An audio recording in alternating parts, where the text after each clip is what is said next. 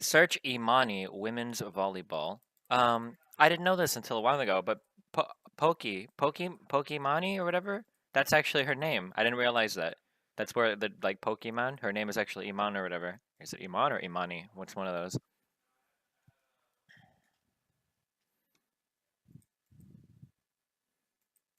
Why doesn't my monitor not show up on the display capture? Oh, that worked.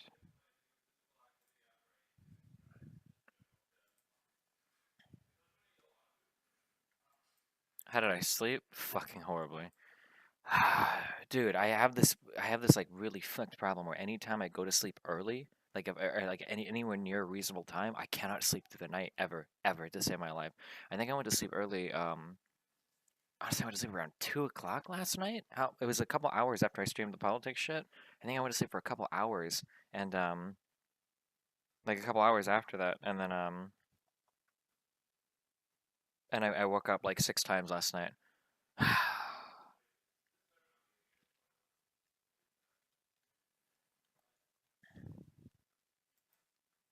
How old is the sound reduction from the Walmart? I don't know. I'm not sure. I don't have like a before and after. Holy shit. You're in the IRL section? You know what? Hey, Yankee Doodle? Don't worry about what section I'm streaming in, you fucking cock-ass piece of shit. But thanks, I'll go change that. I don't know why this monitor isn't showing up on this monitor capture.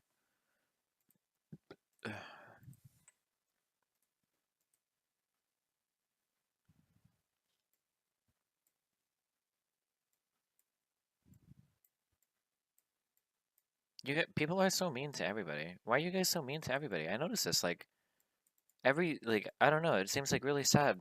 Like a lot of people think that that Lily's voice is fake and she just does it for attention.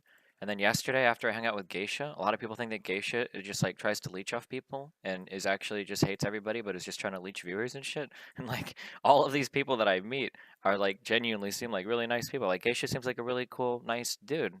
Like the last time we hung out for I think I was down here for like 4 or 5 hours. Like I don't even think I streamed, but she just seems like a genuinely like really nice dude. And then every time I read threads, like, oh Geisha, that fucking cuck leech, fucking bitch ass, fucking leech bitch or whatever. It's like, holy shit, dude. I feel like I feel like Ice's audience is super cancerous, dude. I wish I had I need to get something better on my phone. I wanted to ban so many fucking people in my chat yesterday. I noticed that shit too. Every time I would bring up what would I would bring up anything, and I would get like I'd see a bunch of people like spam like "come on, bruh," um, "come on, bruh," and tryhards in chat over like like the dumbest fucking things. Holy shit! But I couldn't ban anybody in my Twitch chat. I need to bring like the fucking iron curtain down on that Twitch chat when I need more mods in there.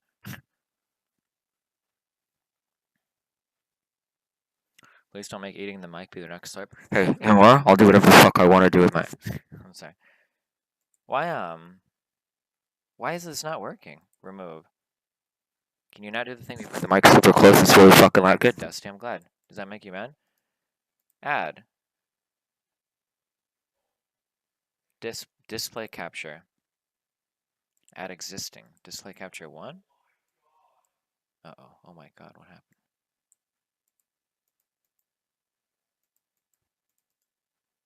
The fuck is wrong with this?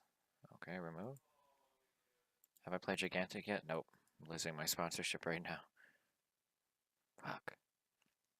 Display capture. Okay. Display 0. Okay.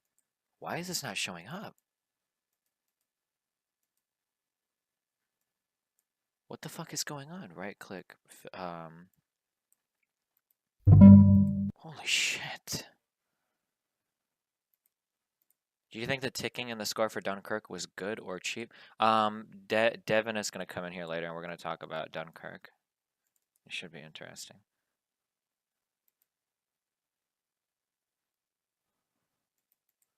This live stream fail thread literally made me want to kill myself. People are literally saying blackfacing isn't racist.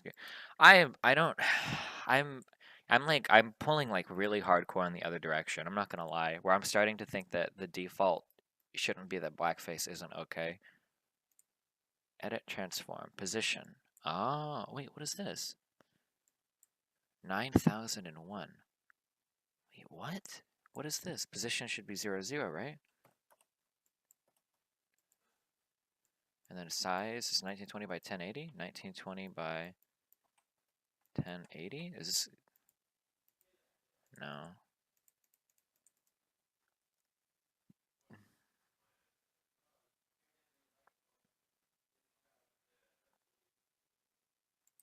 It's not okay because black people don't like it. Fuck black people, dude. I don't give a fuck. Did you say that blackface shouldn't be okay? That blackface shouldn't be an issue. I'm not sure if it should be an issue. I don't know. This is a really complicated topic. Why can't? Why doesn't my? Why doesn't the display capture work? I feel like wearing makeup to look black is really different than what blackface is slash was. So I feel like I feel like blackface should be the same. I think I view blackface the same as I view like cultural appropriation, to where like I think it can be done in an offensive way, but I don't think it should be inherently bad, if that makes sense. So like the way that I look at cultural appropriation is like I think that you should be able to do whatever the fuck you want. I guess as long as you're not being like racist, if that makes sense. So like for instance, like if a white dude wants to wear a sombrero either because he thinks it looks cool or he wants to dress up as like a Mexican character, I think that's fine. But I think that like if you wear these things and then just to act racist, it's probably not good, but I don't know if the act itself is inherently bad, if that makes sense.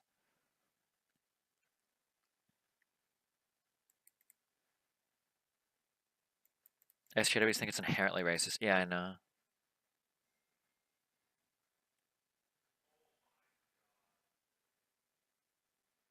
Would it be okay for a black person to wear whiteface? Well, that is socially acceptable. Yeah, it is. Well, it really makes you think, doesn't it? What? Why isn't this working? I okay, what does this do? No? What is this?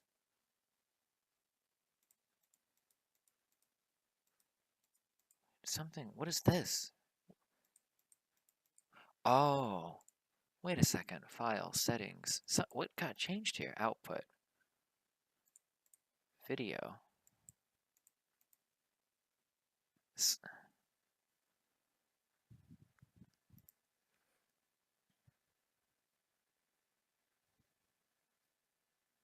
It's socially acceptable because there's no history of an arguably oppressive group, black people mocking white people by downing up to. Yeah, I understand. I don't like that definition of racism. I reject that definition for most discussions. So my camera is like off the screen here. My browser source is up there. Oh my god, I'm gonna get banned. I'm gonna lose my sponsorship to play this game. Okay, display capture. Why do you sound so flat? Probably because I don't have my $900 mic set up and I'm just using a headset mic. Okay, display capture. Click. Okay. Monitor 1. Oh, okay.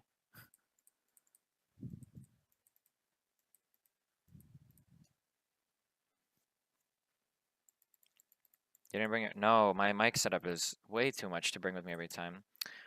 So if I wanted to bring my microphone setup, yeah, my microphone setup is really expensive.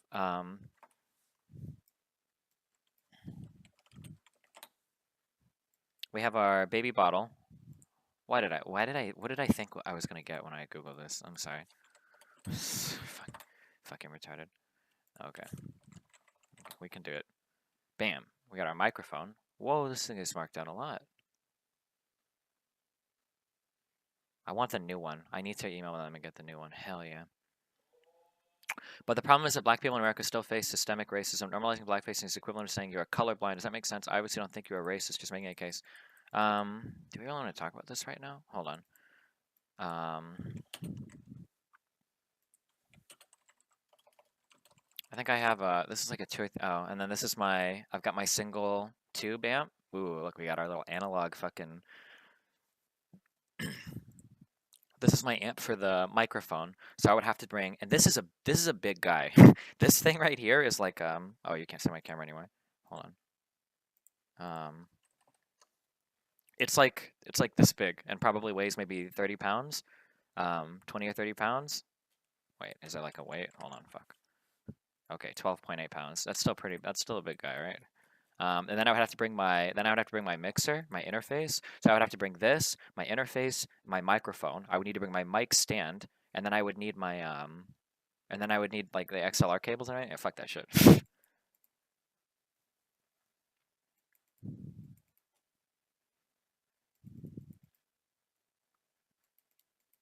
Someone in your Discord wanted to debate you about the Evergreen stuff, but was a bit shy because of your audience. Well, pussies. They didn't seem shy berating that poor professor. That failed when you sent Destiny an email. Oh, I saw your email, Hillshire. I was gonna respond with a meme, but then I saw that it was you who sent it, so I didn't say anything. Hold on. What did you say? It was about the workout stuff. Fuck. Alright, hold on. Let me open this shit.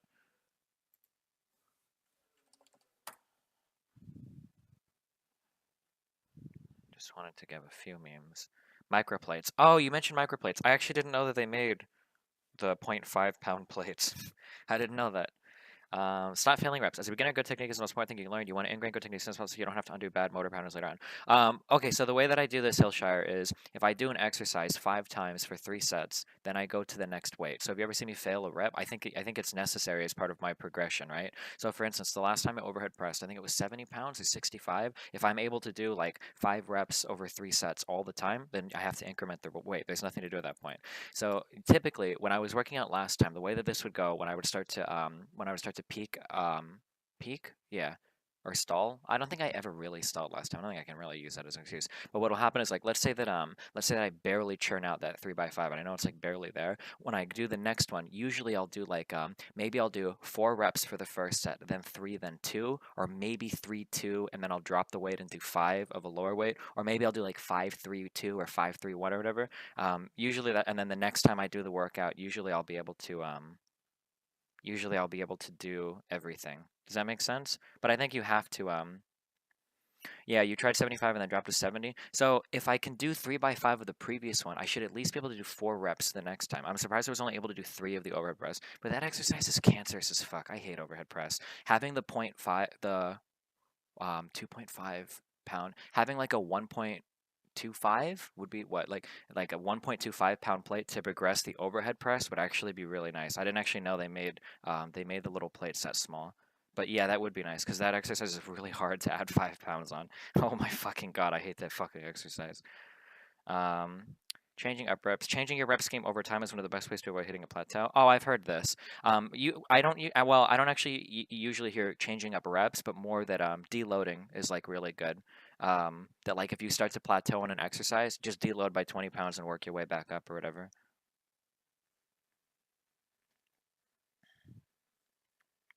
Oh, I don't row. I never row. I think you're supposed to row. I just like deadlifting every day. I would start doing rows, but since I can add 5 pounds to my deadlift every time, I really want to get that exercise. Dude, I feel like I don't know if it's like maybe I'm paying more attention to form or maybe I'm healthier now, but I feel like my if I can keep throwing on 5 pounds to my deadlift, I feel like I can get to 225 right now, like pretty easily. Like the deadlift doesn't feel close to stalling at all. Like even my last workout, like it was pretty easy to smash out all 5 of those reps. And I think next time I'm doing 185, so we're really close. That 225 is like right in right in my sights. Rows are the best for sexy shoulders and lats. Do rows actually help your shoulders at all? Um, Rows should be biceps and lats, right? How do you get shoulders on a pull exercise unless there's some part of your delt involved in a row? I thought that your delts were exclusively pushing muscles, so like overhead press, bench press, I guess dips if you do that. Rows work rear delts. Oh yeah, so like anterior or some bullshit or whatever. I don't know.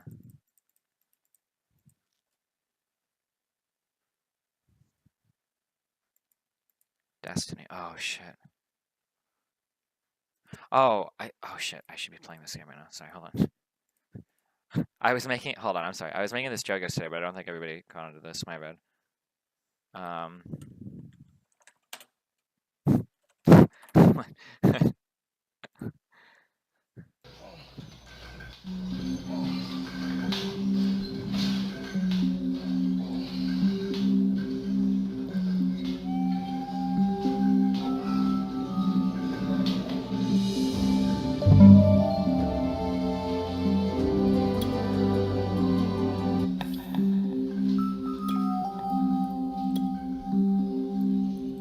The greatest feeling you can get in a gym, or the most satisfying feeling you can get in the gym, is the pump.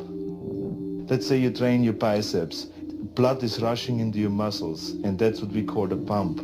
Your muscles get a really tight feeling, like your skin is going to explode any minute. It's really tight. It's like somebody blowing air into your muscle. It just blows up, and it feels different. It feels fantastic.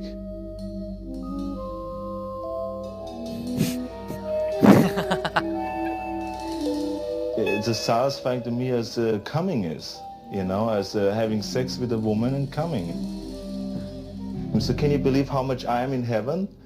I'm like getting the feeling of coming in the gym. I'm getting the feeling of coming at home. I'm getting the feeling of coming backstage when I pump up, when I pose out in front of 5,000 people. I get the same feeling. So I'm coming day and night. I mean, it's terrific, right? So, I'm in heaven.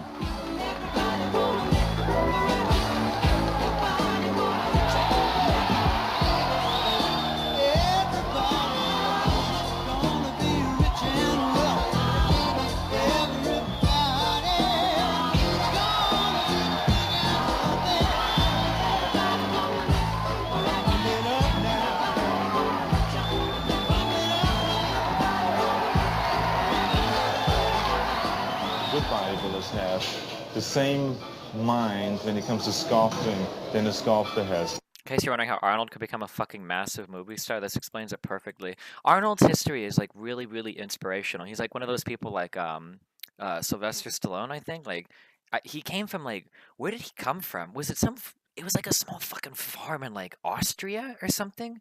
Um, like a nothing, like a no name fucking background, some shitty little Euro poor country. I'm sorry, I love Europe. Like I'm pretty sure like out in the middle of fucking nowhere, and he wanted to be a pro fucking lifter, and he did it, dude. Listening to this guy's like workout shit, this guy spent so much time on his body, and like fucking like drop setting like his drop sets and like every single I was fucking wearing the oh my reused god. shirt the other day and someone asked me if that was the YouTuber DSP on my shirt. He was born in Thal, Styria is a small village in Austria. What do we have here? Population 2,276. Like, holy, he came from nowhere. He came from nothing, and he did so much. And he did so, and he's like Arnold is like the ultimate inspirational story. He came from nothing, and he did so much. He was like the best like bodybuilder. He won like Miss Universe or Mr. I'm sorry, Mr. Universe, right? Or what was it called? That was that the male competition for bodybuilding. Um, like he won this. Like had like the best body in the world. And did things that people told him he couldn't do constantly, right? Your accent is crazy. Can you get into acting? He did it. He got into acting, and he played good guys and he played bad guys, like roles that people told him he couldn't do. He got into politics. What was he in California? He was the governor, right? Like he's like the this is like this he's like the ultimate inspirational story. Um, don't steal Bill Burr's joke. I haven't heard listen to Bill Burr's skit on this guy.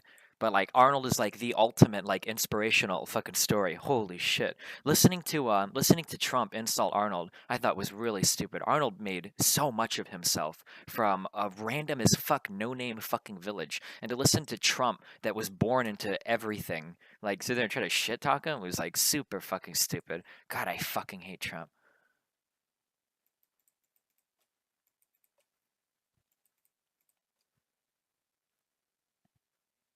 Trump talked shit about Arnold. Yeah, Trump talked shit about Arnold. Like a month ago. I don't know, but Sylvester Stallone was really inspirational as well. I think. So I think Sylvester Stallone wrote Rocky 1 while he was homeless, and I think he actually foregone. He missed out on when he was trying to sell the script. I think people wanted to get a different lead actor, but he really wanted to be the lead actor, and he ended up like missing out on a lot of money because he was so firm on him being the protagonist in that movie. But he did it, and I mean, it worked out for him. Sylvester Stallone has something with his face. There's a name for it. I knew a girl in high school that had this, but basically half of your face is paralyzed. I don't know if you've ever noticed that, but that's why when he's talking, it's like what it looks like. Part of his face is always fucked up. There's a name for it. Somebody here knows what it is. For this condition. Not a stroke. No, there's a name for this condition where part of your face is paralyzed. Or maybe it can apply to other parts of the body too, but I'm palsy? Cerebral palsy? No, that's not it. What's it called? Paresis? Is that it? No. There's, oh my god. Somebody say it. There's a name for this. Oh, maybe that is it. Oh, I'm sorry. Oh, never mind. Maybe this isn't what I was thinking of. Maybe it's not like a condition. Complications during his mother suffered during labor forced her obstetricians to use 2 pairs of forceps during his birth. Misuse of these accidentally severed a nerve and caused paralysis in parts of his face. Oh, okay, never mind. Maybe it is just standard paralysis.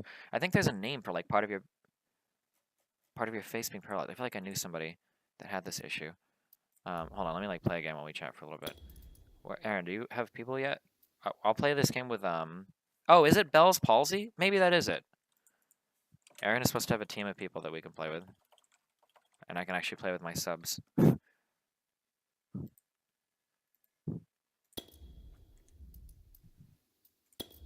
play one of these real fast.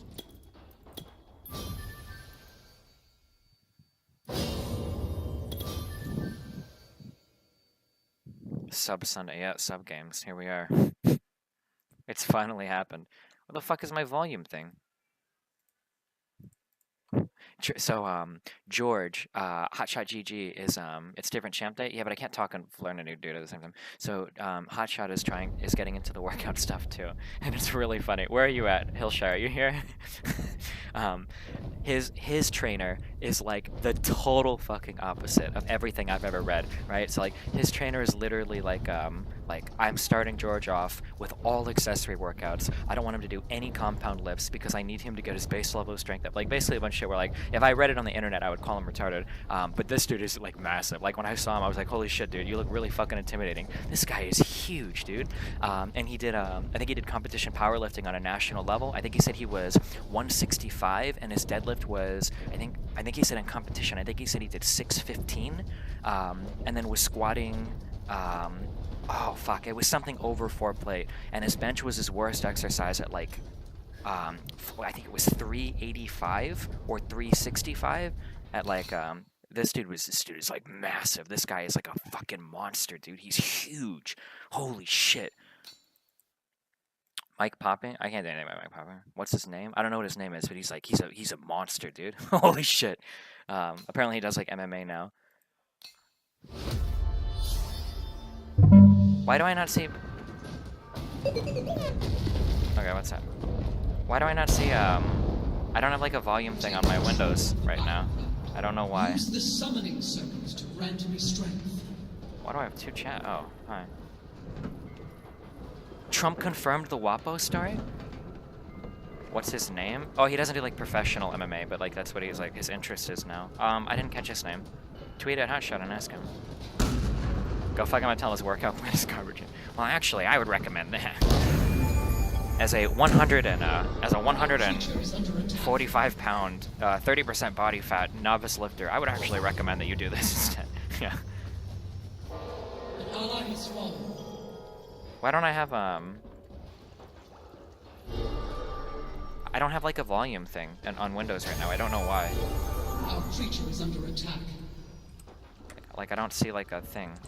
Adjust system volume. Oh, okay. Oh, hello. Our creature is in danger. Okay, audio. Okay, never mind. I'll just do this. We have lost a creature. A new intelligence leak from the Washington Post, this time against international these illegal leaks. Oh, why would he tweet this?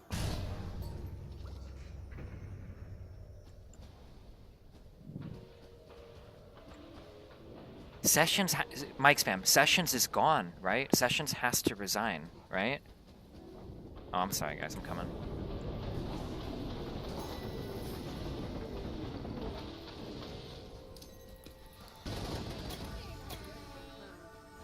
Did you already do the Maddox thing? Yeah, I recorded that on the first day I was here.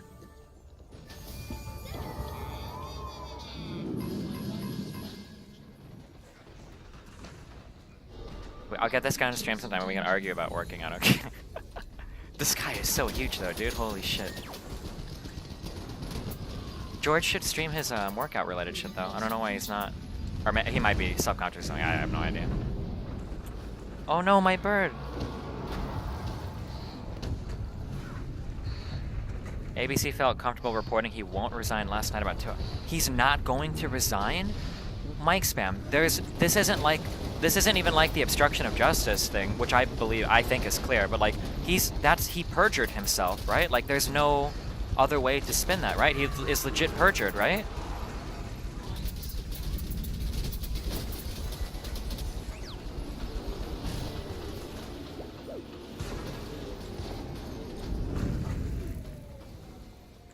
Isn't it just because someone is big, it doesn't help someone starting out? What do you mean? According to, I think most lifters say that if you are fat, it's easier to build an initial foundation of strength than if you're very skinny. Because typically what fat people do is they just need to stop eating so much. But if you start off as fat, you're probably a little bit stronger anyway, just from carrying around the fat and being a bigger dude, and you've got more calorie surplus to like turn into muscle. But if you're really small, if you start out underweight, you have to put a lot of effort into eating. Like,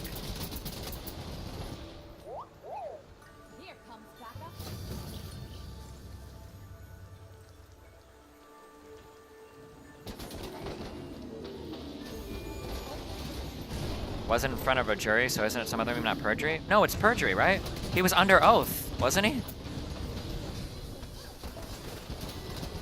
That's what protein shakes are for? So, I could be wrong, but I don't think that...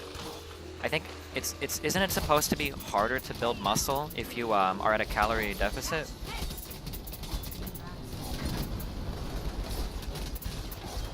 Like even if you are getting enough protein, like if you're at a calorie deficit, it's supposed to be harder to put on muscle, I think. Yeah, he was under oath.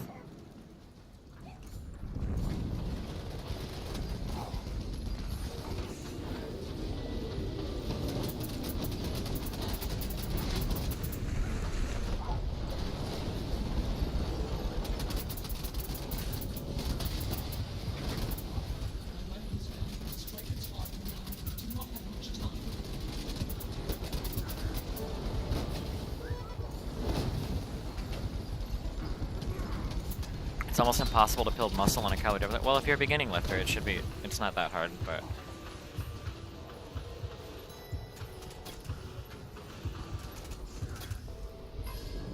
Or not as hard as if you're like an advanced lifter, right?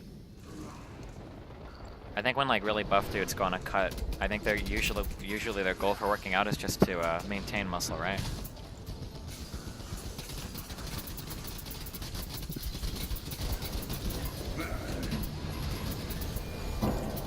Shit. Oh, that's unfortunate.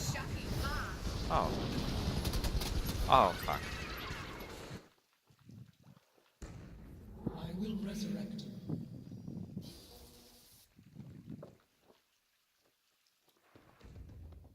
Deficiency would mean you don't have the extra energy to make your muscle. I don't know exactly how it works. I mean, on a calorie deficit, I know that if you're a beginning lifter, you can still build muscle. I'm positive of that. But if you start to become advanced, I think it's very, very, very difficult.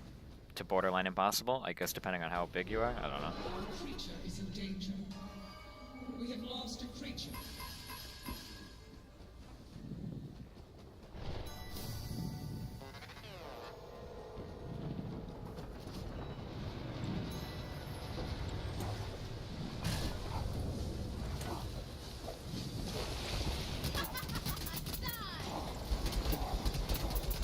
No bullying my teammate, dude.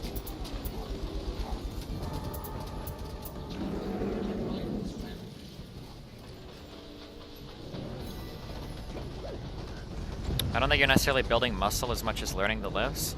So when you're a beginning lifter, the theory is that a lot of your early lifting isn't necessarily building muscle, but it's actually training your CNS, your central nervous system, to recruit all of the muscle fibers needed to do lifts, right? That until you've actually spent some time lifting weights, you're actually too retarded to actually like even move your body correctly to do anything that you need to do, is the argument.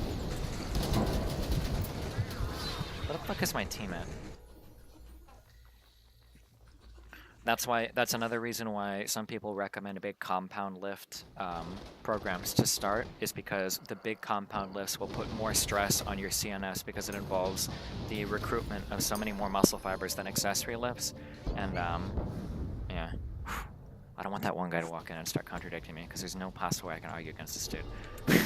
Because he's a fucking monster. Oh my god.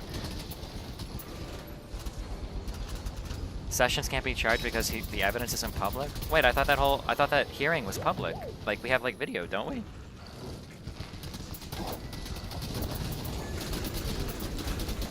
Dude, hey, stop.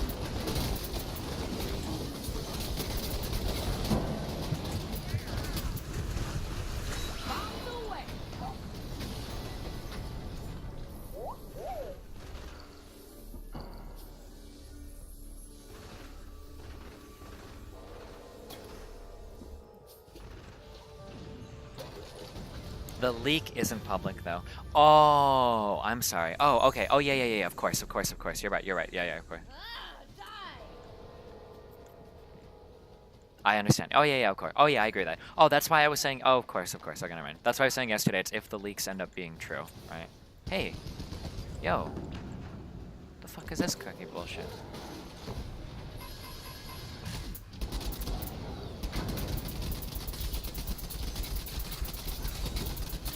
Oh my god!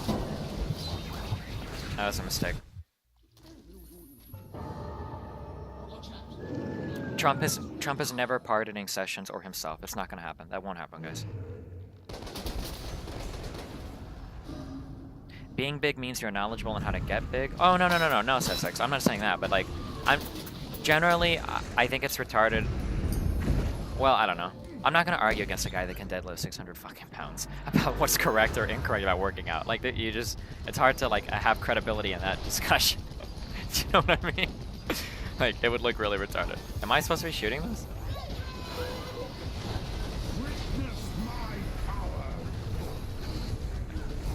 Am I? Oh wait, no. Oh no, I'm supposed to be defending. I'm sorry. Hey, stop. No bully.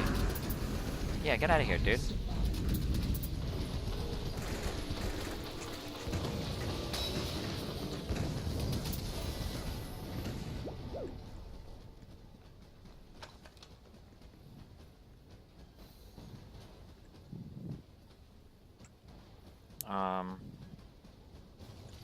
Yeah. I don't feel like if I work out today, it's gonna be a bad day. I'm not sure. I probably need to go back and sleep more.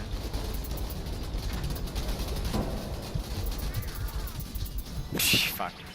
Because I haven't had much protein over the past 2 days and my sleep has been really fucked. I don't know. Donald Trump.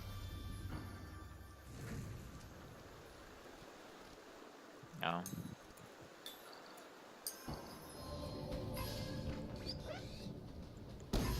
Here. Pop quiz him on starting strength. Yeah. It's always interesting to me, like, when I started talking to him, like, I was asking him, like, what kind of programs, like, George was on and shit. I was like, oh, so what are you guys working on? I was like, and he started talking about, like, oh, you know, we do a lot of accessory lifts for hypertrophy and shit. And I was like, oh, cool, so you guys doing, like, a PPL program or whatever? And he's like, I don't know what the fuck PPL is. And I was like, oh, shit.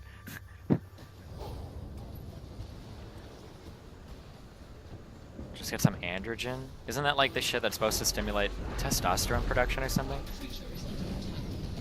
Hey, whoa, not cool.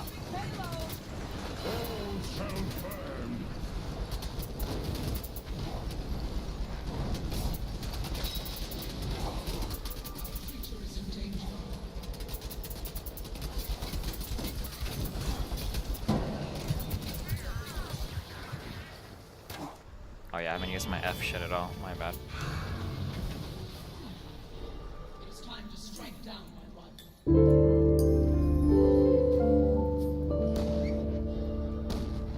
Our creature is in I think it's hilarious you kids talking shit about Mello. You wouldn't say this shit to him at LAN. He's jacked. Not only that, but he wears the freshest clothes, eats at the chillest restaurants, and hangs out with the hottest dudes. Y'all are pathetic, lol. You think so, Hillshire? I feel like for beginners, I don't know, it just depends on the person. I think that the nice thing about accessory lifts is that they're a lot less mentally fatiguing. So I guess like depending on the type of beginner, I think that accessories can be more accessible. Like you agree, right? I think that there are people that would rather go to the gym and do like, you know, 4 different chest exercises or like 4 different types of like I think there are people that will rather go to the gym and do like 3x10 or 3x8 like squats, lunges or whatever, rather than like a 3x5 squat or like a 1x5 or 2x5 deadlift. Like I think that, or at least for me personally, like those exercises would be easier. I think that like deadlifting and squatting like a 3x5 like your max there is like really mentally fatiguing. But maybe that's just for me. I don't know. Maybe other people don't necessarily feel the same way. I'm not sure.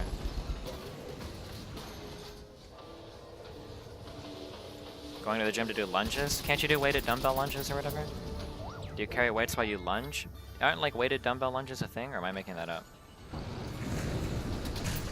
Let's say you do 3x10 squats and deads and say that you prefer it to 3x5. Well, the point of like, well, like when you're doing 3x10, you're doing a lesser weight, right? That's really retarded. I'm sorry. 3x20 is actually really easy. I like my 20 rep maxes because it's much lighter than the 5. No. But like when you're, hold on. We'll blow these motherfuckers up.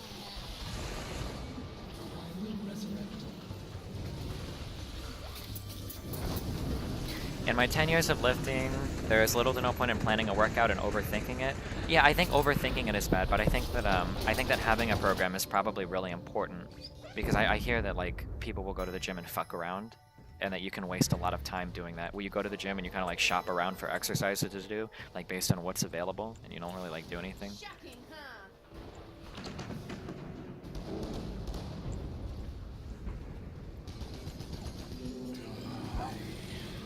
Why am I here? I'm gonna die. Guys, I'm just kidding. Oh, I got away. If you do 3x10 bicep curls, you end up with tired arms, or if you do 5x squats, you end up with a tired body. Well, it's not just like, I don't know how to explain it. The more compound the lift, this is all like subjective opinion. For me, I think the more compound the lift, the more mentally excruciating it is. Like if you go to do like deadlifts, or you go to do like squats, like those are hard exercises, like on your mind.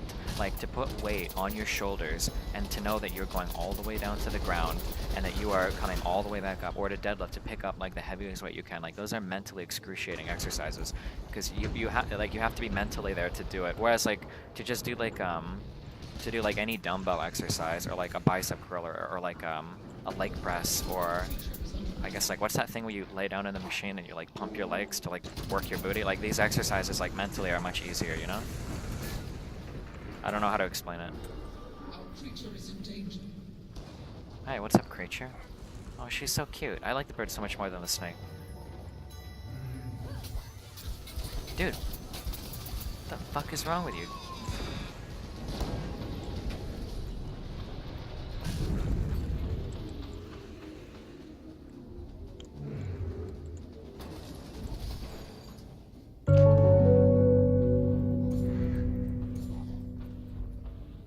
What's the new probability that Trump colluded? Is it up to % now? You completely lost me on this. Honestly, it sounds like a mentality issue on your end. Wait, what?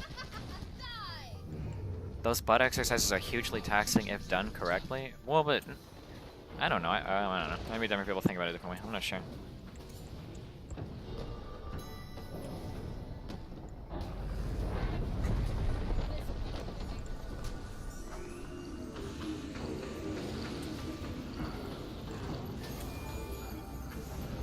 I don't know what the fuck I'm doing right now. Hey, who shouted at me? I'll fuck you up, kid. I'm jacked.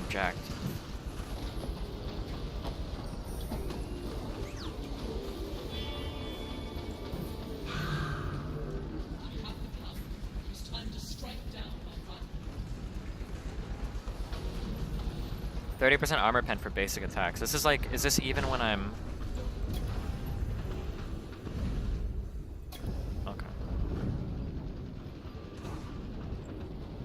You get more percentage of compounds in isolation. They're more homeostatically disruptive. Yeah, okay, that sounds like a good... Oh, shit.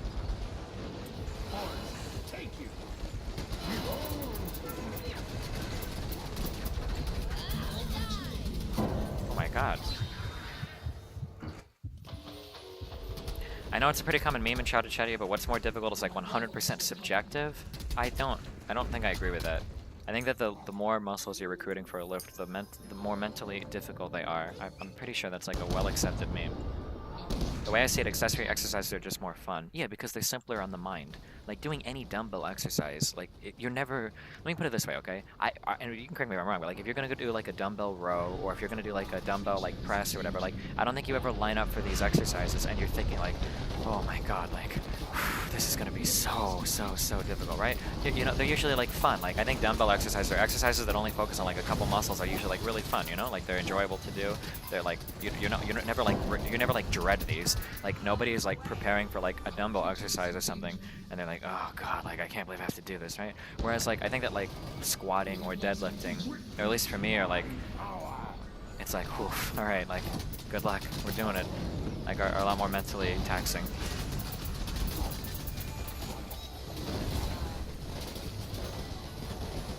Shouldn't you keep working at power clean? Listen, dude, fuck power cleans, alright? We're not athletes. We don't need this shit, alright? fuck power cleans. Main creature here.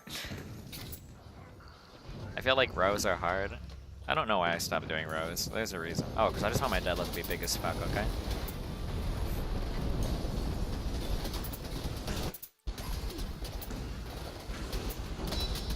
Dumbbell press works more muscles than the bar bench does. More stabilizers are used.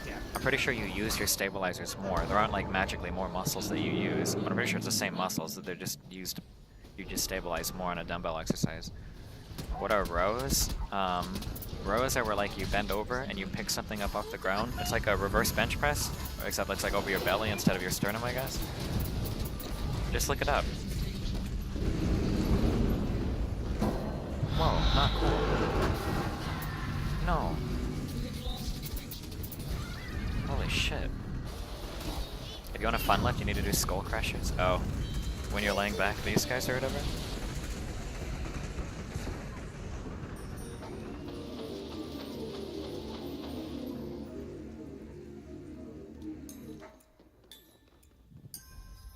Yeah, I usually hear people advocate for barbell exercises over dumbbell because barbell is superior for building mass, and there's no reason to like focus on your stabilizers when your primary movers are so fucking weak, is what I hear.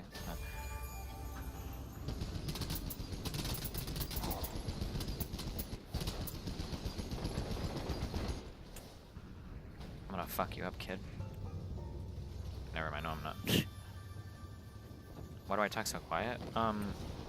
I don't know. Somebody said my mic was like clipping earlier.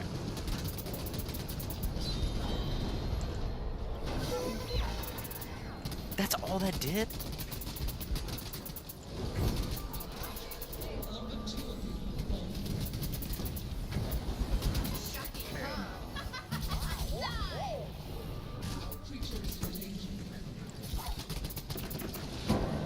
Oh my god. Good job. Wow, dude. You're so cool.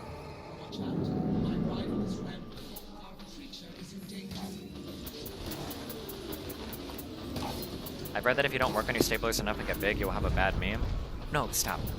Don't say fucking retarded shit on my chat. You cannot do any free weight exercise and not work your stabilizers. It's impossible. If you have a barbell, okay, you have to stabilize the weight while you move it. Maybe you're not stabilizing it quite as much around multiple axes like you would a dumbbell, okay? But if you're doing barbell exercises, you have to be working your stabilizers. It's impossible to progress on a barbell exercise and not work your stabilizers, okay? It can't happen.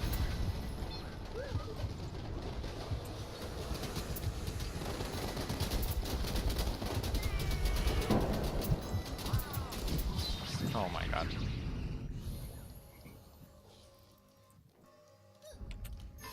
Help me summon! Working them with accessory and dumbbell helps the main lifts a lot. So maybe I think if you start to stall, if you're at like an advanced or intermediate level of strength, but I don't know if like doing accessory lifts when you're just starting out. But this comes down to if you think that like PPL is better than like a strong lift program, which I guess is subjective. I don't know. As long as you're doing something, but. What are stabilizers? So, if you've never lifted before, but you've tried lifting like once or twice, you notice how something like a dude, you're not good, okay? You fucking Genji wannabe fuckboy piece of shit. Go away. You notice how when you try to like move the weight up and down, instead of going smoothly up and down, it does like this shit.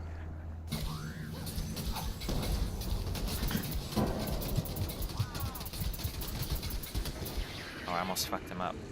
That's what that means is that your stabilizers, your ability to hold the weight into one like plane and manipulate that weight is not good because your accessory muscles aren't doing their job, you know? If that makes sense. Like for instance, like in the bench press, like your movers, you're using your chest and your tris and your shoulders to actually move the weight up and down, but there are more muscles recruited, like your biceps are used to stabilize the weight to make sure that you're moving it consistently through like one plane in space or whatever. Yeah, barbells are not comparable to Smith machines. Fuck off. Don't ever make that comparison. Can you get really buff with just dumbbells? I mean, you can get really buff doing anything as long as you're consistent with it. Like, this is where bro science comes from, right? Bro science comes from the fact that if you're consistent and you go to the gym and you do anything consistently, you will get big. Or, well, you get something. And this is why people criticize some people for going like hardcore into like the gym theory grafting, because it's like you can go to the gym and be a total fucking retard and still get mass. Dude, why is this guy so strong? Holy shit. My rival is near death.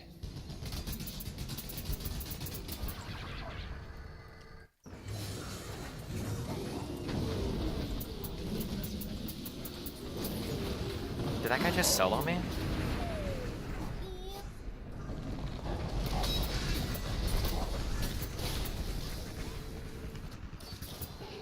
The stabilizers are the big muscles, not like tons of small muscles. I'm not trying to apply they're tons of small muscles, but they're not the primary movers. That website that you just linked, I think, is the best site online for looking for like what does an exercise do. This site is really, really, really good. If you're ever curious, like, this exrx or whatever.net, this will show you like everything about every exercise, right? So this will show you like your primary movers, and then the things that help your primary movers, and the things that are like stabilizing shit. This is like a really, really good. I think this website is sick as fuck. Is it better to do cardio to lose weight rather than lifting weights? You don't exercise to lose weight. Exercising to lose weight is a giant meme. Yeah, that'll never happen.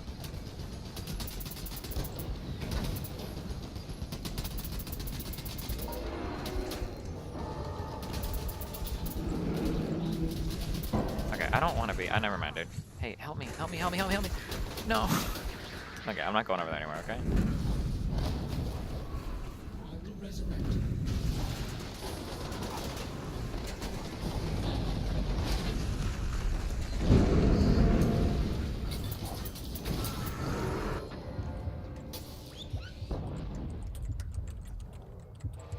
The best way to lose weight is from high intensity training. Fuck you, dude. So the problem is that in order to lose weight effectively using cardio, you have to already have a massive cardio base.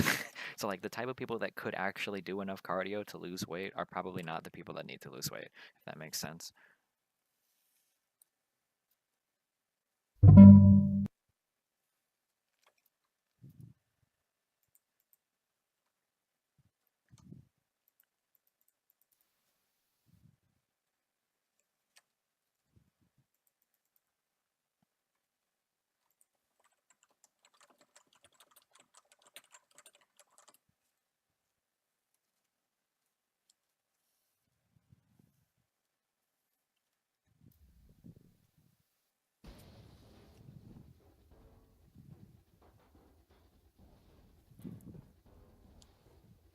If you I'm just playing Robot Man more because I don't give a fuck. Okay.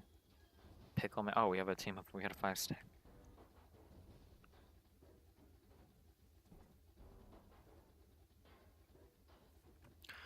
I'll still have a higher body fat percentage I like, but the muscle percent will make me look a bit better. I think that looking good generally comes down to your body fat. If you're at like 20, if you're at like if probably what like higher than 20% body fat, you'll never look good, even if you're really strong, unless you want to like look strong, I guess, like a strong man or whatever. If you want to like look good, you would probably like 16 or less at least, right? Like minimum for like starting to like really see muscle definition and shit. You'll probably look good. Aaron Erin, my girlfriend, is very, very, very, very, very, very, very fucking lean. So like if you look at her when she's doing any lift, like all the muscle definition is like 100% there. Like she looks like really swole, even though she's not necessarily super strong. Whereas like if you look at me, I'm not, I'm actually strong, or I'm actually weak and fat. But like even though I can lift more than her, like I look very, very, very weak. But that's because I'm very fatty, so you can't like see any fucking muscle anywhere. If I weighed like 110, I would like some of my lifts would be okay. But weighing like 150, oh shit, dude, that's a lot of belly. Oh fuck.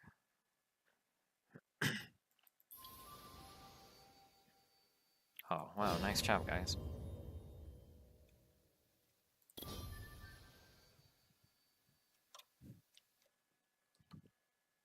10% and you look absolutely sauteed and shredded. 10% looks really good, but yeah, I don't know. I read a big post by a dude that talked about the difference between 10% and 6%. There's a lot of there used to be a lot of arguments in that fitness subreddit about which was like better aesthetically or whatever. There is some, does anybody know what I'm talking about? There was a big black dude who he was like posting DXA scans and shit, like he knew his shit. Like he wasn't just like, oh yeah, I'm 8%, but like I think he talked about the difference. It might have been like the difference between like 12% and 6%, but I think he looked a lot better at 12. I think that like when you start to get like sub 10, I think that you look like you start to it's really hard to maintain sub 10, especially sub 8. Like I don't think you can drink ever. It starts to impact your mood. You sink when you go swimming. But you look very pretty and very like bodybuilder-esque, but I think that like 10 to 12%, like not only obviously if you're really strong, do you look strong? I think you look way more, I don't want to use the word like manly, but like you look like so big, dude. Like the good like 10, like that 10 to 12% when you have like a really high level of strength is like you can see the muscle definition is there, but you also look like you just have more mass, like your trunk is bigger and you look, oh yeah. I think that's like the ideal, or for like aesthetically, this is all subjective, right? But like I think aesthetically like that 10 to 12% like body fat level with a really high level of strength, I think looks aesthetically the best. But but some guys like to cut to like that 6 to 8% level. But again, like I think holding 6 to 8 is like really, really mentally excruciating. Or from what I read, it is like really mentally excruciating. But No way.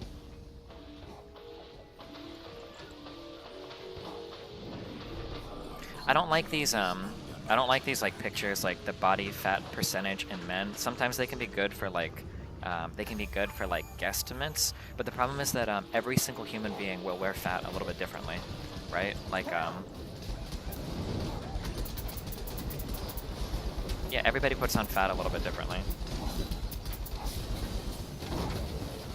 Women have to deal with this in the worst way possible, that men can't even imagine the pains of being a woman that doesn't wear fat well. Oh, okay. So like for a guy, like for instance, I probably carry a disproportionate amount of fat in my belly and thighs, I think. Like I don't really put on much fat on my arms or my legs, whereas some guys will put on fat very evenly throughout their body. For women, the big meme is that your butt and your boobs are almost entirely made of fat. Even though there are fucking girls out there that say like, oh, I squat for a big butt or whatever, like, no, 90% of your ass is going to be your distribution of fat across your body. Or same thing with your boobs. But some women will run into the problem where like if they want to go on a diet or they start to lose weight, they end up like their boobs and their butt disappear completely. Alright, Genji. Get fucked.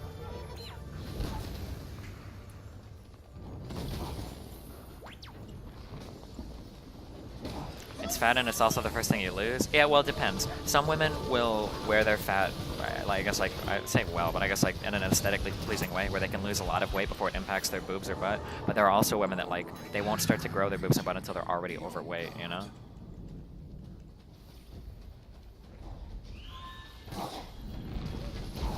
Walking around at 6% could be dangerous in the long run.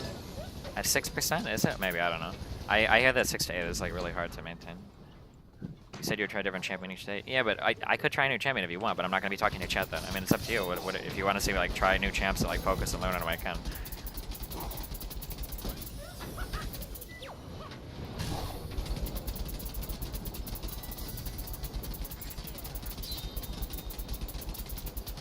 I went on a diet and lost a cup size. Yeah, that really sucks. It's also like really demotivating for women because like there are some women that until they hit overweight they won't start putting on weight on like their boobs or their butt. and it's like you start losing weight, and then you notice that like your chest is shrinking, and it's like, well, fuck, what the fuck was the point of this? And it's like really demotivating or demoralizing.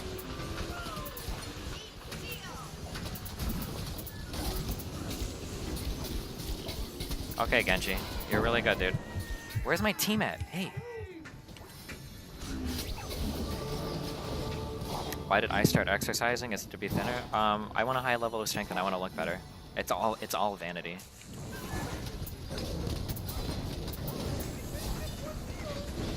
And then I think I agree with the intro to starting strength. I think what Ripto says is very true. That like whatever body you have or whatever kind of person you are, it can always be improved by being stronger. Especially if your base level of strength is non-existent, I think.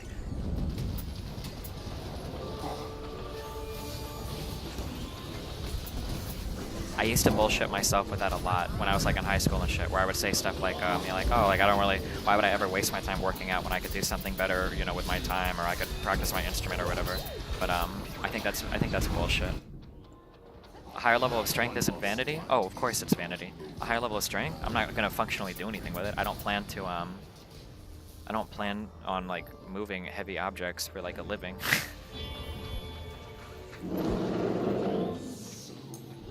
Destiny, overhead dumbbell presses aren't compound, but are hard as fuck. I'm pretty sure a dumbbell press is a compound lift. By definition, you're using multiple muscles, right? I guess technically everything uses multiple muscles. Overhead press is probably the least compound of like the big 4 lifts or whatever. I don't know. You know when you'll have to fight for your life. That is something that I keep in mind to some extent. I think it would be really sad if you were in a position where like I would kill myself if I was already dying. I would kill myself. If I was in a position where like if I was slightly stronger, I would be able to survive, but then I wouldn't because I was so weak. I think that would be really depressing, right?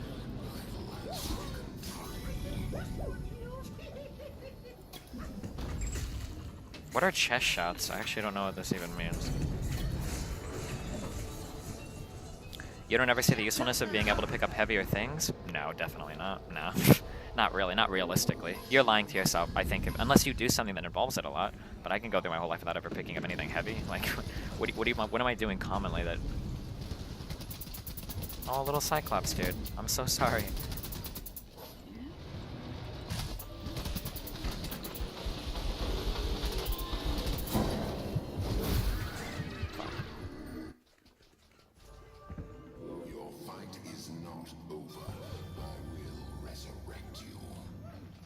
Yeah, the upgrading abilities in this game is pretty annoying.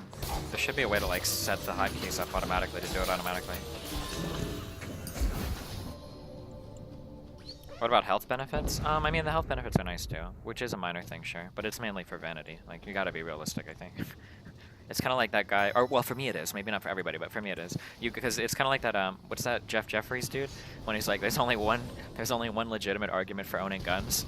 Fuck off, I like them. Like, that's probably like your best argument, your biggest argument. What's he say? Now it's not a good argument, but it's all you got. I'm sorry. Oh my god, I'm so sorry. I think I'm just shooting this thing in front of me.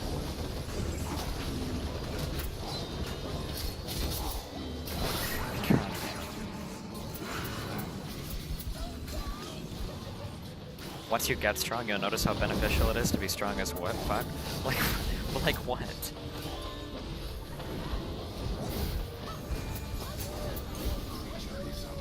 I got a hell of a lot more than that, but Jeffries is too much of a wanker to actually listen. Oh, are you part of the 5% of the gun crowd that's like seething when he talks about anti-gun shit?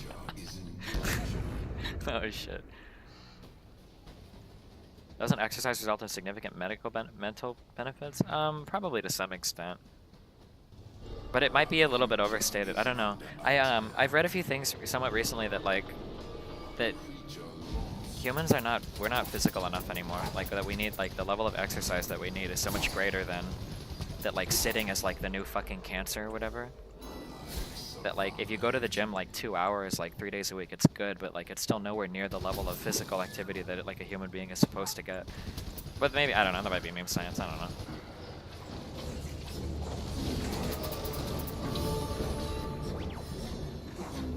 What that guy? You're not good, dude.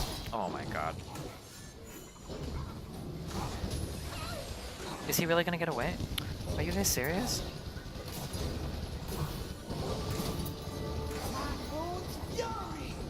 You mean sitting is the new smoking? Oh yeah, maybe. Maybe that would be a better way to put it.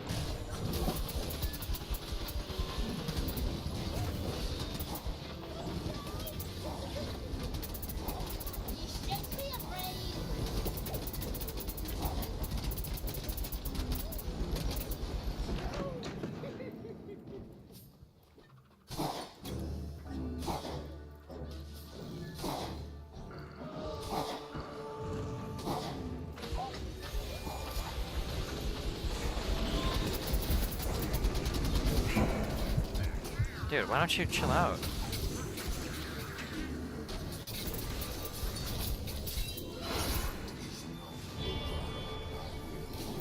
Yes, sitting is supposed to be really, really, really, really bad for you.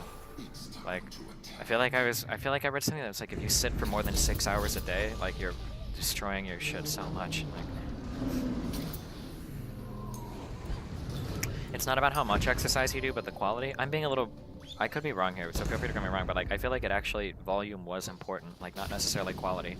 That like somebody who walks around for 6 hours a day is going to be more healthy than somebody that like lifts heavy for like 2 hours like every other day or something. But just like the volume of physical activity you do as a human is like supposed to be really important to maintaining like levels of health and whatnot. But I read this study a long time ago. Fuck, I should go look for this before talking about it, because I could be misquoting this.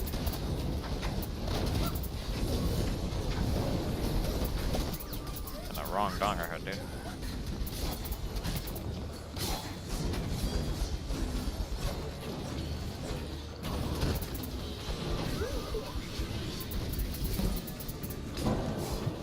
Okay, I'm in the wrong donger hood now. Sorry.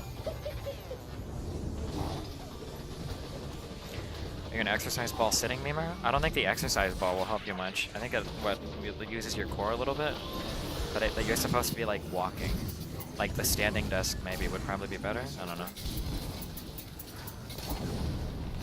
The best bikers in the world are the skinniest fuckers you've ever seen. Lifting in a gym is almost pure vanity at a certain point. Well, that's not fair to say, because if you're going for endurance, the type of muscle you're building is going to be way, way, way, way, way different. Like, if you're going for endurance, the most important things are like thick beds of capillaries to remove lactic acid from your muscles, and a very strong cardiovascular system to move lactic acid and to get oxygen to your muscles, right? You don't need big muscles to do that. But like, you're never going to see, I don't like sprinters, for instance, I think are always going to be like much more buff than like long distance runners, right? Because for sprinting you actually need the muscle because it's a much more anaerobic activity. Am I using that word right? Dude, stop. Be chill, dude.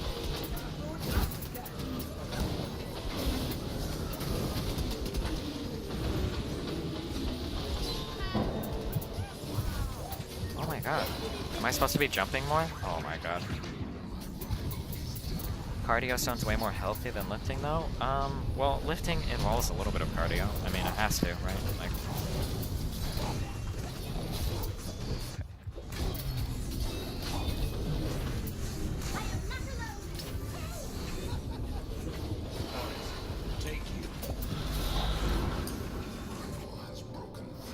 have you considered practicing a martial art? You'll get ripped as fuck and you won't be able to defend yourself? No, I just... For self-defense memes, I would only ever use a gun. If I ever had the, if I needed to like defend myself, it would always be a gun. Even if I was really physically fit, it would always be a gun. Fuck that.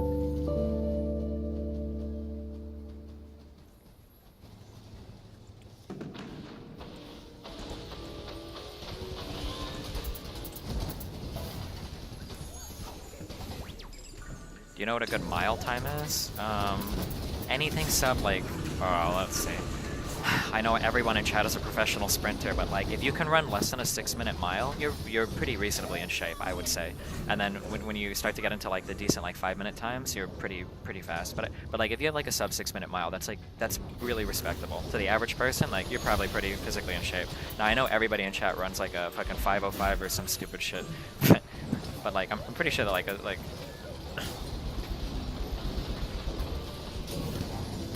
7:30 is a good mile. 7:30. Well, yeah, bro.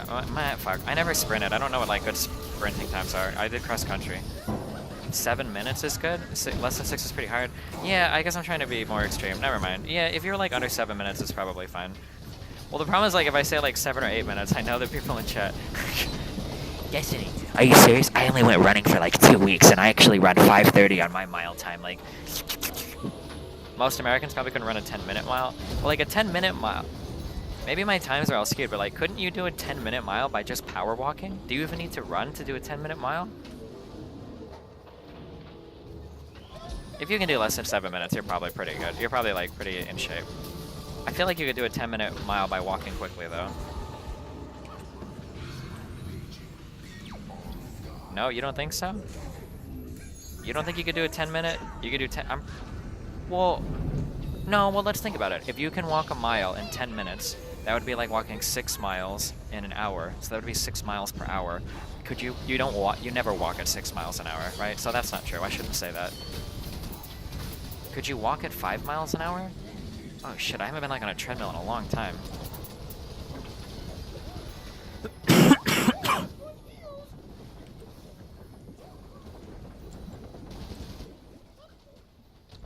Yeah, for a 10-minute mile, you'd have to be jogging. Yeah, never mind, sorry. You've never seen me walk a mile before?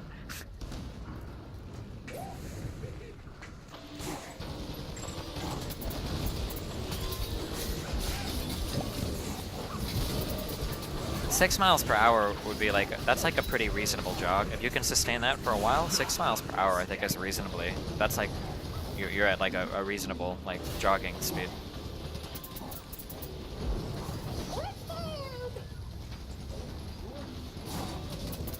I don't know if you can walk at 5 miles an hour. I think that would look like quite brisk.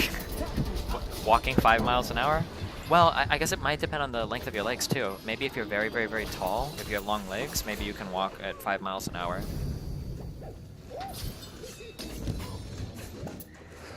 What was my PR for a 5K? It was shit. Something around 20 minutes. I don't know. It was never impressive.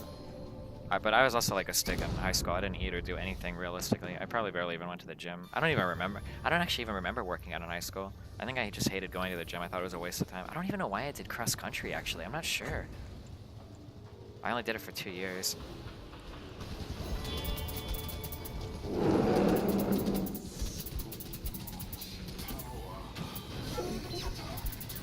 Dude, your ult does like no damage. What the fuck?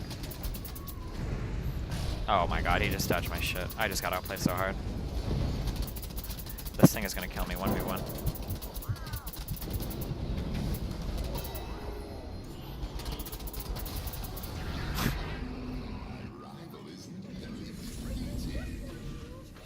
I did cross country for a 0 period. No, I did cross country is after school. I always tried to do things after school because my dad was always like 3 or 4 hours late picking me up. I would be like the kid that's like sitting at school until like 6 or 7 p.m. Until he finally picked me up. So cross country was like an easy thing to fill the time because we didn't have like Game Boys or we didn't have Game Boys. I guess I never really played a Game Boy. We didn't have like laptops or cell phones back then, really, to do like fun things on. So I would just be sitting out doing nothing. So cross country was a way to like fill the time. That's probably why I did it, I guess. In the first, that's probably why I only did it for 2 years, because then eventually I got my shitty little Dodge Neon, and I could just drive. Why didn't you take the bus or walk home? I didn't walk home because actually, I guess I did walk home a couple times because I knew I would be there till 7 o'clock. But it was a really long walk. It was probably like a 3 or 4 mile walk. I guess maybe it's not long, but like with a backpack and shit, like that's kind of obnoxious, especially for somebody that's like has no physical level of fitness. And then there were no school buses because it was a private school.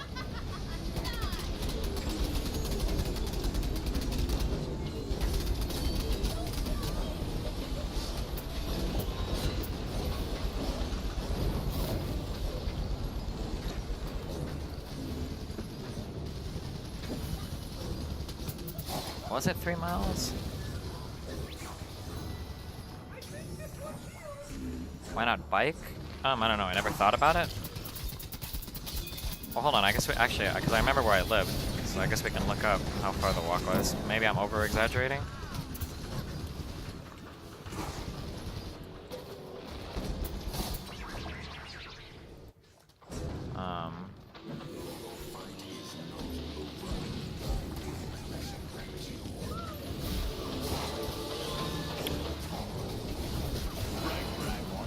So I would have been going from Crayton prep to 97 and center.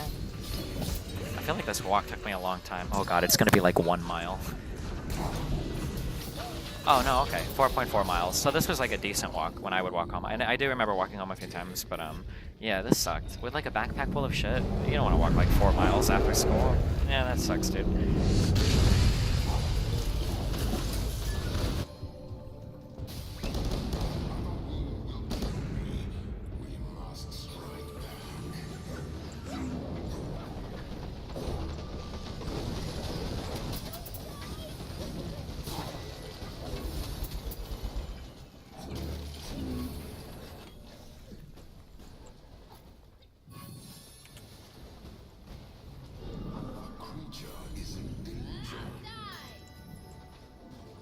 That didn't look long at all. Well, I guess we can't all be Greek gods like you.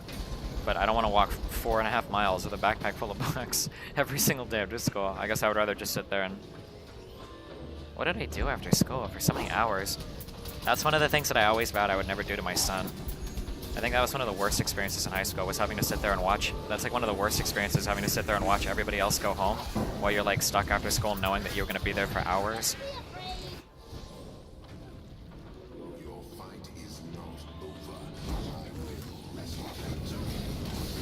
Check how long it takes to bike it on Google Maps. It's probably a pretty short bike time, huh?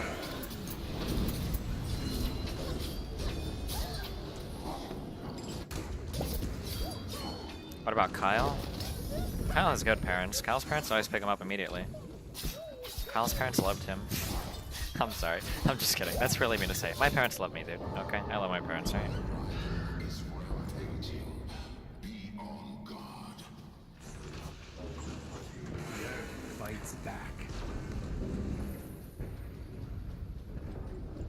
Didn't you say you did cross country? Isn't that just running around? So you'd run around in circles instead of just walk home? Sorry if I'm wrong about this. I'm not sure cross country is. Yeah, cross country is running long distance. It's actually really funny that you bring up running in circles. I don't know if anybody else did cross country or track, but like running 3 miles on a track is really, really, really hard. Like jogging a 5K.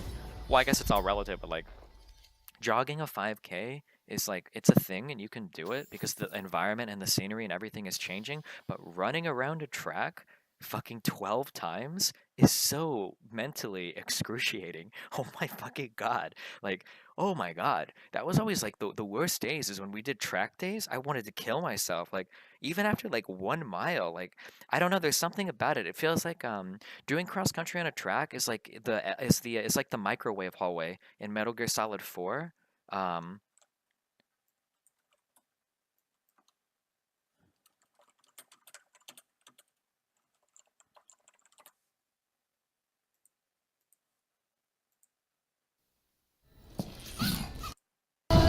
Where like every time you like move, there's like more excruciating shit that you can see. And the door opens and there's even more. It's like... Wait, did I not hit okay? I thought I did. Oh, sorry. It's really hard, dude. Going around and around and around and around and looking at the track and going around and around and around.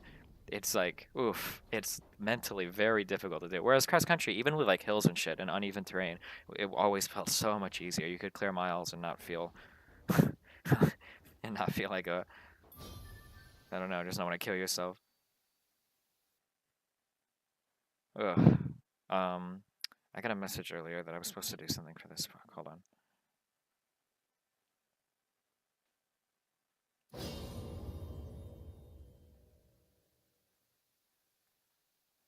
Couldn't use headphones? Yeah, oh, I'm sorry. I didn't like explain this exactly. When you're doing cross country, like running and making progress, I think it helps your mind because you're moving through a large area. For a track, running around in a circle over and over again, knowing that you just have to keep running around in a circle over and over again is like, I don't know, just it felt harder to me knowing that you just ran around a circle once and you have to do it like for 3 miles, right? 11 more times, you know, like.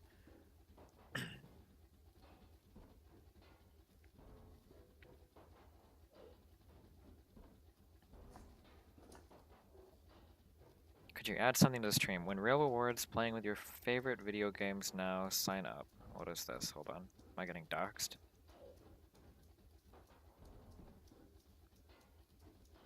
It's better than a treadmill? Yeah, well, at least in a treadmill you're like watching TV, right? Fuck.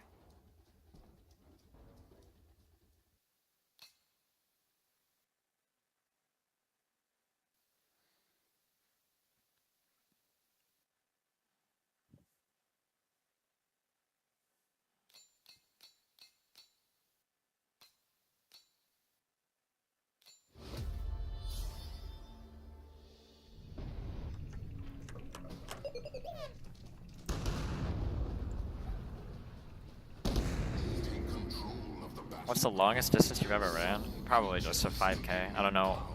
The way that we normally trained for 5Ks was running 5Ks and then running quarter miles. Like, not, I don't want to say sprinting quarter miles, but like, you would like, I think you would run the quarter mile at a faster pace than you normally would, and then you would walk a quarter mile, or maybe a quarter mile, and then you would run the next one kind of like that. I say run, but it wasn't like a sprint, but it was like faster than you would run the race. I think that's the only training we did. So I don't think I ever really ran farther than 5K. 5K is like the 3.1 mile meme, right?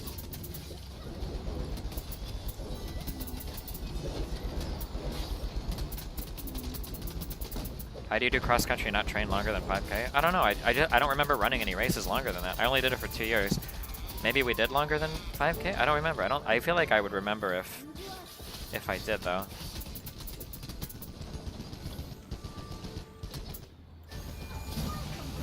Oh, sorry. 5K is 3.2 miles. My bad. I faked it all.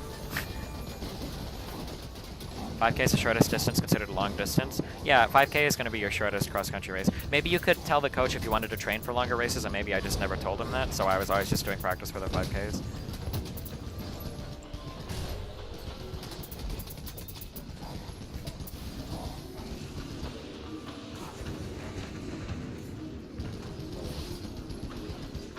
This fucking Genji shitter, dude.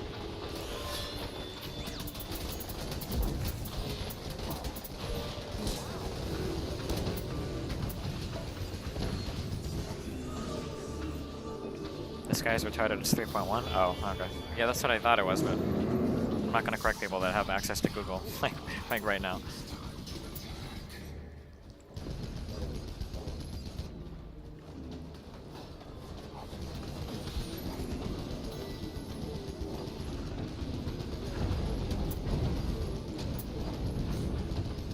Maybe that's why you could only run a 20-minute 5K. Probably had to do with the fact that my diet consisted solely of like fucking Oreos and chocolate milk.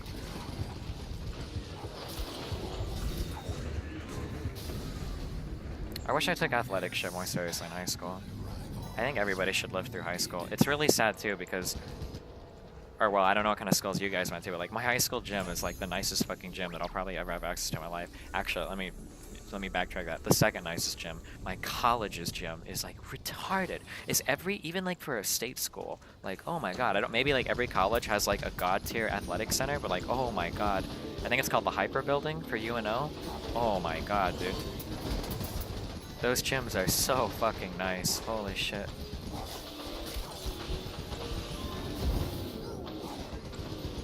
Oh, maybe state schools because of football money? Oh my god, dude. College gyms are sick, but there's too many people? Really? It's better than going to like a 24-hour fitness and trying to share one rack. There'll be like one, like every gym I saw, there would be like one rack. There's one squat rack, and then like one power rack. I hated the squat racks too. Squat racks are shit, dude. Why? I don't even know why. Oh, I guess because they're probably cheaper. Just get a power rack, dude.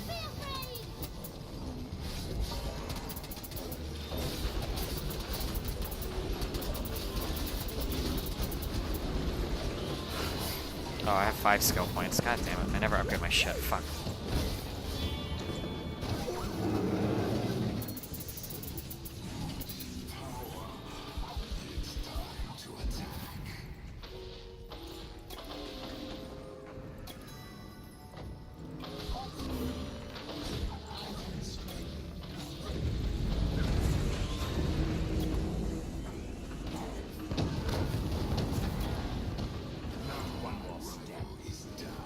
Are there really no nice gyms near you? No. But I have a rack in my house now, so that's like all I need, I think, for now.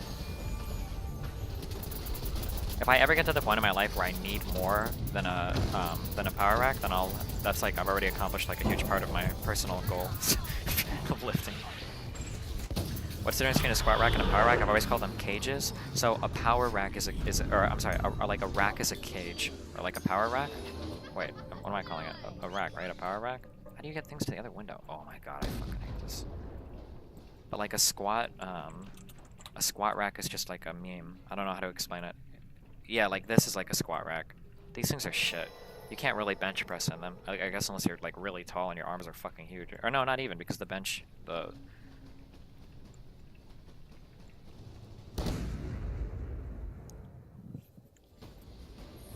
it's a squat stand? Yeah, I don't know what you'd call it. A power rack is a cage, a squat rack sucks. Yeah, power rack is like... You can do like every big lift in a power rack, which is nice. But a squat rack is worthless. Like if you have a power rack, you don't think you need a squat rack or anything. Maybe the people in my chat really like squat racks. Squat racks are really, really good for doing quarter squats, which I think my chat really, really likes. That's where you go down about 25 degrees so that you don't hurt your knees.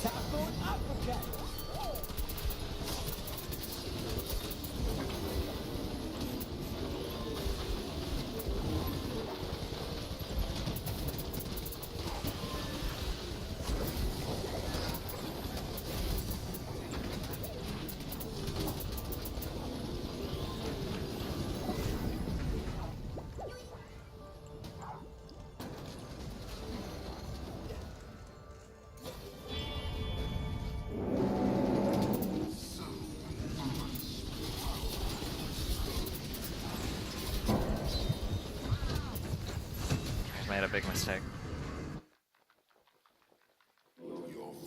How can you bench with this, Brozel? Like you just can't bench with it unless your chest literally comes up to like this. Like these safeties fuck your range of motion up so hard. If you go too low, you can't stop your lower back from taking on too much weight. Well, get a strong lower back. That's how we deadlift, right? Yeah, he'll shy. The worst part of squat is you can't adjust the safety catches. Yeah, that's what I mean. Like, this is way too low. Unless you're really, really, really tall, then you can squat in it at least. But I don't know how you would ever bench in one of these unless you can adjust your bench up really, really high or something. Those safeties are usually modular. Wait, like these bars? I've never seen them modular before. I guess they could be, but not every squat rack has fixed safety. If you're paying enough to get a squat rack, though, that doesn't have fixed bars, why not just get a power rack? I don't know. What do you think about bodyweight only training? It's a massive fucking meme pushed by fucking retarded memers. It's just a waste of time. It's stupid as fuck. Sorry, I'm gonna get a lot of hate for that. Oh boy.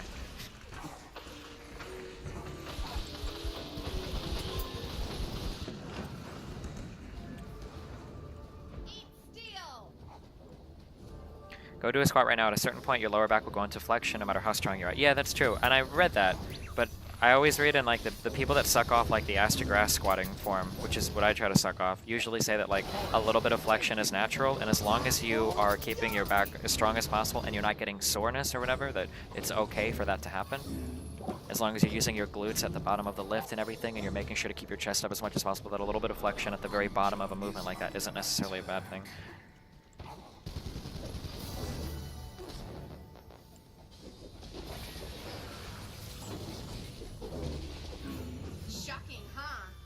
I'd prefer a rack that has a cage to protect me. So I don't know what movements. Why do you feel like you need a rack for like to protect you? I've never understood this. Squatting is easy. You just unload the weight off your back. Like for bench press, you should be able to roll it off you. Except maybe people in chat can't, because I know all of you guys are benching 3 plate and you don't want to roll it off your body. My bad. Where the fuck am I? What do you do for abs? Squatting and deadlifting. What the fuck? Where am I? I'm like stuck in here.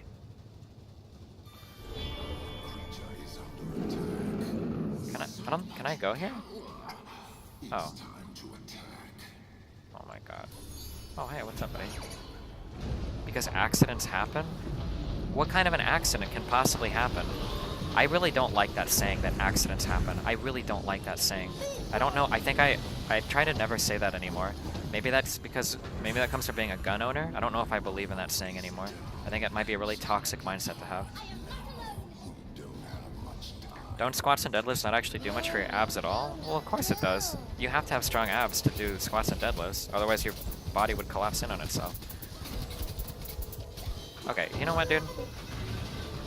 Oh my god, I missed like half of those.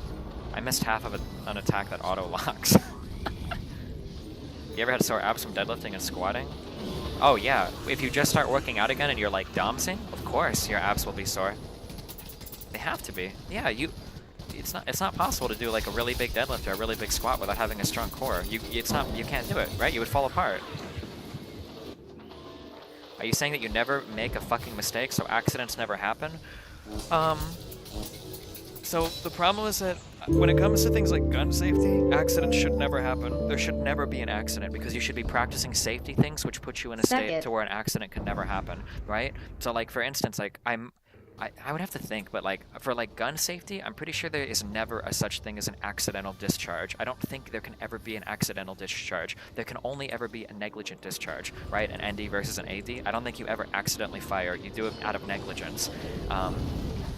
I can't think, at least doing like the big compounds, I can't think of where you would ever like legitimately accidentally hurt yourself unless you were being very reckless to begin with. I'm trying to think, I'm not sure.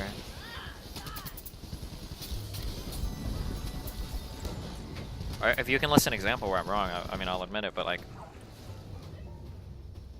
for guns, you're not trying to push yourself to or near the limit. With weight training, you should be somewhat close to failure. Okay, Coma City say, but do you lift? Because like, I didn't mean that like aggressively, but like, even if you're pushing yourself to failure, like, it's not like you like start a lift and like it's like 75 pounds too heavy, right? Like, if you're starting to fail, like it should be somewhat controlled. It's not like you're benching and then it's just like, like, oh, I can't, like all of my energy was just sapped from me halfway through this lift and now I'm dropping this weight on my body completely, you know?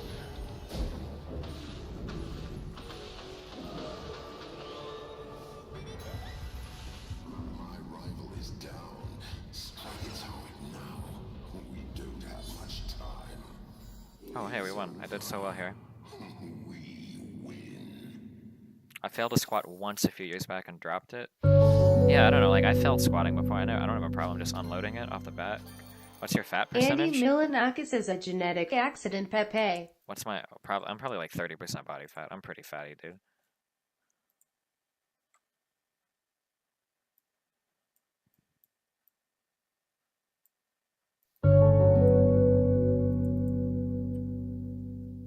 You could get a muscle cramp. If accidents don't happen, then how do you explain Dunebug's birth? Really makes you think. How much does he lift that he thinks you can just roll it off your body when bench pressing? I don't know. I watched somebody roll 3 plates off their body bench pressing. How much do you bench, dog? The bank? Do you bench like 5 plates or some shit? Damn, you're really strong. I'm really impressed, dude. That's actually really sick. Can I get a lifting badge for this guy in chat? Who benches so much that he can't roll the weight off his body because it's so absolutely fucking huge? Shut really up, cool, Bomb dude. Jr. Know better.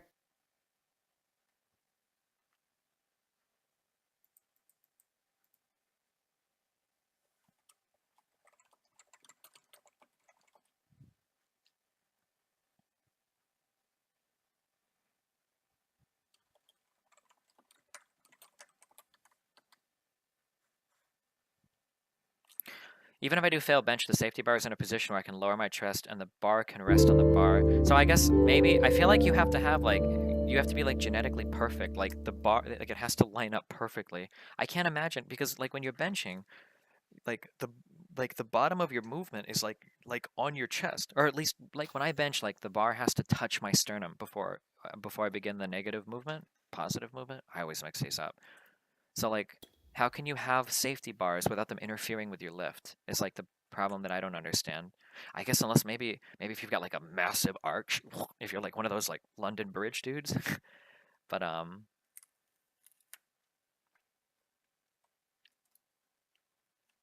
just get a crazy arch so that all you have to do is unarch your back and then the bar will rest.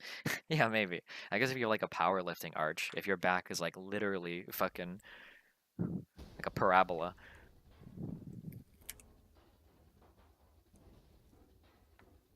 Your chest should be slightly raised due to back arch. Yeah, but like, there's no way that I can raise my chest enough to make it so that I could use safety bars and not have it interfere with my bench press. This is the main reason why, Hillshire, so I've heard that, but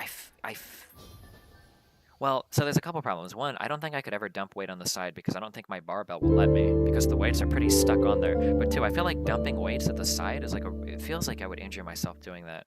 Destiny, you have managed to ignore me for 6 months now. Are you going to make it 7? Like if I feel like I feel like failing in a controlled way, like through the range of motion that you're practicing is fine, but like I can't imagine using a work weight that is a 5 rep max and then trying to do like this where you're like trying to dump weight. I feel like I would injure something doing that. But I could be wrong. I'm not sure. Maybe I'm just paranoid from when I fucked my back up squatting. Because the only injury I've ever got while working out, which was a really bad one, the only injury I've ever got while working out was when I re-racked a squat and I missed the fucking bar here. I missed it and I relaxed everything and that fucking weight came down on my back and fucked my shit up, dude. Ugh.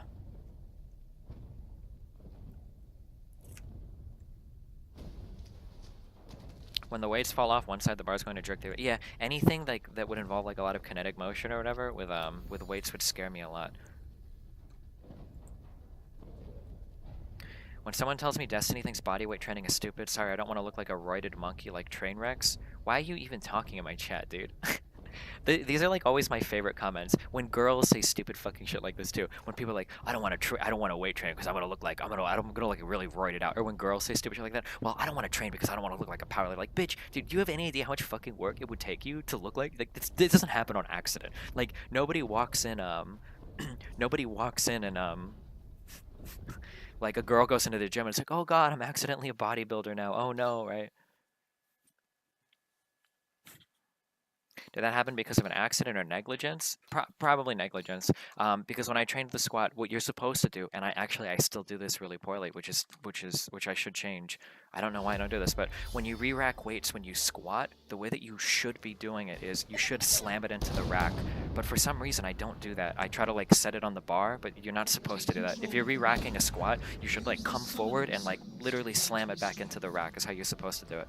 I don't do that for some reason though. It's negligence. I need to change that. Yeah, accidentally trains for 10 years. Like, I don't know what to do. Like, I went into the gym like 2 years ago, and I was only deadlifting 1 plate, and now I accidentally can deadlift 6, and I don't like the way I look. Can somebody help me? Destiny, why is that? Well, you do it to avoid the kind of mistakes that I make. If you try to set the bar down and you miss or something, it's just stupid. It's bad. It's bad form. You should always be slamming the weight back into the rack when you're done squatting, so that you have that mental cue, so that you never miss it. Yee and yee. Bonus meme yee. Okay, is this the new meta? Are you supposed to like jump a lot like a fucking retard? Okay.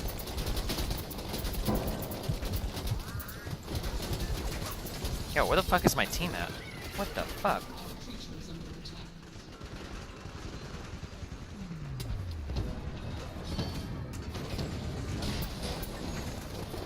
Oh, hold on. I can already tell this is going to be a high quality meme. 1 second.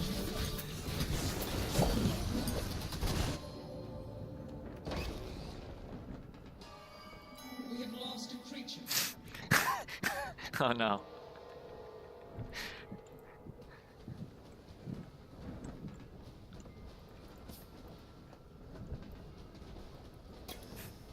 I accidentally became fucking shredded. Oh no. Don't you think you're being a little unfair by discounting the fragility of the human body and only counting on safe handling? So, when it comes to gun safety, the reason why you believe that there is no accidental discharge is so that you practice safety techniques that make it impossible to accidentally discharge. So, like things like always racking the slide when you're given a firearm, things like the magic gnome or whatever. There's always a magic dude that is sneaking a bullet into the chamber when you're not looking. So every time you pick up a firearm, by habit, you rack the slide. Like, as long as you practice these safety techniques, you should never, ever, ever, it should never be possible to have like an accidental discharge. It just should never happen. But weight training is probably similar, and that there should never really be. I guess like unless you literally like have a stroke or something while lifting, maybe, or like an aneurysm.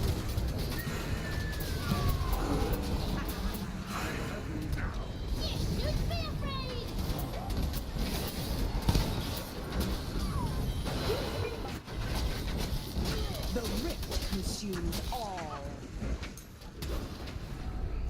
You are all dead now. Look at how disturbing this is. Oh, the massive back arches. You're like incline benching at that point. No, I'm just I don't know.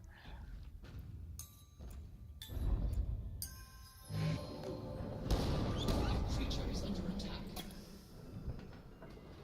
The whole magic gnome idea sounds literally like the same reasoning as accidents happen. Creature is in danger. Wait, what? You're missing the whole point. If you pretend there's a magic gnome, then an accident will never happen. Why does every team fight in the game feel like I'm being fucked in the eyes? Oh, yeah, it kind of feels like League or Dota, huh?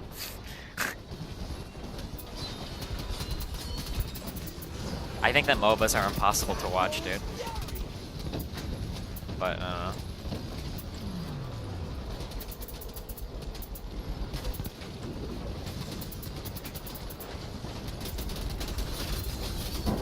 What the fuck? These guys are like pros. I will resurrect you. Watch out. My rival is around.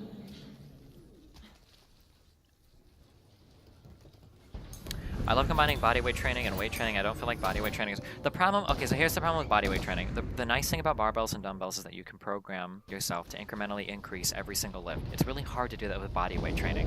That's why barbells and dumbbells are objectively superior to bodyweight training. Unless you're specifically and I mean that when I say that objectively. Unless you are specifically training for like a feat of strength, like let's say that you really want to do like a dragon staff or some shit, then like I could see you like working that like as a bodyweight into like your routine or whatever.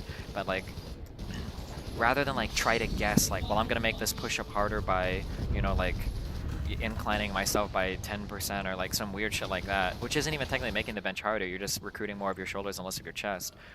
Like barbells and dumbbells give you a way to incrementally, linearly increase the load. Is it required to put sponsored in the title? No, it's not. People that say they're fucking retarded.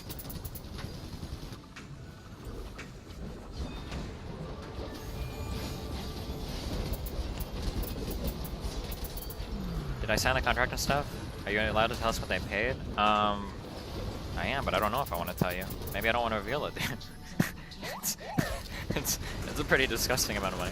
On the weight training meme, but seriously, I've done body weight training for 3 years, and for the past 6 months, I just got into calisthenics. I feel the way that my body looks is what I want compared to the muscle structure that people get when lifting.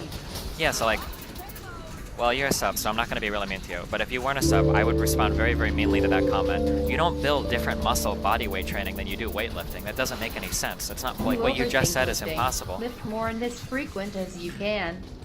See you on the other side of the 10% BF world, buddy. Less than 3. That's not good advice either. Lift as much as frequently as you can. The recovery is the most important part of your workout. Don't donate me bro shit. Why would you donate me something so retarded? Yeah, I'm sorry, but you don't. It's not like your muscles grow differently. It's not like your muscles grow differently, like doing a push-up than they would doing a bench press. Weight training involves a lot more compound movements. Yeah, that's true. Like the problem is that like there is no real equivalent to like a there's no real like equivalent to like a deadlift. Oh fuck, or like a squat. Like you can't really do the equivalent of like a deadlift or a squat. Like in body weight training. He means proportions of muscles? Yeah, but then you can just program dumbbell or barbell training differently. Why do you need like, what do you, like, give me an example of like a body weight exercise that you can't emulate in a superior way with barbells or dumbbells.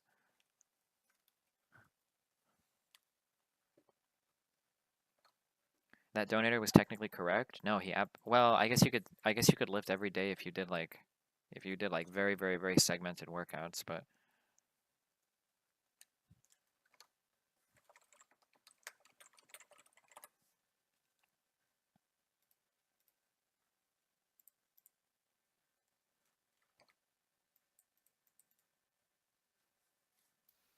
I think bodyweight fitness just gets your core more in shape. But so again, like that's not true. Like what's the I guess if you're like, no, like what's the most your core is doing on like a bodyweight movement? Like what do you even need your core for? I guess if you're doing like leg lifts? I don't know, like whose core do you think is stronger? A guy that can like lift his legs and like hold it here for like I guess a long time or some shit, or a guy that can stabilize his trunk while picking up like 400 or 500 pounds off the ground? Like whose core do you think is stronger? Like planks? Yeah, but like what do you like again, like what is it? So I might be doing the functional strength meme, but like, okay, so like, say you can plank, right? Okay, well, like, what does that mean, right? I can plank. Okay, well, what does that mean? Like, if you ever have to like serve as like a bridge, maybe somebody can walk on your back, like when you're planking. Like, what does that mean, right? Whereas like, I can deadlift, 4 plates, or I can squat 3 plates. Like, okay, well, I know what that means. That means that your abdominal muscles and your back and your back is all that is like posterior chain. If you're talking like the whole group of muscles, right? Like, okay, well, your abs are strong enough to support that. Like, that's like, okay, you have like real strength in your core that can support this weight on your body. Like, that's a real thing. That means something. Whereas like, I can plank for 2 minutes. Like, okay.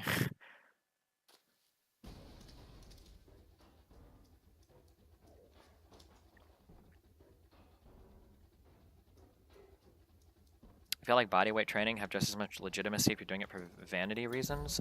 I mean, I guess, but barbells and dumbbells are just so much easier to program. Like, the progression is so easy.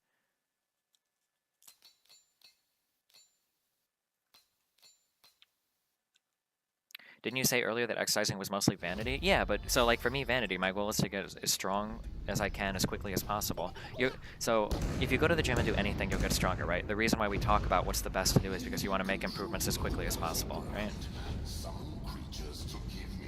Difficulty may not be what you want, it just depends on your goals. Well, yeah, sure, I agree. But I feel like the bodyweight people like feel like really highly of themselves because they read too much like Bruce Lee autobiography or some bullshit. But it's just like when I hear people who do like bodyweight training say shit like bodyweight training is better for your core. Like, motherfucker, what do you do with your core when you bodyweight train? Unless you weigh like 800 pounds, like what are you actually like doing with your core? Like, you're not stabilizing anything that's worth bragging about. Whereas a guy that can pull 5 plates off the ground, or a guy that's squatting like 3 or 4 plates, like this guy has a core that can actually do something. It's like functionally very powerful, you know? Oh, fuck.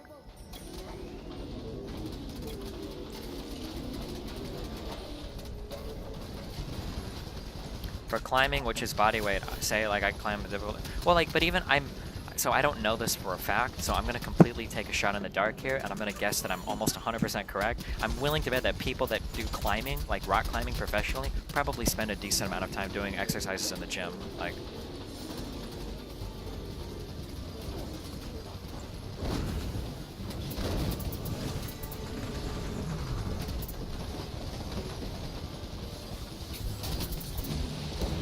Okay, listen up, dude.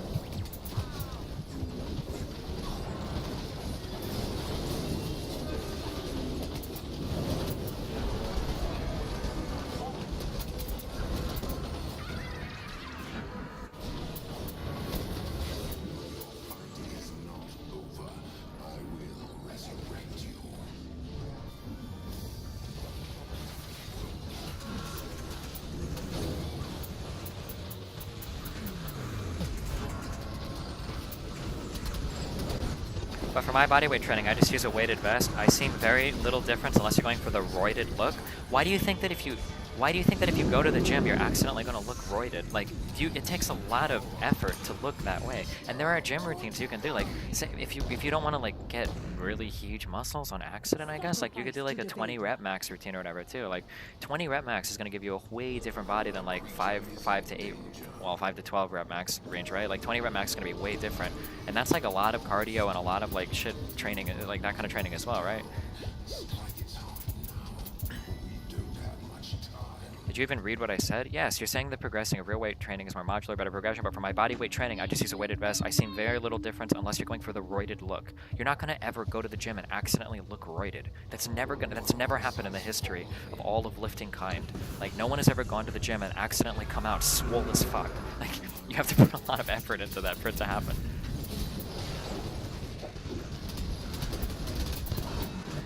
Okay, why am I over here? Fuck.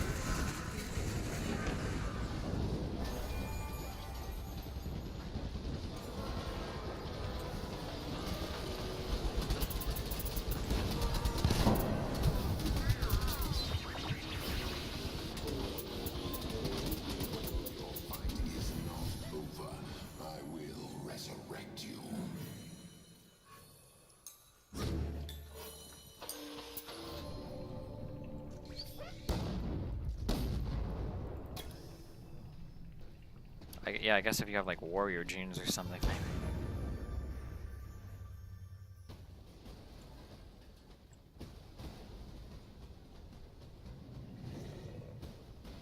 I'm saying the vest, which goes to 100 pounds, is almost the same unless you want to get over 100 points in your reps. What's the difference unless you want to get that big? Well, I don't... So, like, the reason why I think barbells are superior to bodyweight training is that with the barbell, you can very carefully, like, load and balance the weight. Like, if you put on a 100-pound vest, like, I don't know. I just feel like with barbells, like, you can more easily control, like, exactly what you want to do.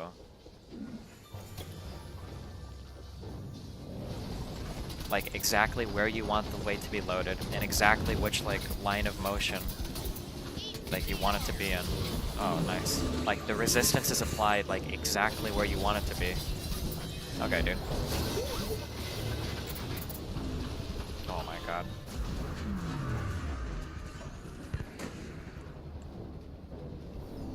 I accidentally did 30 reps instead of 20. I ended up getting jacked beyond all belief.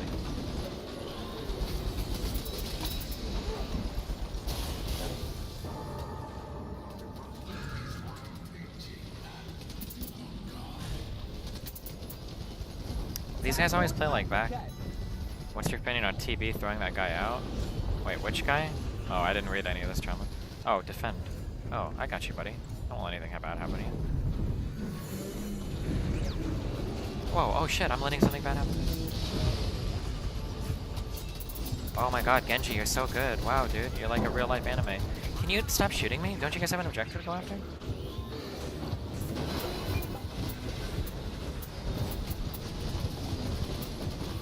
But there's pockets all around the vest and you have 10 and 5 pound weight. Yeah, I know, but it's just like, so like, let's say that you're trying to get a bigger chest. On a barbell, I can add 5 pounds every lift, and I know exactly this kinetic chain that's going straight up and down, right here, up and down, adding 5 pounds every time, making linear progression, right? Whereas, like, if I want to do it with, like, a vest, like, okay, well, I'm going to add 10 pounds here, because I know that if I add 10 pounds up here, that's about 70% of the weight is applied towards the push-up, but if I add the weight down here, I would have to add 15 pounds, because that's only going to be, like, 60% of the weight, because it's, and, like, you have to get, like, I don't know, like, really weird, really technical, like, I don't know. It just seems a lot more difficult to, like, progressively increase your exercises to, like, get that, like, good modular progression or whatever, or linear progression. I am not alone.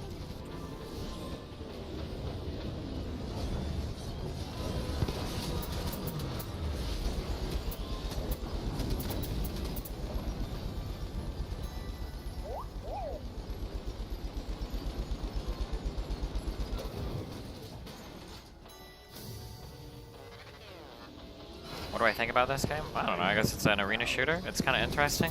I feel like it might get boring playing it like a lot, but I'm not sure. I don't really know. I should be playing on comms, but I really wanted to talk to you guys today. Okay. I mean, Brosel. I read Convict Conditioning. Oh, fuck me, dude. Why are you even talking about weighted push-ups when weighted dips are so much superior? Do dips work your shoulders? Do you do your shoulders at all when you're doing dips like you would with a push-up or with a bench press? I don't actually know. I don't know at all.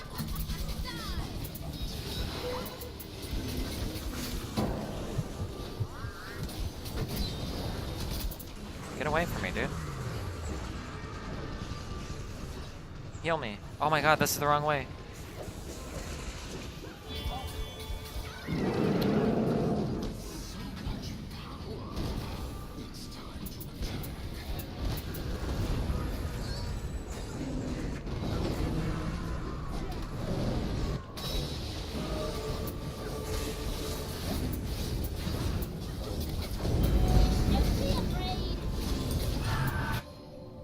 Typhoon's fury. My rival is down. Strike now.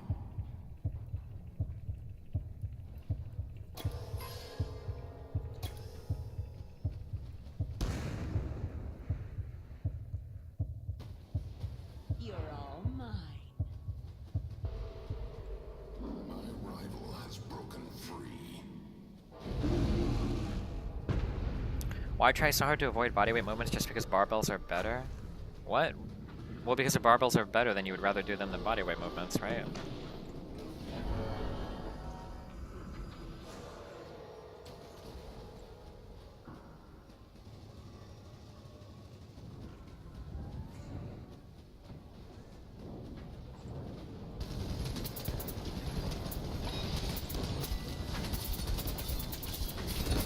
Nope, I changed my own. I'm sorry, I made a mistake.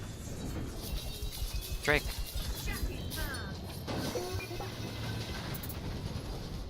Yeah, get out of here.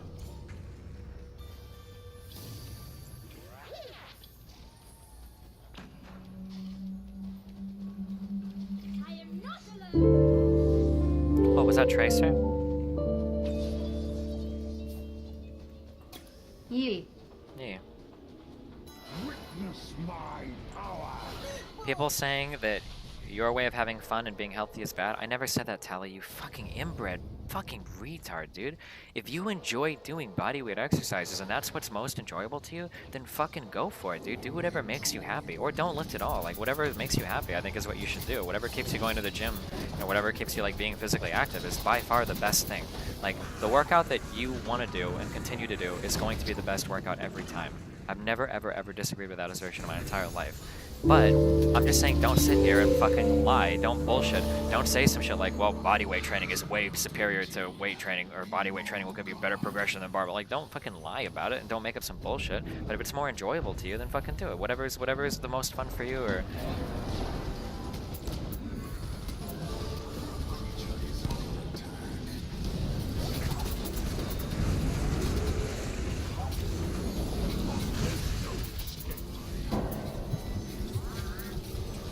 Oh my god.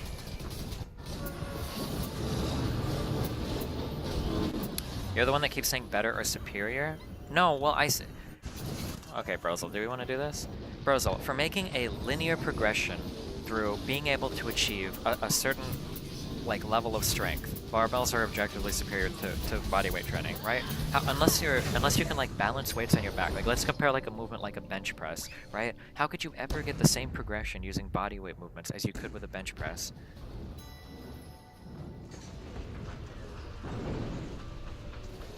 Like, unless you, well, because, like, how do you progress a bench press? Don't you just make it more and more inclined? But that's not even, like, that's not even incrementally loading your chest. That's just moving some of the load onto your shoulders, right? Like, how do you incrementally increase your bench press using body weight techniques? High gravity push-up. Okay, if you could go to another planet and do push-ups, then I would agree. More reps? Brozel's not gonna say more reps because that would be fucking retarded, right? Okay, Brozel, tell me, what is the progression? I'm asking you, Brozel. Let's say I want to do push-ups to get a bigger chest. Tell me, what is the progression? Tell me.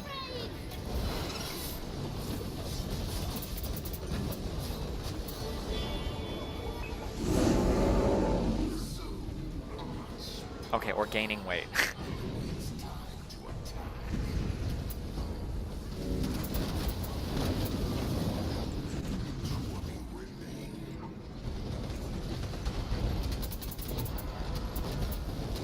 Dude, stop.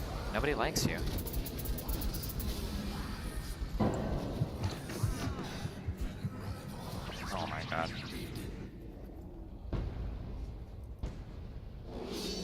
Let me find a cool and easy to follow infograph so I don't lose your attention. Yeah, so like are you gonna find me like a college dissertation level breakdown? Is this like the Portal meme? Like,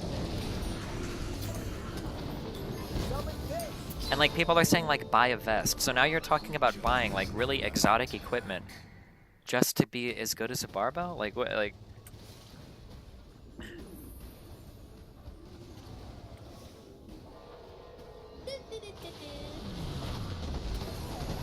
I said push-ups with a weighted vest. Yeah, so you're buying exotic equipment now just to get up to the like level of having a barbell. Like, I don't know, dude.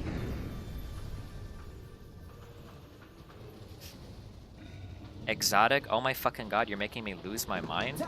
To buy like a weighted vest and like little weight, that's a pretty exotic piece of equipment. Like, come on, really? How many people have even seen one of these in real life, let alone like own one? You're telling me that it's very simple to buy like vests with like weighted fucking, or I mean, I guess everything is still now on the internet, but like this is a pretty exotic piece of equipment, right? Like, come on, dude.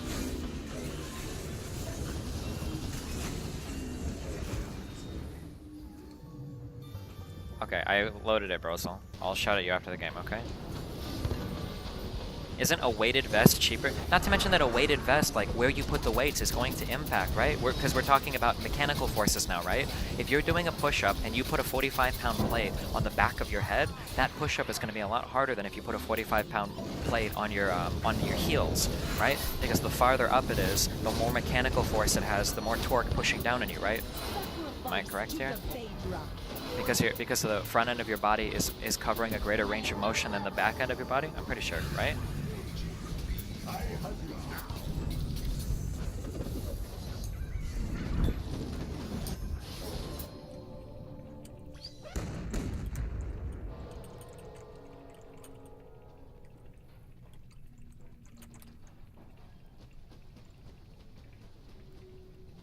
Maybe not torque. Would that not be considered torque? Applying more pressure to the end? Or maybe it just has to do with like being a lever or whatever?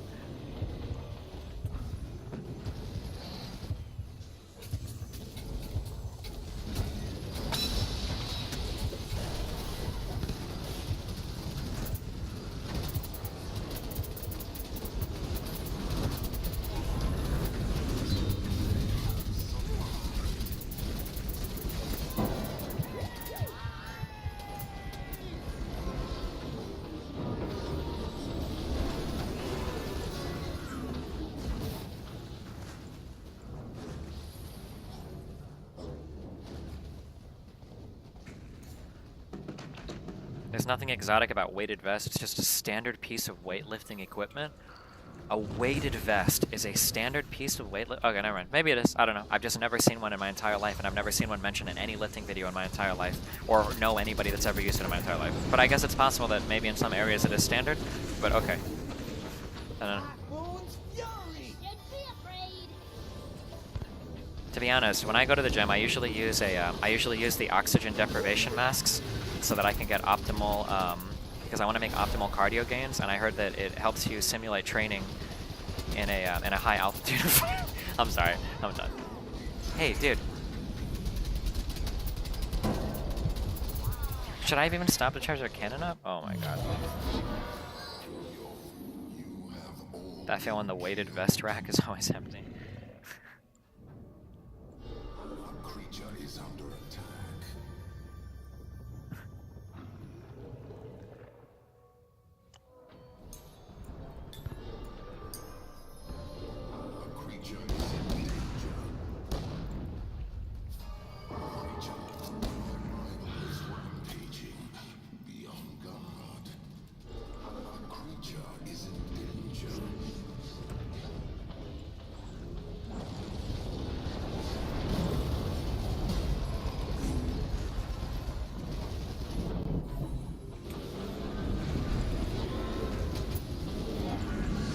Yo, dude.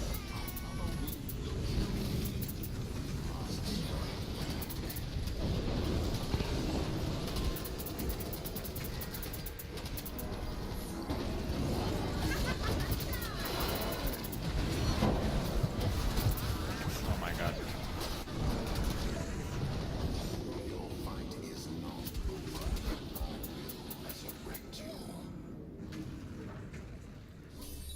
How would you incrementally train your lats if not with added weight chin-ups? Don't rows? Don't bend over rows train your lats? Or is that not true? Aren't the lats like one of the primary movers in that exercise? Or could I be wrong? Chin-ups are a really good exercise though. A chin-up is like, a chin-up is, in my opinion, it really shouldn't matter what I think about this, but like, I'm pretty sure that like the chin-up is one of the most effective body weight movements that you can do.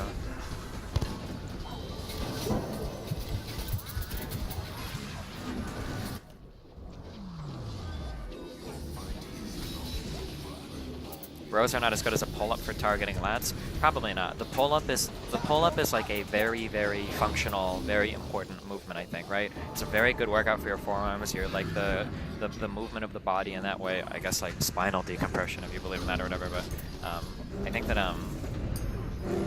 I've never heard anybody say anything bad about chin-ups ever. Like even like weightlifting programs, I see like chin-ups as like a recommended. Pull-ups are usually better for lats. Really? I don't, maybe that's true. Pull-ups and chin-ups target slightly different groups. I know that chin-ups don't utilize your forearms much at all, but like pull-ups, like hardcore utilize your forearms, and I'm sure there's like minor differences in like which muscle groups are targeted as well. I'm just not sure exactly.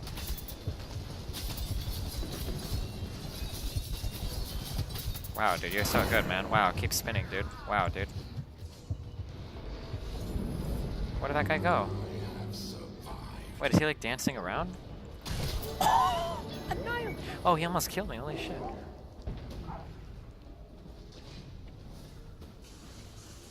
And this is why I do calisthenics, dog. Wow, you do calisthenics because there's one good body weight exercise. Good job, dude. You're really helping your point.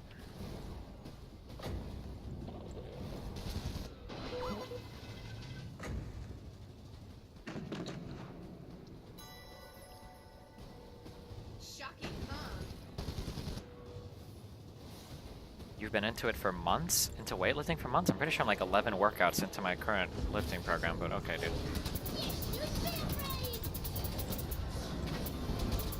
I'm gonna fuck this tree up.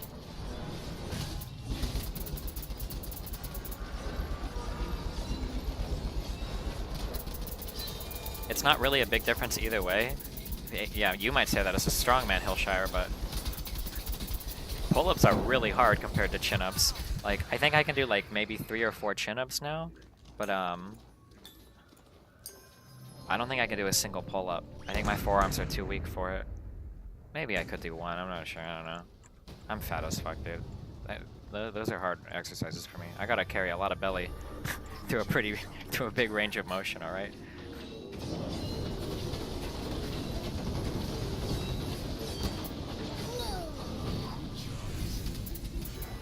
Dude, you're not cool and you're not good, okay? Nobody likes you.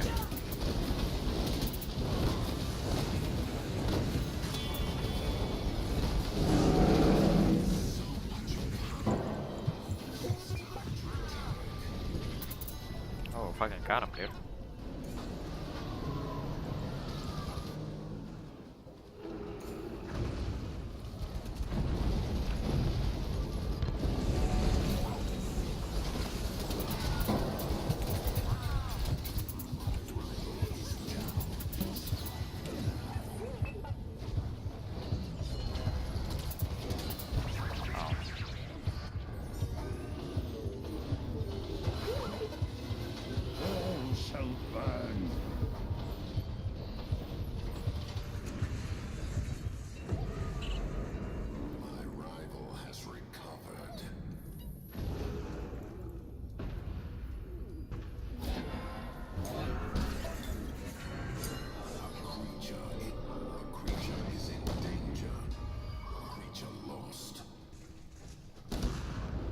What? Why? How can I lie about this? You're retarded, kill yourself. Why would I lie about this? I'm pretty sure I have a notepad with like every single workout I've done saved. I think we're like 12 workouts in right now. Well, we can just calculate it out. I've added 5 pounds to my deadlift every workout, and I started at 135. And I think I'm at 185 now for my neck, so however many that is how many workouts in we're in. So like 10 or 11 workouts. I was lifting a long time ago, but when I hurt my back, I stopped. When I fucked it up in the rack, I stopped lifting. Wow, look at this teamwork. Good job, guys.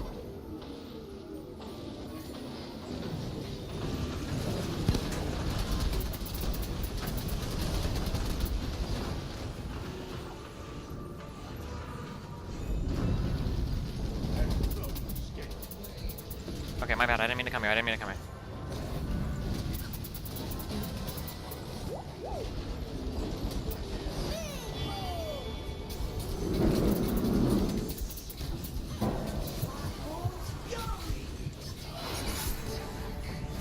Oh, fuck. You deadlift 3 times a week? Right now I do, yeah. Until the progression stops, yeah. And then I'll probably start doing rows instead of deadlifts, I guess. I don't know. I want to get that deadlift up to 2 plates, dude. And I've been able to add 5 pounds a week, so like... Or 5 pounds a workout. If I can get my dude, I never even imagined I would ever... To be honest, like, I never imagined I would lift anything that weighed more than 100 pounds in my entire life. So if I can get my deadlift to 2 plates, I'd be like really, really, really happy. That's like a big fucking meme for me.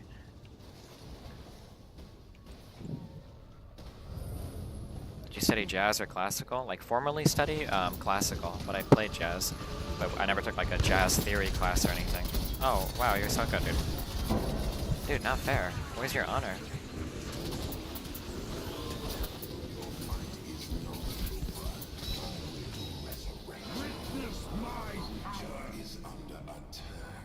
You should be afraid. Am I doing any dieting as well? No, not really. Not at all. I'm just trying to get enough protein. Which I haven't gotten here at all, so. Alright, I'm following you. Let's go, Deanna.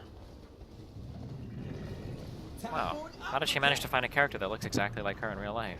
That's really cool. Wait, what is she even doing? Is she even playing?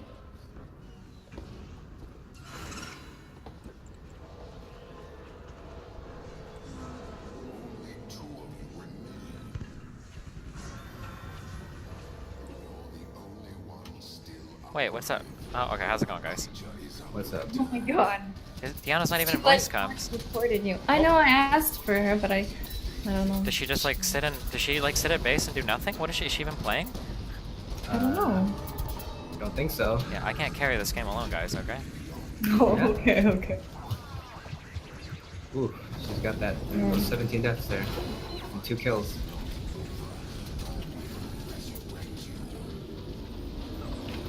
Save me. Tito's behind. Oh god. I'm stuck on the models. Oh god. Oh, rip. Rip. Are you guys fucking serious right now? Did this really just fucking happen? Are you guys even fucking trying? I'm Oh, excited shit. to see your score. What Your efficiency did you have? 4? Oh no, yeah. He got 4. He didn't get the lowest. Are you able Better to? than last time. Can you drag people or no? You can, I can't. Who's on our team here? One trooper and pickle shitter. Are you on our team, one trooper? Yeah, I'm here, Omar. Okay, all right. We'll play one more. Okay, We're gonna win this one. Okay. Alright. Or wait, actually, here. Give me like 2 minutes. Okay, hold on. I'll be back 1 sec. Okay, let's read Brozel's fucking bullshit meme.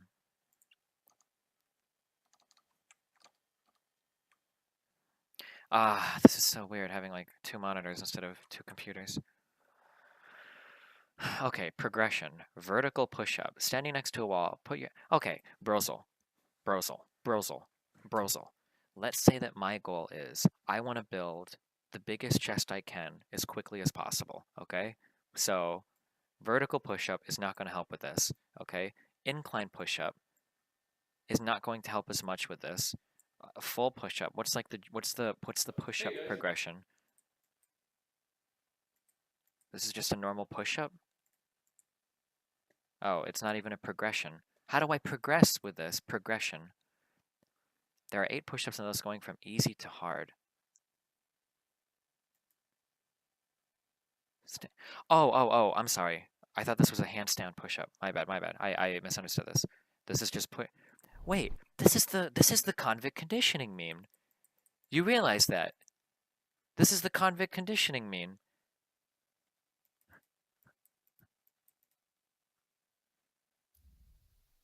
This is push-up progression, not chest growth program. This is my whole argument. This is what I mean, though. If you do body weight exercises, you do them to get better at body weight exercises. That's what you do. But like, if your goal is to build a large chest or to build strength, right? Barbells or dumbbell programs are going to be superior because you can incrementally and linearly increase the load.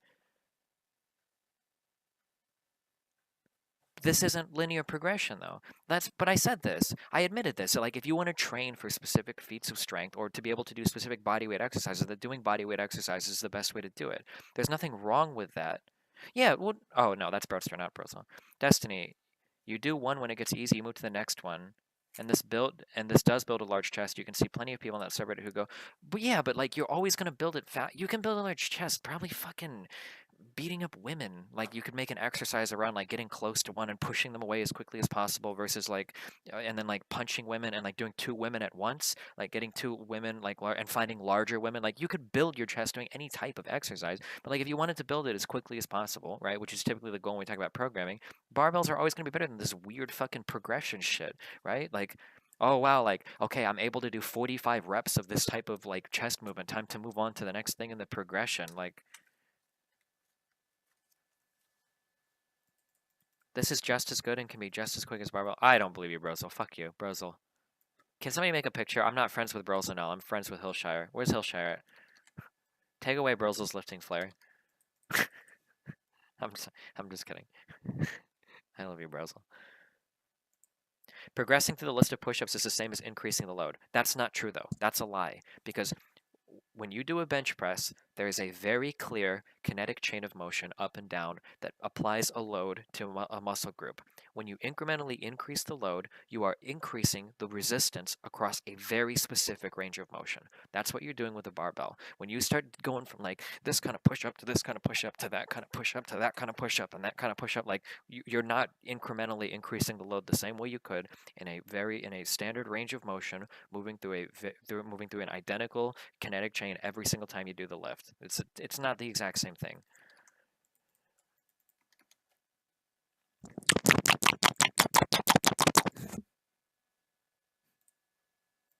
Okay, you guys ready? Yeah. Good. Okay, I think you have to queue. All right.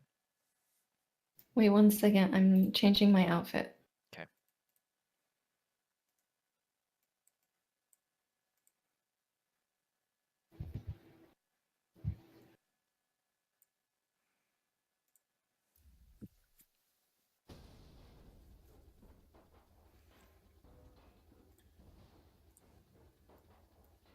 Do you think diamond push-ups is heavier? What is a diamond push-up? Is that going to be like you angle your hands inward and put them closer to your fucking chest or some shit? Hold on.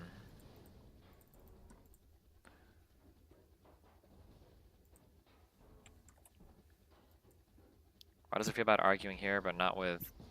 Oh, or it doesn't feel bad here, but it would feel bad arguing with Hotshot's coach? Because that dude would probably just fucking kill me, dude. Okay, diamond push-up. Put your hands close together so the thumbs and index fingers touch. Like, Brozel, Everyone, are you being a contrarian right now? So like, this isn't the same. This isn't progressing your chest, right? Now you're talking about shit that's like moving more of the load to your triceps from your pecs, right? Like, when you're talking about a diamond push-up, right, and you're bringing your hands very close to each other, now you're increasing the load on your triceps and you're moving some of the load off your pectoralis, right? Like, it is a progression to one diamond push-up. I'd love to see it. I don't even know if I could because I don't train my tris. I mean, if I went to the gym and I did like the tricep push-down machine, could I do one diamond push-up? I'll try it. Hold on 1 second.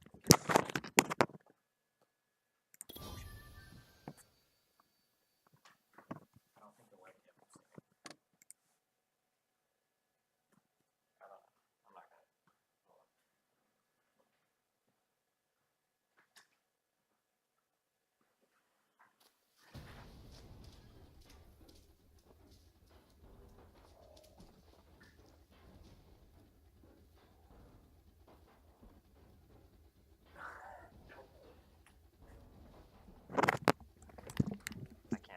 I can't even do a single one. But you're talking about like a totally different muscle group. Like you're proving my point with this, right? That like a diamond push-up is going to be working your triceps way more than your pecs are. So now you're moving into like a different exercise, right? This is my criticism with all of the body weight movements is that a lot of them are like You can do shifting the platinum focus around. push-ups at best, Destiny.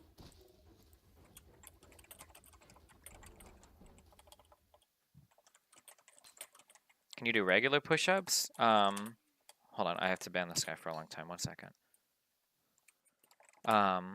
Yeah, I don't know. I probably like what 20 or 25 now, regular push-ups, I think. But you're proving my point with this, right? That like a diamond push-up is not linear progression. You're not incrementally increasing the load against a consistent muscle group, but you're starting to move around to different muscle groups. This is not a progression to build a large chest. Oh, thanks, Hadri. I love you, buddy.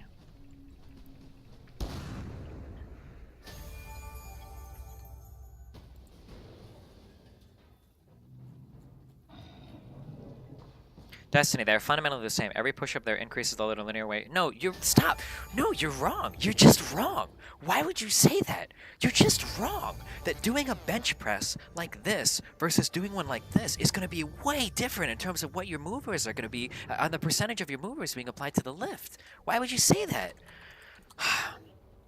Okay, are you guys focused? What are you guys doing? I'm watching the stream. You're I'm just on standing B right there. now. Nobody's getting B. I'm going to be right Okay. now. I don't know Somebody's where my going to team C. is. You're just standing next to the Guardian. Shut the fuck up. Who said that? Whose voice is that? Is that One Trooper? One Trooper, talk. It is you, because now you're not talking. Yeah, Give it him a is. ban. It is. RTBA, ban him. Give him a Whoa. ban. Get him out of here.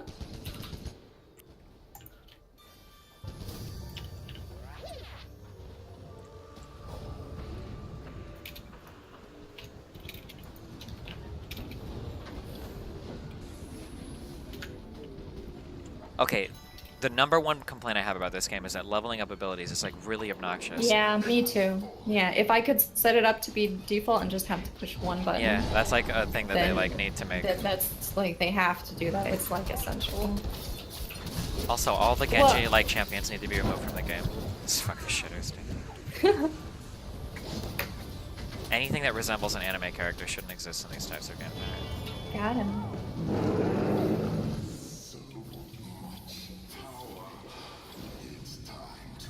Damn, we got the attack already. Yeah, we did. That's what happens when you Yeah. guys actually Oh, pay we're attention.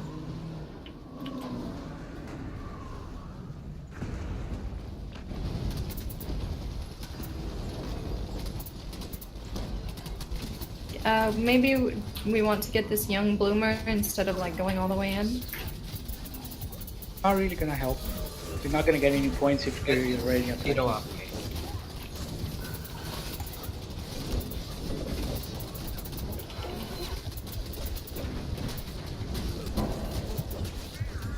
Oh my god. Wow, Monkey, I've spoken to the Tier 4 Bully Club. Shh, I'm hiding. Shh, shh.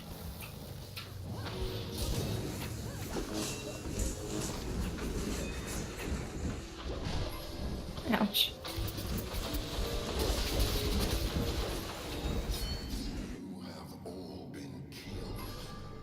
Wow, guys.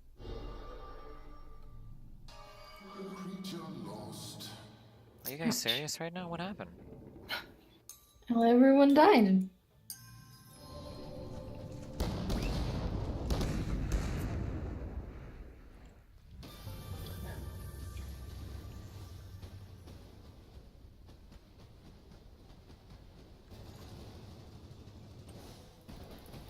Hold D and poke E.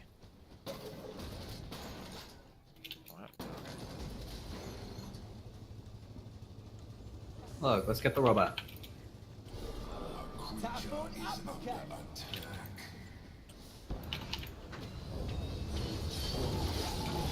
Tito's one hit. Oh my god. He's just gonna get away.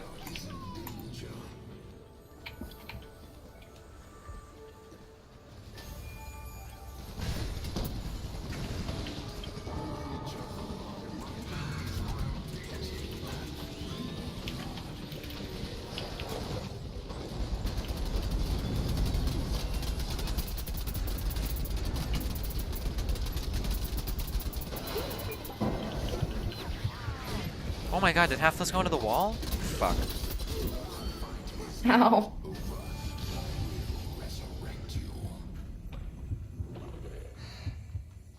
They're not even attacking. That's good. Taking C though.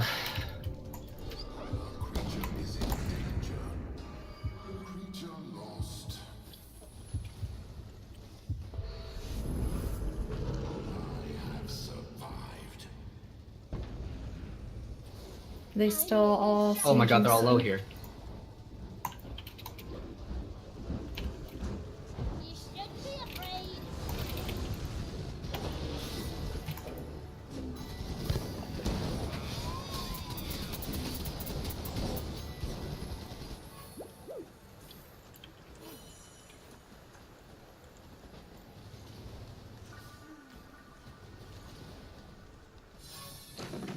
Going around the other way.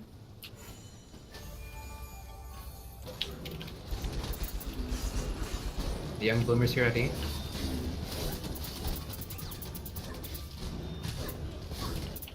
Cadwood's coming in. Young bloomers almost dead.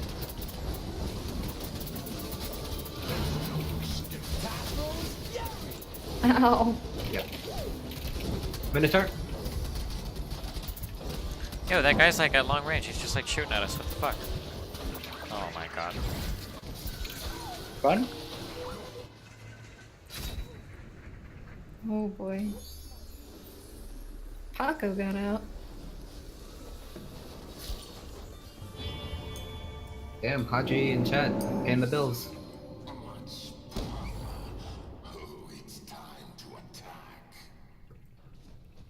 I don't like the launchers on the dragon side. They're not as clear as the griffin side. Well, the griffin is also way cuter, but yeah, that's true. This is true. Excellent. My rival has been wounded.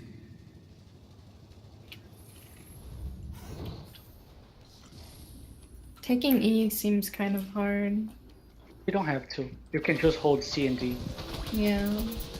Yeah, it's about the message. Oh shit, yo, they're killing our dude over here. Always.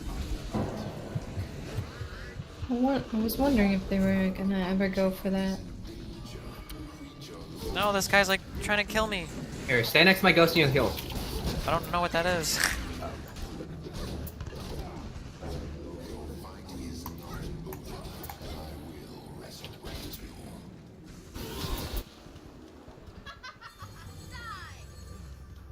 Did they take it? Yeah, they took it.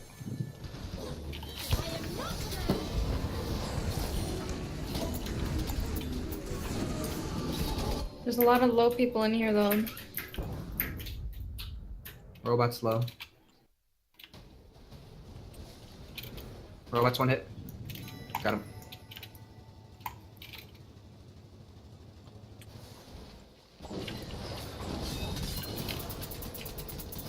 Got him. Alright, we're gonna take you again. Soon. Which one do we want? Heal or gate? Oh, heal for sure. I got it, dude. Don't worry. Yeah? Yeah.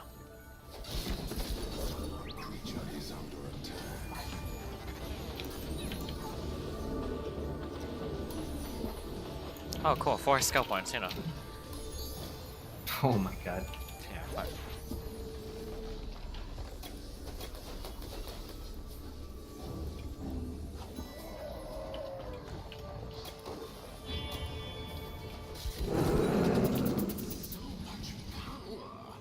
It's time to attack.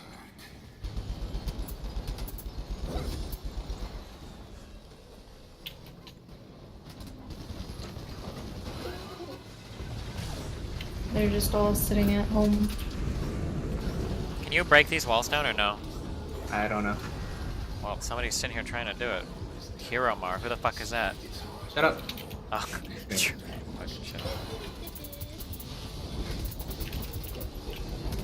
Minotaur's almost dead.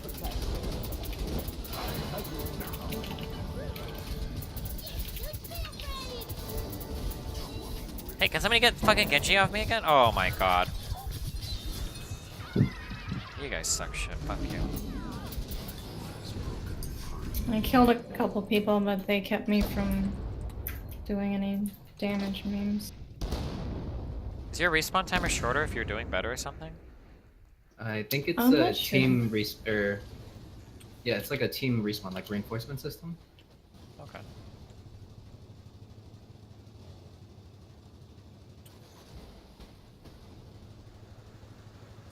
Anybody watching D? Going that way. I think they're going to D, nothing at C. Yeah, they go to D. Can we just go to E? Fuck D? And just go E and fuck them up? There's no There's point. nobody. Oh over my god, there. never mind. They're literally just camping across the wall. Oh, okay. Yeah. Actually, we don't have a gate key. We can just defend. Here? They're pushing in. Here, come to my ghost and it'll heal you. Maybe I didn't want to be healed, dude. Oh, okay.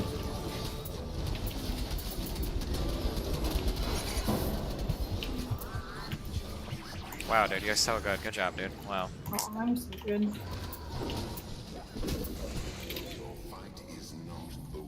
Oh my god, I hate Tito. He just runs away every fucking time.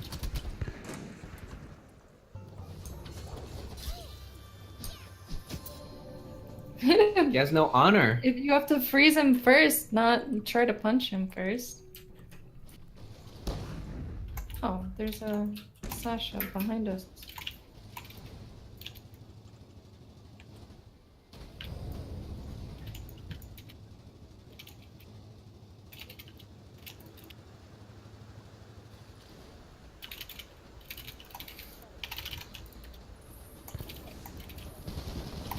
They're so low. Oh, see, Lennox, we're going to the tier 4 Hadri Super Clubber.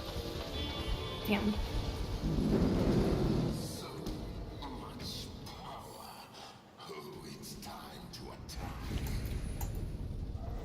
Trip is so low. Are you just ignoring the mountain cyclops, dude?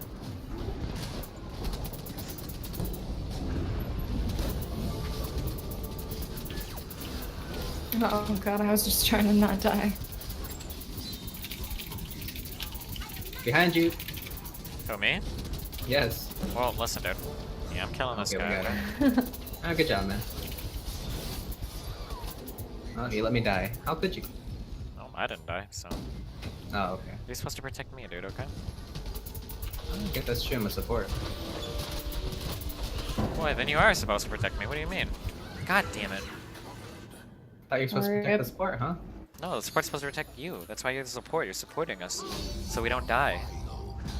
If we have to support Final you, then... clash. The map is moving towards the right. Oh, what? We need to secure the new DNC over there.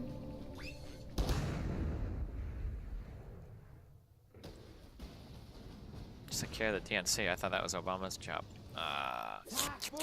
Oh, Shut the fuck up. robot. All right.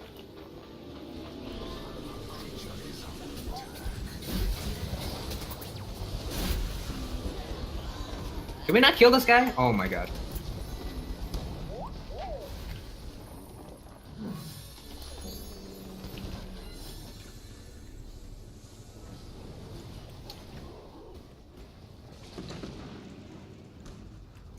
Let's go to E.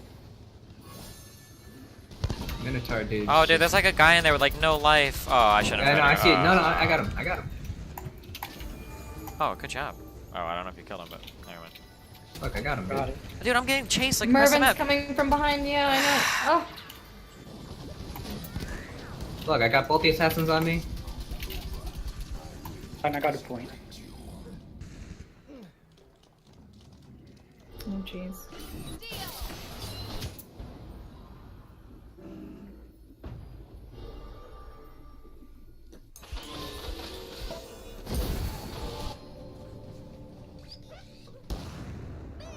Oh no, D. Come here, Pickle. The guy in the snowman.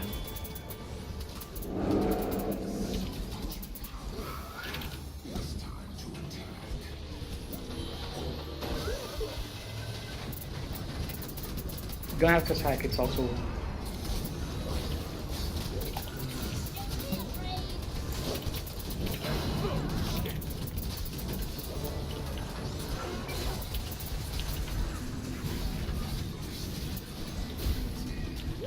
We're destroying them. Obviously. We can go get their Cerberus on F. Go.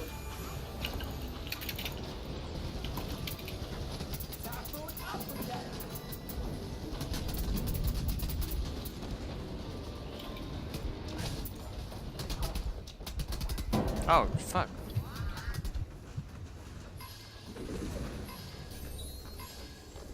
Oh my god, no! Go is here. I'll save you, dude.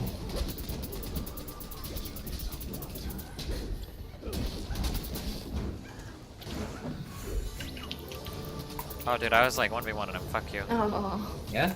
Yeah, I was actually. I had it under control, but... Oh my god, he's so close.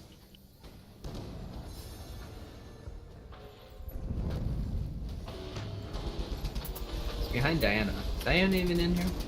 No, she's not. I think she's streaming though.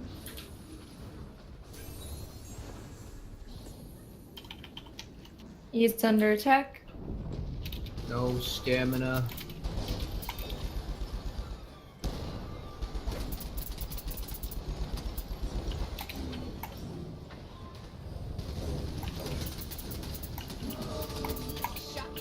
We can get this Tito. Oh god, no. I went too in. Oh my god, they're all up here.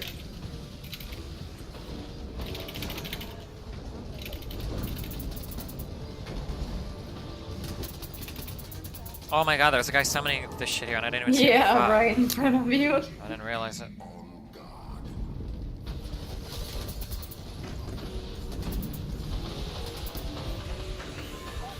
Oh, we're supposed to defend. Just watch out for sneaky spookers. It's auto wound. We have to kill somebody. Oh. Never mind, we got it. I'm killing this guy right here, dude. Oh my god, no I'm not. No! No! On the right. Yes! Get out of here, pickle shitter.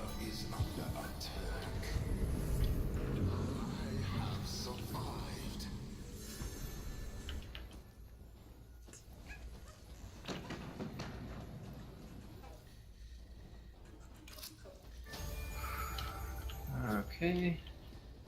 I think they're going nowhere. They Oh, don't what know happened to they E? did. Why No, don't we? they're all at the Why do they right. have a boomer? That's their spot.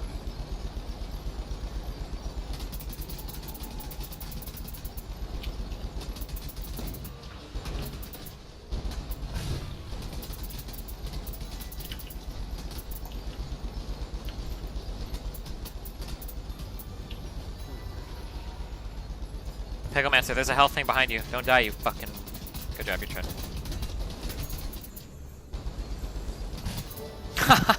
Fucking dumpster.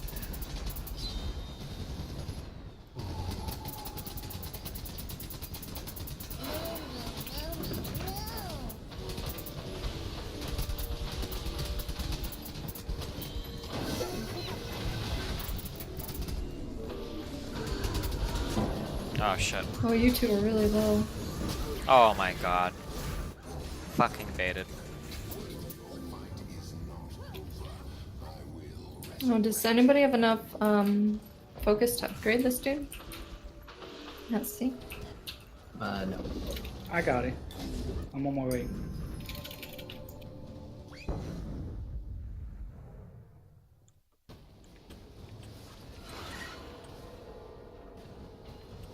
They're all here too.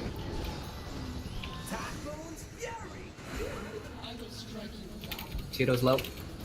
I'm me. Oh my god, this thing is upgraded. That snowman old sick.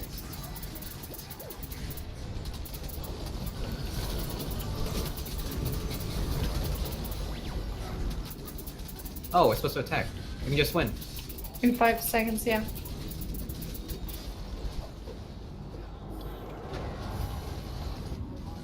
They're all dead, so. We're up fucking shitters.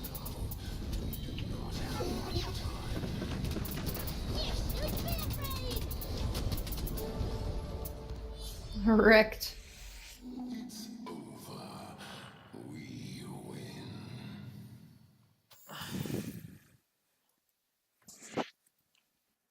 Have you used any of your fortune cards? What do they do? Just like for skins? They're just like mini achievements to get you the in-game currency and stuff. I think the Did he key do that the I had, farmer's thing? yeah, unlocked everything. Yeah. So Yeah, those is French website. I linked it in chat. It was they gave out like 2,000 keys.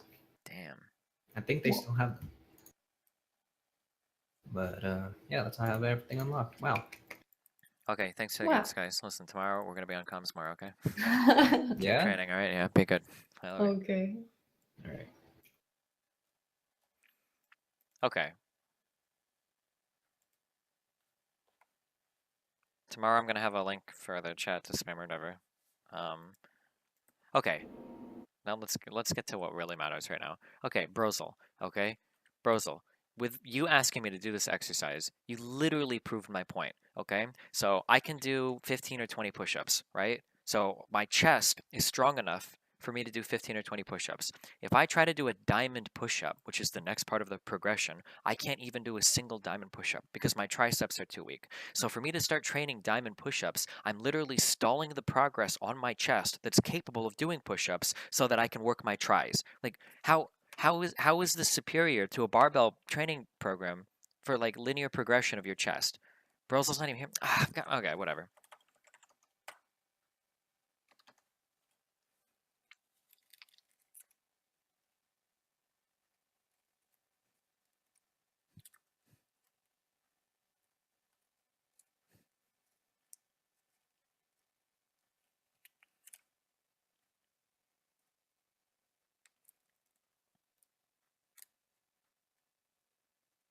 Here is the TB.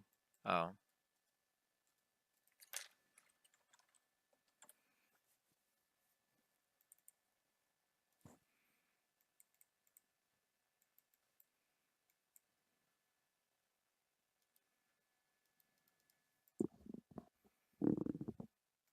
Yo, in the back. What up, dude? So, me and a couple friends were having a discussion about this at the bar last night.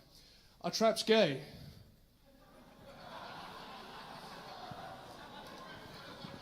What? Are traps gay? No, genuine question.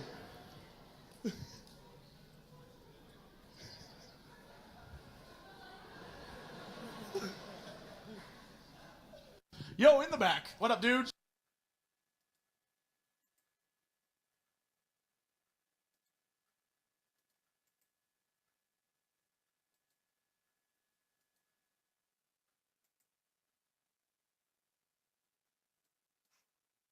Damn.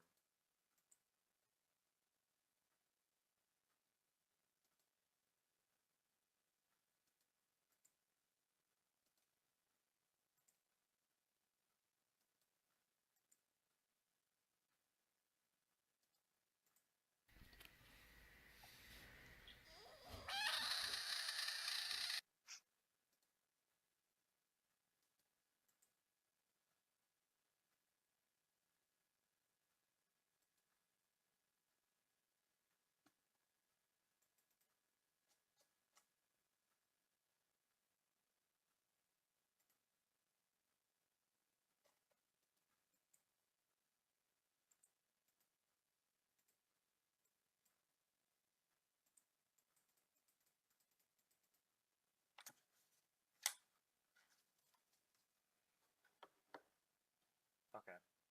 I'm gonna go get that one shitter and see if he wants to argue about.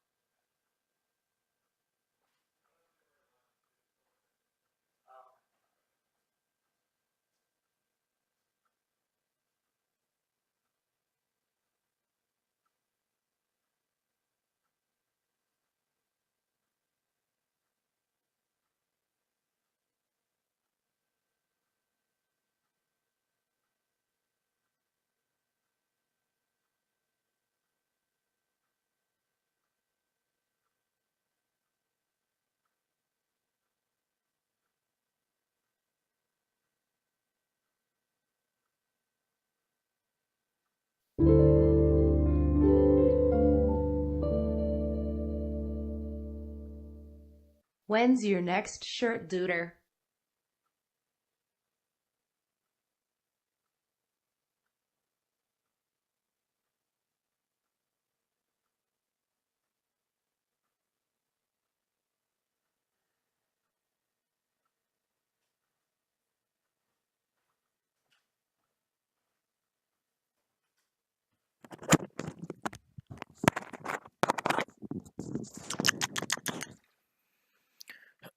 Destiny is the only non-cringeworthy political meme that came from the esports quadfecta.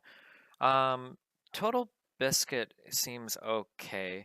I've never seen Total Biscuit overstep his bounds, if that makes sense. So like, I'm pretty sure Total Biscuit is like an or no, I'm pretty sure Total Biscuit is like a pro gamer gator, even though he says that like he's not a pro gamer gator. I'm pretty sure he is, but he doesn't take that to like the retarded political extremes that uneducated people like Thorne and Richard Lewis do. So like, for instance, like I fucking hate this live stream. Why do I still come here?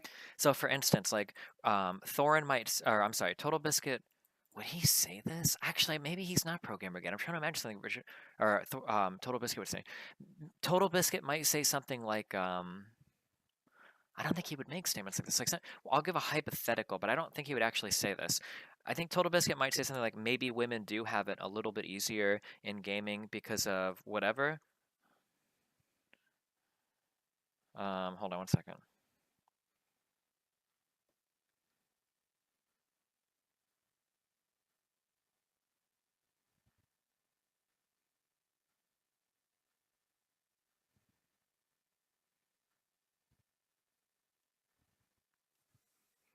I was just looking for Devin, and now he's texting me. So Total Biscuit might say like women might have it a little easier in gaming because everybody gets harassment, and you know, women can advertise these or something, right? He might say something like that. But I don't. But I'm just using an example. But like, I don't think he would actually say that. I don't actually think Total Biscuit would say that. But I'll use that as an example, right? So as we're like, Total Biscuit might say something like that, he would stop there.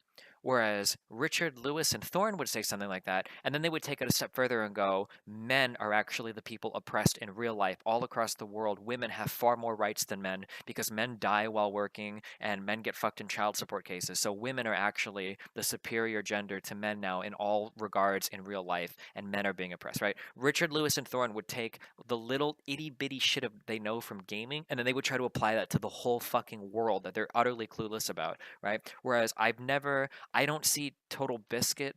I never see Total Biscuit stepping outside of like what he's talking about and just sounding like a totally fucking uneducated dumb fuck like Richard Lewis and Thorne do very frequently. I've never seen Total Biscuit do that before.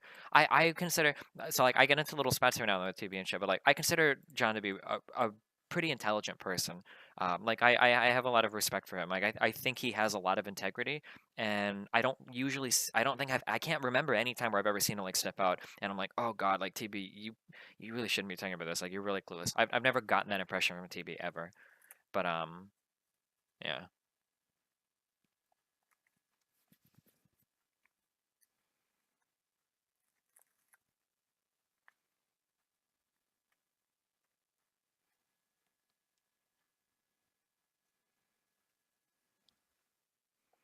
One, Richard Lewis is educated in journalism. I don't really think he is. And two, he wouldn't pull that. He does. Richard Lewis retweets the most autistic fucking shit all the time. He's very, very, very, very heavily biased when it comes to global politics. When you say he's pro Gamergate, what do you mean exactly? I feel like I remember in the early days, I feel like I remember seeing Total Biscuit make a lot of like posts defending Gamergate. Although to be fair, back when he was doing it, I was probably doing it too. I do think Gamergate started as like a movement with good intentions, but god damn, it got hijacked so fucking quickly. Gamergate reminds me of the Tea Party in America. Oh, funny guy, I miss you too. What's up, dude? In America, the Tea Party started as like a really cool thing. We want to reduce the size of government. We want to increase the economy by less restrictions on markets and whatnot, and we want to return America to its constitutional roots. Something like I think the Tea Party started with noble roots, but then it got hijacked by like the crazy like neoconservative movement, like so quickly. Neo Republican, neoconservative movement, like people like Glenn Beck and shit. Like, oh my god, holy shit, yeah.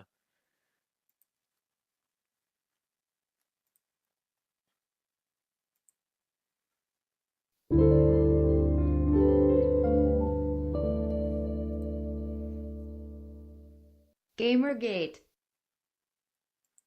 Thanks, buddy. Destiny, you don't know the history of the foundation of the Tea Party. Okay, Mike Spam.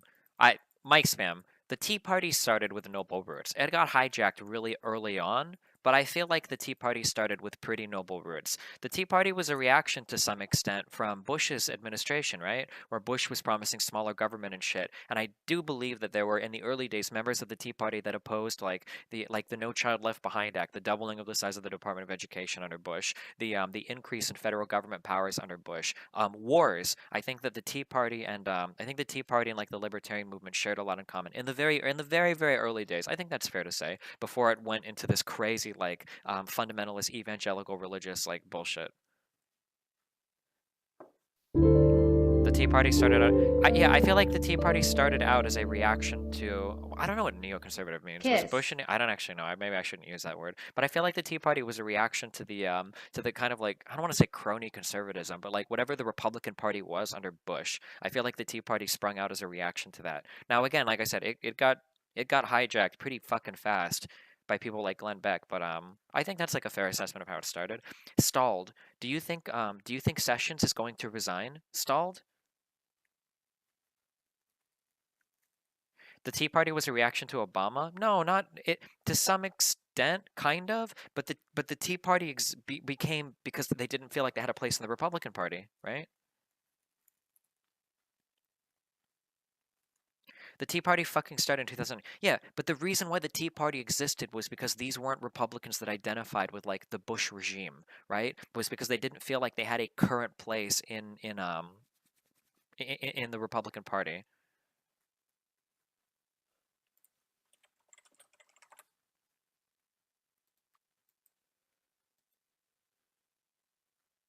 Regime? Administration?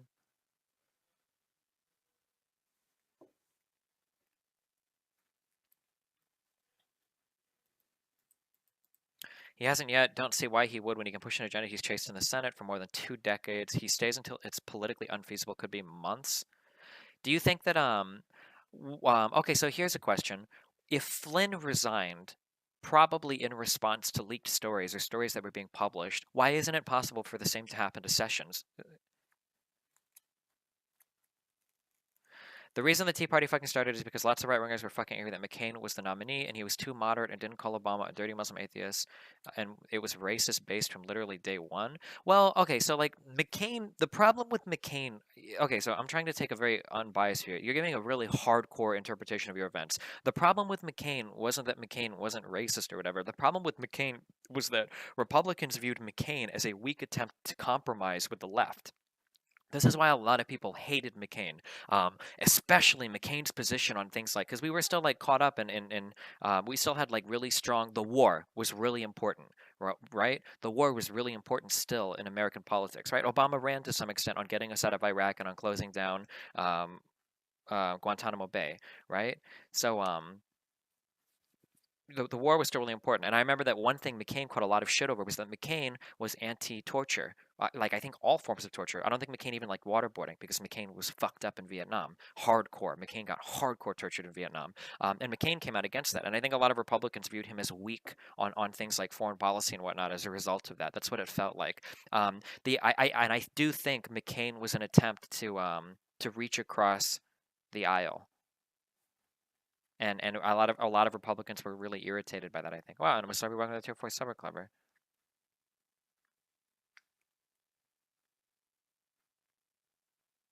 I bet the AHCA would get signed into law and lost. Here's your T4 sub. Oh, thanks. I didn't even remember. Thanks, buddy. The reason the story won't sink Sessions is because the actual intercepts didn't leak. But what if they do leak, Mike Spam? They still could, theoretically, right?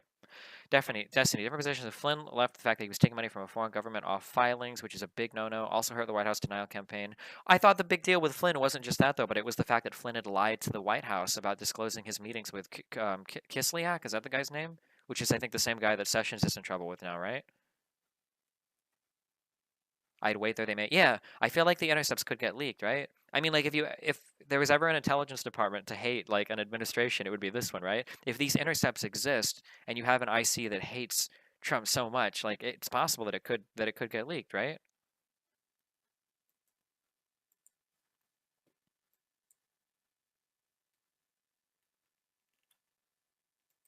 Do you think salons should charge more for coarse African hair, or do you think that's racism and illegal? It might actually be illegal. For something to get struck down as racist, the intent actually doesn't. Well, I don't want to say this. The intent doesn't have to matter. You can have a racist law that is. Oh fuck! I should remember this from Apple's. So there are three parts of a law. You have the intent, you have the letter, the actual word of the law, and then you have the application. And even if the application is racist and there's no racist wording and no racist intent, I think a law can get struck down as racist. Like, that's it, right? So like, for example, let's say that I make a law that makes it so that, let's say, for example, all poor people have to get sterilized, right? That's incredibly insane, right? But so let's say that we do that, right? So now let's say that the intent is we just want to sterilize poor people so they don't have kids. And let's say the letter of the law only includes poor people. But let's say that the application of the law disproportionately impacts black people or minorities or whatever, right? Whoever comes into the lower socioeconomic classes, right? That law can get struck down as racist, even though the intent in the letter of the law had no racism involved, right? But we're not talking about a law. Well, we're not talking about a law per se here, but I believe that race is a protected class in the United States, and I don't think that as a business you're not allowed to discriminate against protected classes when it comes to dealing with customers. So I don't actually know what the actual answer is. I'm just bullshitting. Like, maybe it's not Well, all bad, right but then. like if you charge extra money to African American customers and then you claim it's because their hair is harder to deal with, I don't know if you could like take that to court and challenge. I don't actually know. I'm not sure.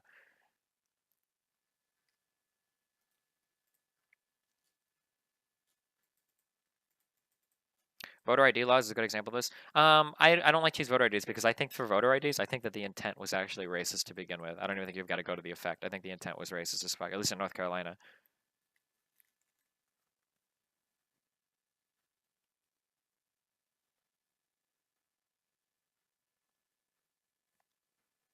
Can't private business do whatever they want in America? No.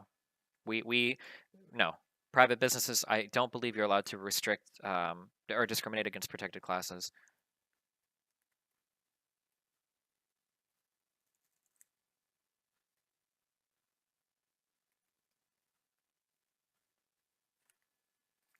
It's not because they're black, it's because of their hair. Okay, you just missed like the whole conversation that I just had. Like,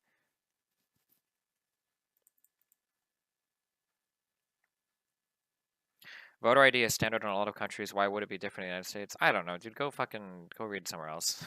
I don't want to get into this again. Voter ID in the United States is racist as fuck. And like, there's not really any room for debate on that. It's just racist. That's.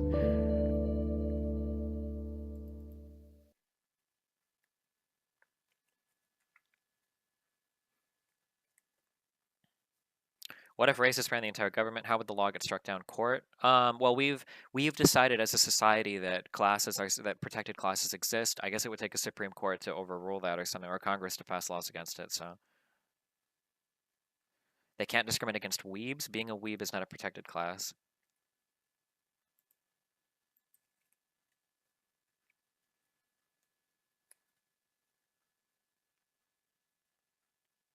Where will you be doing the Manafort hearing? When is that? Is this an open hearing? Is this in a day or two or on Monday?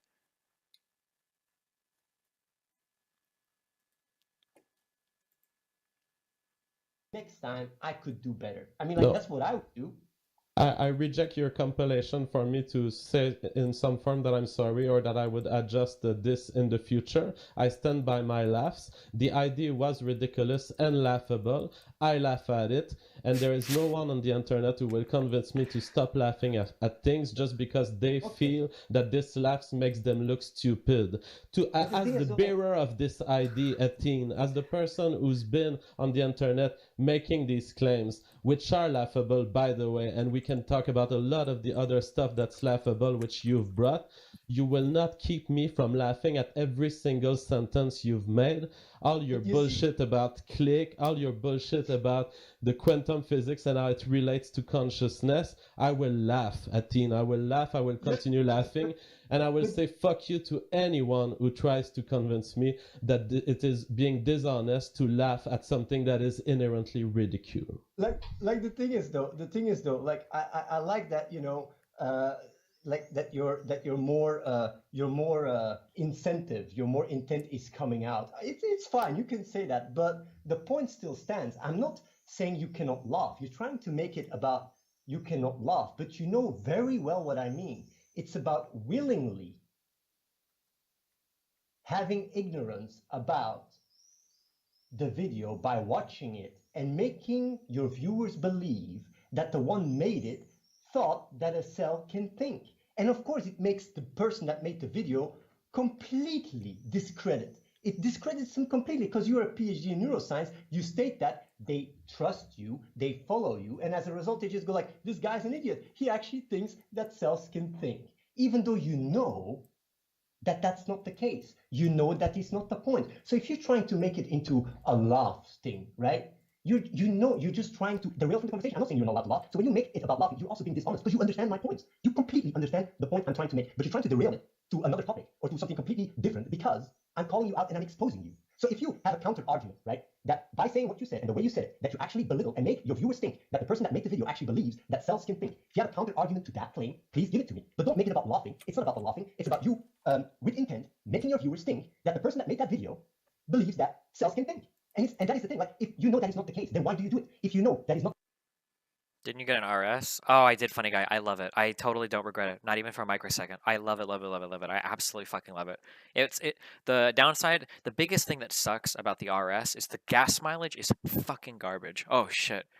But I absolutely love it. Are you ready to go? What's up? Do you want to go to eat with us? Yeah, that's what you're saying, right? Do you have time to talk about Dunkirk, or do you want to leave now? Maybe. I think it's a long conversation. Why don't you bring your stream with you? Oh yeah, I guess I could do that. Shit, I would have to. Oh no, yeah, I can do that. It's gonna be a whole lot of fun, dude. And then we can come back and talk Dunkirk if you're gonna stream again today.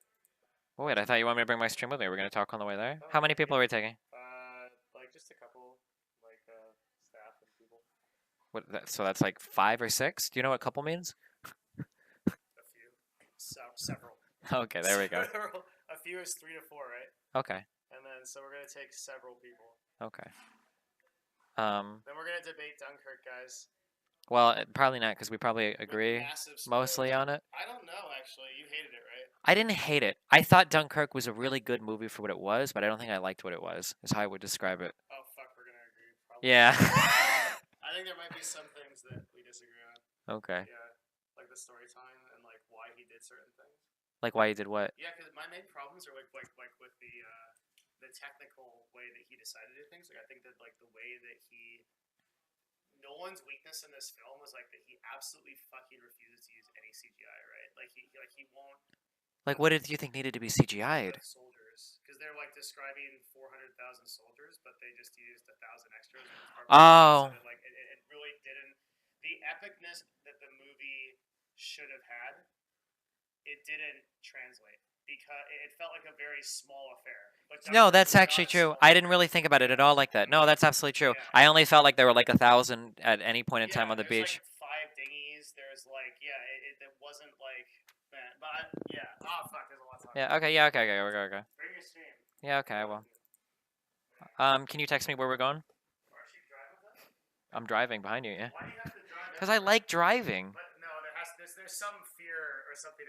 There's some phobia attached. I've been independent in my life since I've been 16. If I go anywhere, I like to be able, if I want to, I like to be able to get up and leave and not have to worry about anybody else and not have to do. I don't want to. That's literally asking somebody to come and give me a ride. Why would I? There's a reason why I rent a car when I go to places. I like to just be able to get out and go. And maybe after I want to go to the fucking prostitution club, or I want to go get ice cream, or I want to just drive. Yeah, I could, but or I could just get into my own car and drive wherever I want to, however I want to. I could listen to my music. I can be in my car. I can drive fast. I can drive slow. I can be crazy. I can be cool. Whatever I want to do. It's just I feel like in control. You can drive our car. Why would I drive your car when I have my car? Because you want to drive. Like drive your van or shuttle around or something? If you want control. But then if I want to leave, I've got all of you guys as hostages. I'm not. You have me as hostages. I'm not allowed to leave. What if I get like really sick, like this guy over here? What if he says some really stupid shit and I need to just get out and now I have to ferry all of you home? It's not irrational. How many times does this actually come into an actual use case in your life? I've never shot somebody with my firearm before, okay? But one day, if somebody starts some shit and I have it on me, I'm gonna be glad I have it that day, okay? So one day when somebody says some dumb shit, if I find out that like your girlfriend is actually a huge fucking Trump supporter or some shit, and I just have to clear the room, then I would just hop in my car and leave, and I wouldn't have to worry about it. I'll be behind you, okay? I'm not sure how to deal with this. He won't. Hey, what's up? This guy is really good at League. He's I keep wanting to call you Isildur, but you're not. What's your name again? I keep wanting to call you Isildur, but it's not. It's Shifter, okay. Because you've got like the PH in your name or some shit, right? It like fucks my mind. Okay. What? Yeah. He insists on driving. I just like driving my own. Don't. Yeah. Okay. Yeah. Just text me where you're going, okay? And I'll be right behind you. Fuck you, dude.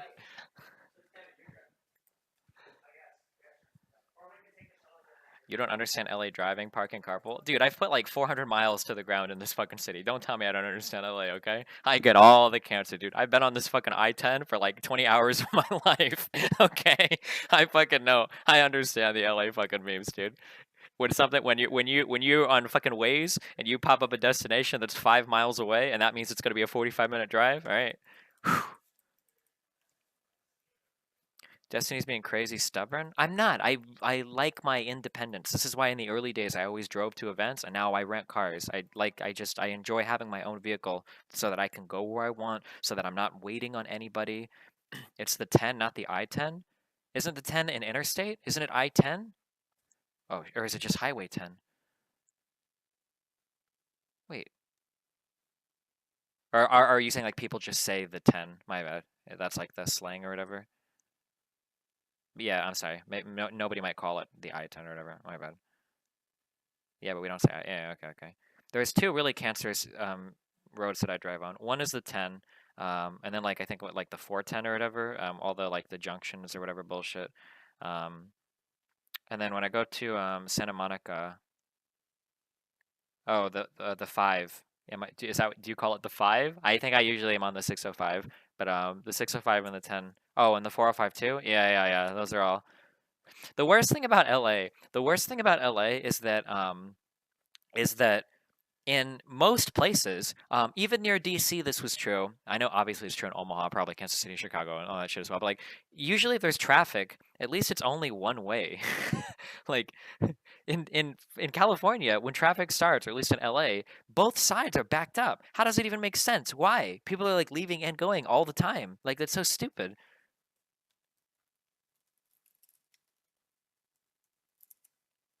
You guys have an I-5 in Cali too. We have that in Washington State. So if you ever get bored sometime, the interstate numbers are, there's actually like a reasoning to the interstate numbering system. If you're ever bored, you should look it up. It's really fascinating how detailed it is. So like even numbers are run east to west. So like everybody knows like Interstate 80, like I-80. If there was like an I-90 or I-60 or whatever, like all these always run east to west. If you have an odd number, those typically run north and south, right? So like the 5, if there's like an I-69, I don't know. For your junctions and shit, if it starts with an even number, I think that means it will run north or south. So like in Omaha, we have Interstate 80, and then you've got like the 680. 680 means that it branches off of I-80 and it runs north and south, or the 480, I think runs right. And then if it starts with an odd number, if it's like there's like a whole bunch of different shit for like it's if it ends in an even or odd. No, but like if you have Interstate 80 and you do a junction off of 80 or like a branch or whatever, like off of 80, not a junction. There's another word for this, like a leg off of 80 or whatever, and you call it like 680. I think that means it's running like north and south, but it comes from I-80 and eventually, yeah. I don't know. There's like a whole thing on like how the numbers and whatnot go for the interstate shits.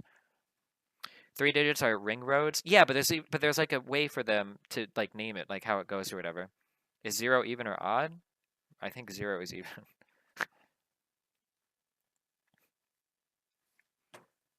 Oh, or like the actual number 0?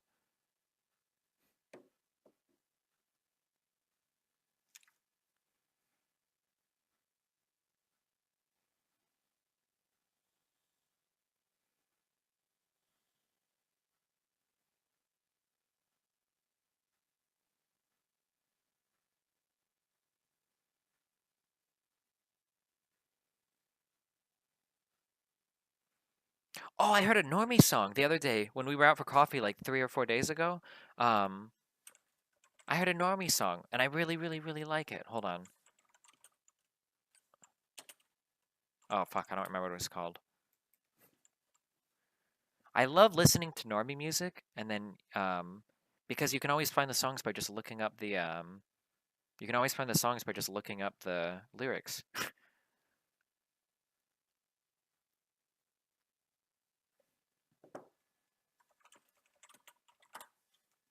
This one. I think these really simple minor chord progressions, I think I like a lot.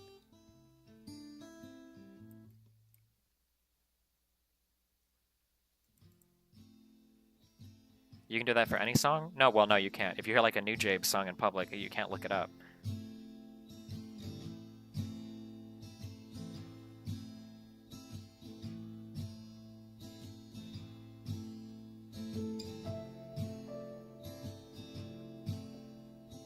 Wait, 1.5 million views. That makes this a Normie song, right? Well, I heard it on the radio in a cafe, so I figured that it was a Normie song. Raid Shot 2. Oh, is this I Dropped It? I like this meme. I dropped it? Or is this something different?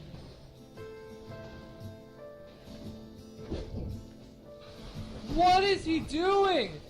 Why, Dudu? Why? Why? Why? Ah, I'm ripping out my hair! Holy shit! Was he trying to run around and dive? Wait. Oh, so it looks like he's running up. Oh, and then Hotshot's home coming up, and then he he thought he was coming. What is he doing? Oh yeah, Drake is Normie music too. Nothing to lose.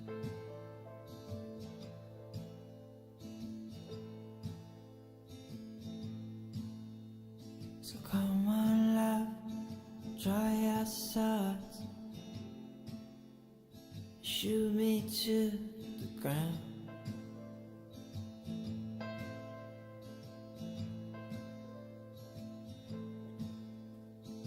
What radio station were you listening to? Oh, I don't know. It was just whatever was playing in the coffee area. Let's not fuck around. I wouldn't call this Normie music. Oh, I don't know. I just Normie music is like shit that plays on the radio. I assume that it's like... But this is gonna be like our next thing that we listen to for like 10 hours. Like a million times. Why do you listen to that one song, My Alcohol? Hey Destiny, what's up with you and Arizan? Seems like you two have some issues, no tears.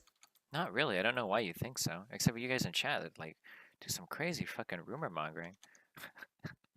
I didn't want to start any drama, but I was really close this morning. I thought about writing like a really big Reddit post, and I was gonna call it like updating my relationship. I had it all planned out too. I was gonna I thought a long time about my current relationships, and I realized that if I'm dating somebody, I need to be dating somebody that I can advance my career alongside.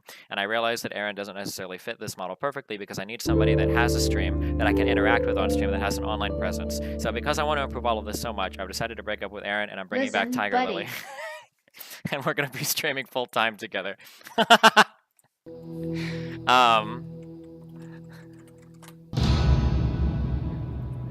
on. It would have been a good meme, but I decided not to.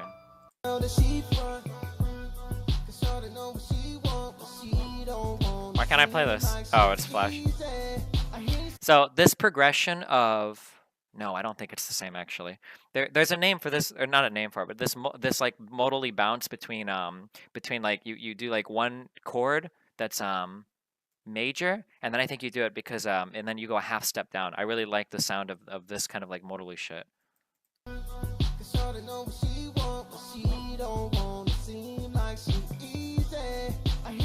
Oh yes, fuck off.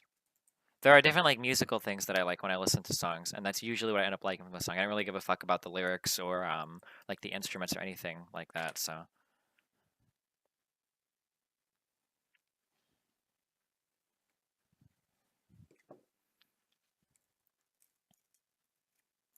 Just like the Destiny's build, why does Destiny use a mid tower? Doesn't a full tower improve cooling? What? I don't know. Would it?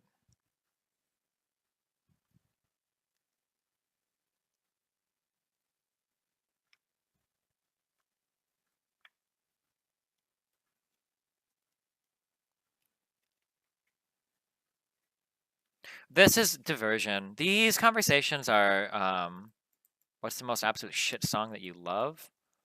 I can think of 2 off the bat.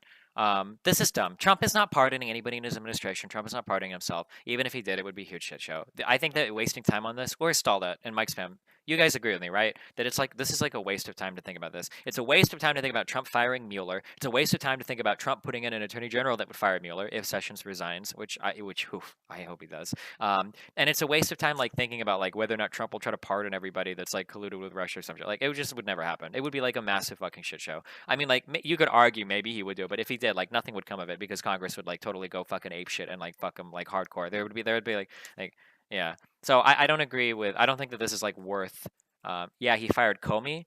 Well, okay, but couldn't you argue that it's a waste of time to think that Trump would fire the head of the FBI while he's under investigation? Okay, but he kind of did. But when I say it's a waste of time, what I mean is, like, nothing that he does here is going to change anything. Like, firing Comey didn't help him. In fact, you could argue that firing Comey is what brought Mueller about, right? Do you think that's a legitimate point? That the reason why the Special Investigatory Council was opened up and why Mueller was appointed as a special investigator was because, I guess just a special, sorry, why Mueller was appointed as a special investigator was because Trump fired Comey? Like, I don't think that he can do. He can't save himself with pardons. Is what I'm trying to say. Why are you going so hard on Trump? Because this is probably one of the most important stories that will ever be posted about American politics. 5 years from now, this will be one of the most important events that ever happened in the American political system in the past 250 years or whatever. And before it happens, but yeah, but like, what I'm saying is that if it happens, it doesn't matter. If it happens, he's not going to help himself. It's not going to save him. He could pardon, but that pretty much forces impeachment. Yeah, like, it doesn't matter. Even if he tries to pardon himself or Manafort or anybody else, it's not going to, he's rearranging deck chairs on the Titanic at that point.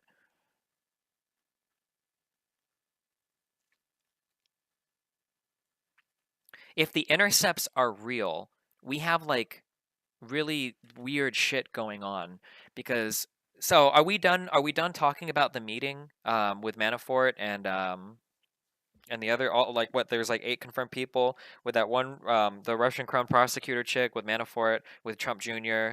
Like, is that done, or are we still getting, like, reports about that, or?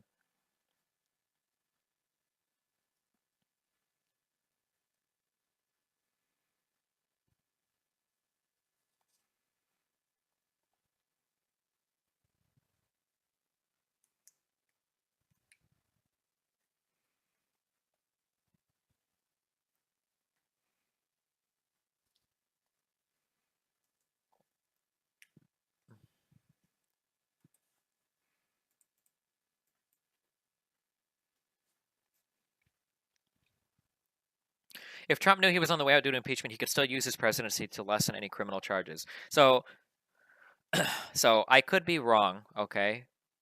But I don't think I am.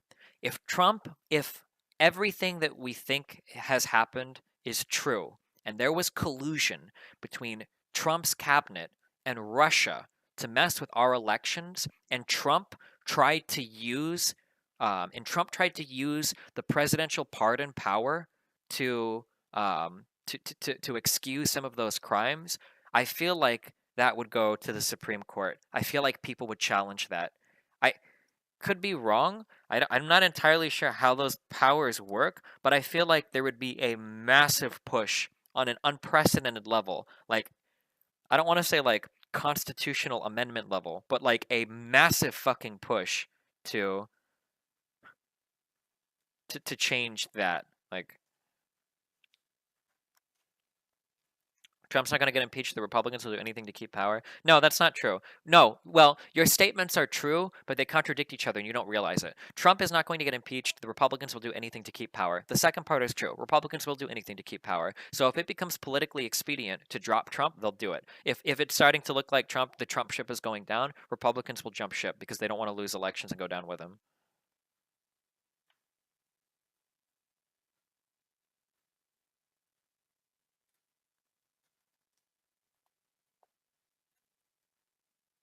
The president has unchecked power to pardon. Yeah, Mike's man, but what I'm saying is I feel like that power could... Well, here's my question. This would be my question on how realistic this is. If the president's power to pardon criminals is something that could be reinterpreted, But active. Oh fuck, what do they call it? What's the big meme they use against Supreme Court people? Um, a living constitution or whatever. When judges are like when they.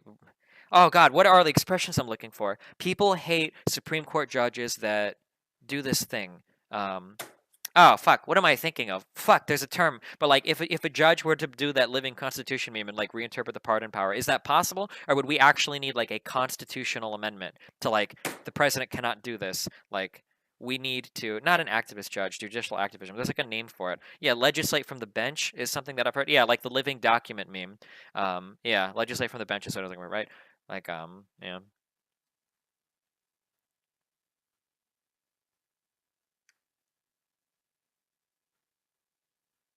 It's too risky to throw Trump under the bus when he's the only reason they gained anything last night. Well, yeah, but like if the Russia meme is like living more and more and more, like you're not going to want to stand to that. This like I said, this will be the biggest thing that's ever happened in American political history. Like I don't think you want to be on the wrong side of that. You know.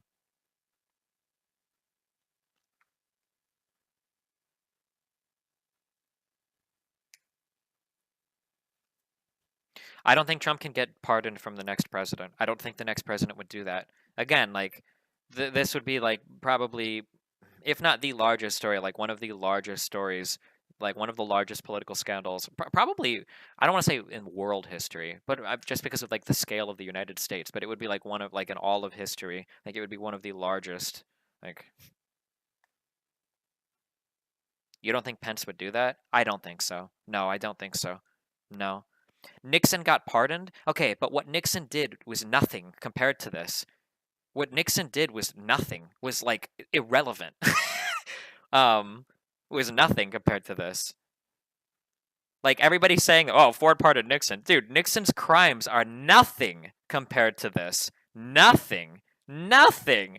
Why are we bringing up Nixon?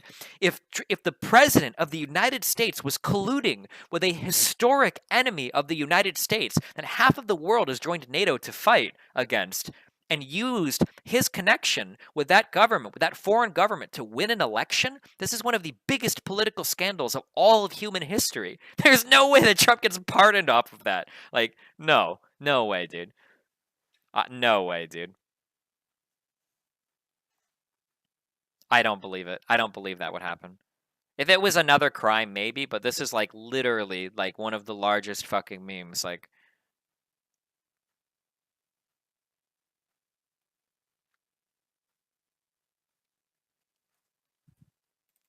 the reason why I say human history is because of the size and scope of the United States and because of the level of technology and everything available. I'm sure there were like, but that's why I was kind of nervous because I'm sure that, like if you go to like Roman history or Greek history or some shit or like Caesar or whatever getting backstabbed, really, I'm sure there are like huge scandals. But just like in terms of like the longevity of the United States, the size, the technical information, all of that, like for this to occur today, you know, like. I'd bet 3 more months of tier 4 if Trump gets impeached if he gets pardoned. Oh, if you want to. I don't think he would get pardoned if he got impeached for Russia related shit.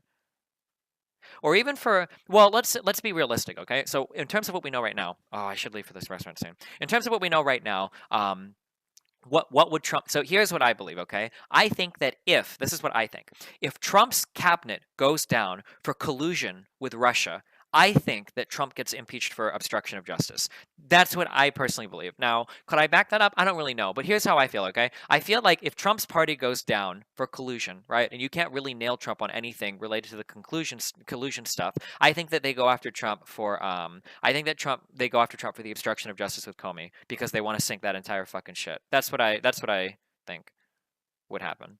The longevity of the U.S. The U.S. is a pretty old country. The U.S. is a pretty good meme. I think the U.S. currently has the longest surviving original constitution of any country on the planet right now. Our constitution is the oldest right now. And in terms of like global power and whatnot, I don't think anybody has ever matched the scope of the United States in terms of what we have. So.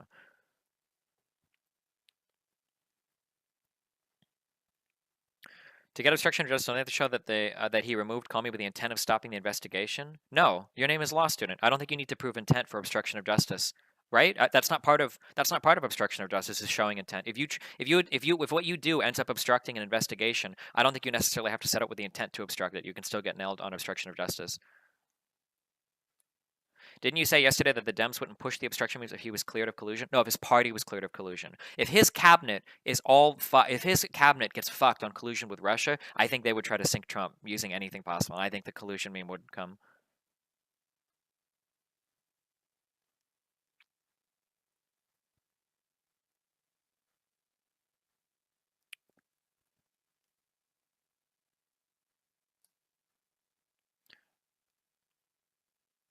Impeachment isn't a criminal matter, it's a political one. You don't need to commit a crime to be impeached. I'm pretty sure that's wrong. I think you have to commit a crime. I think charges have to be brought against you to be impeached. Isn't that literally what impeachment means?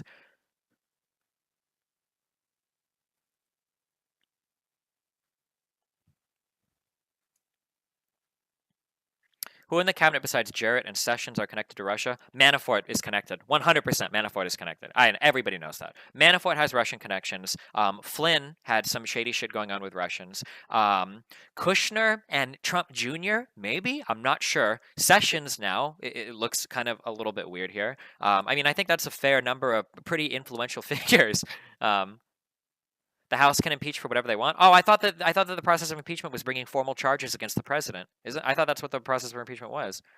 Manafort isn't in the cabinet. Manafort isn't in the cabinet, but he was the head of his campaign for a decent chunk of time. Manafort might not be in his cabinet right now, but he still works for the campaign, and he was the head of his he still works for the cabinet, and he was the head of his campaign for a decent chunk of time. Oh, Tillerson. I feel bad because Tillerson has like all the shadiest reasons, but Tillerson seems like the goodest guy.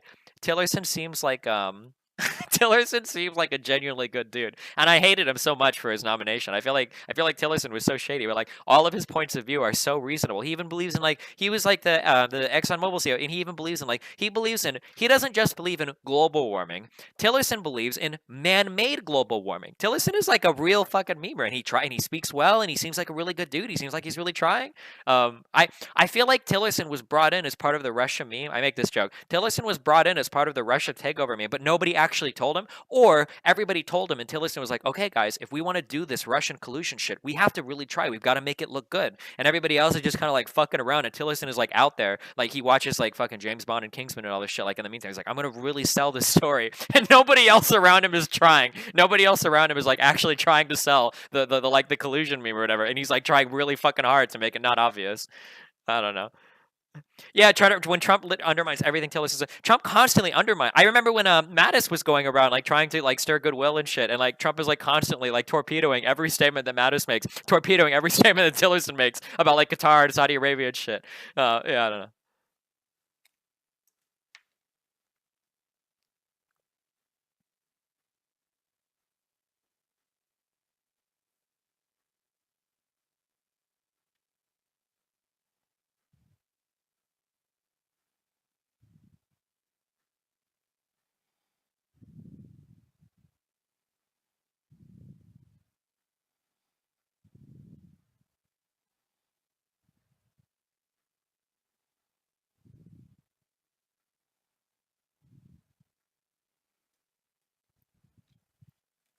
Obstruction of justice is a specific intent crime, meaning he must have the intent to obstruct or interfere with a judicial proceeding. I don't think that. I'm almost positive that's not true. I read some huge tweet chain by a lawyer.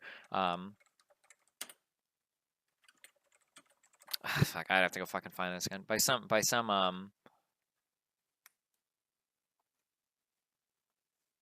like, I don't think the intent has to be like to mess with an investigation, but you can do something that causes an investigation to be messed with, but you don't have to have the intent of.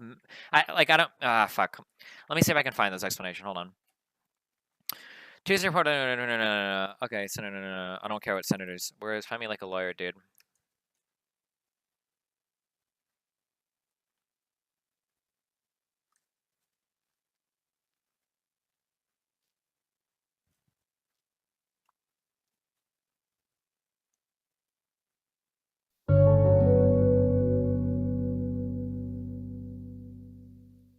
Holy shit, my mom came into my room to bring me a plate of chicken nuggets and I literally screamed at her and hit the plate of chicken nuggets out of her hand. She started yelling and swearing at me and I slammed the door on her. Nice job, dude. Courts feel that otherwise lawful acts can constitute obstruction of justice if done with corrupt intentions. In a 1998 case, for example, a federal appeal courts upheld the conviction of a lawyer who had filed legal complaints and related motions against a government agent who was investigating an illegal gambling operation. Okay, so maybe the intent is important. Fuck, I wish I could find. I read there's like this 20 tweet fucking chain from some professor that explained something that had to do with this specifically.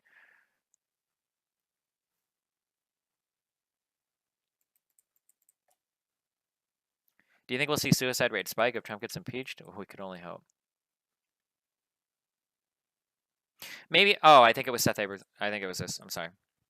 I think this might be it. Obstruction of justice is a legal term in federal criminal statute. It has a strict legal definition. It is not open to interpretation. Obstruction of justice is not a political term. Politicians may not define it to whatever may pleases them. The history of impeachment being a political process establishes that obstruction of justice is an impeachable offense. If public testimony faces a prima facie case of obstruction of justice, sufficient case on its face, Trump should be impeached. The federal obstruction of justice does not take into account or care about how a defendant's actions made you feel. Oh, maybe this had to do it. It wasn't about intent. It was about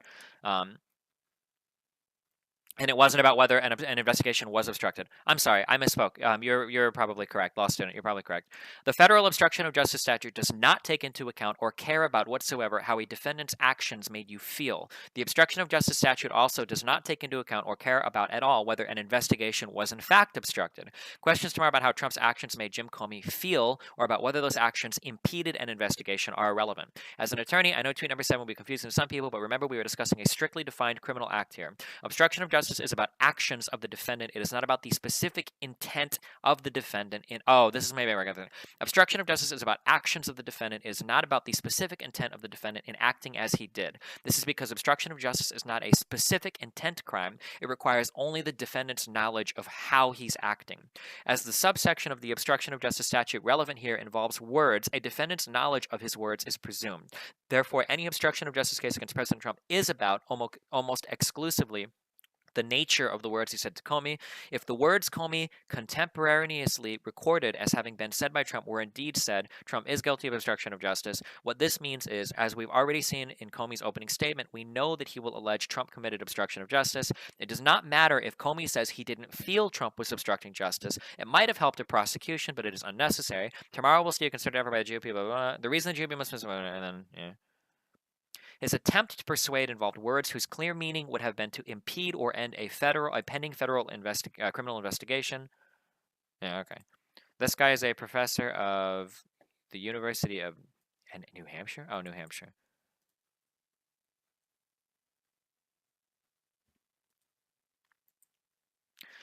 What is the motivation for Russia to collude with Trump? They get nothing out of it. So the big meme, it's just the destabilization of the United States' political process was by the IC. That was the stated intent.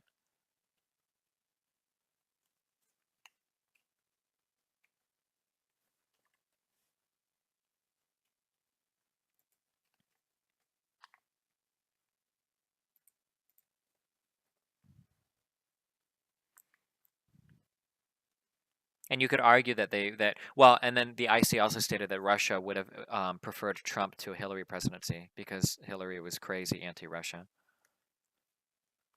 Yeah, Russia hates Hillary.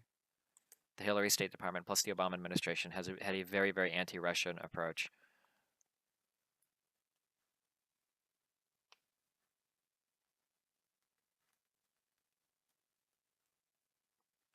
Loretta Lynch told Comey to call the Hillary investigation a matter. Wait, what? Fuck off. You understand the meme about adoptions? No, except for they keep trying to say that's all the thing was about or whatever.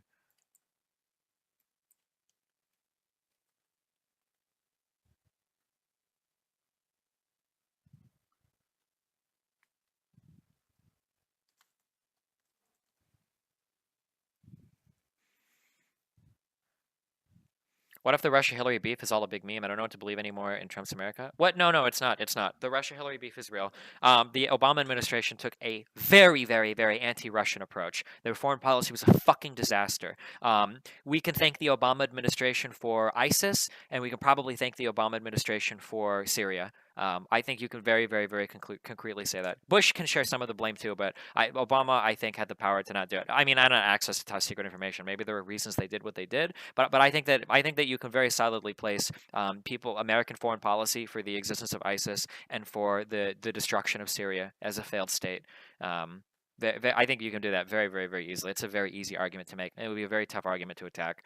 So and probably all because of the anti-Russian meme.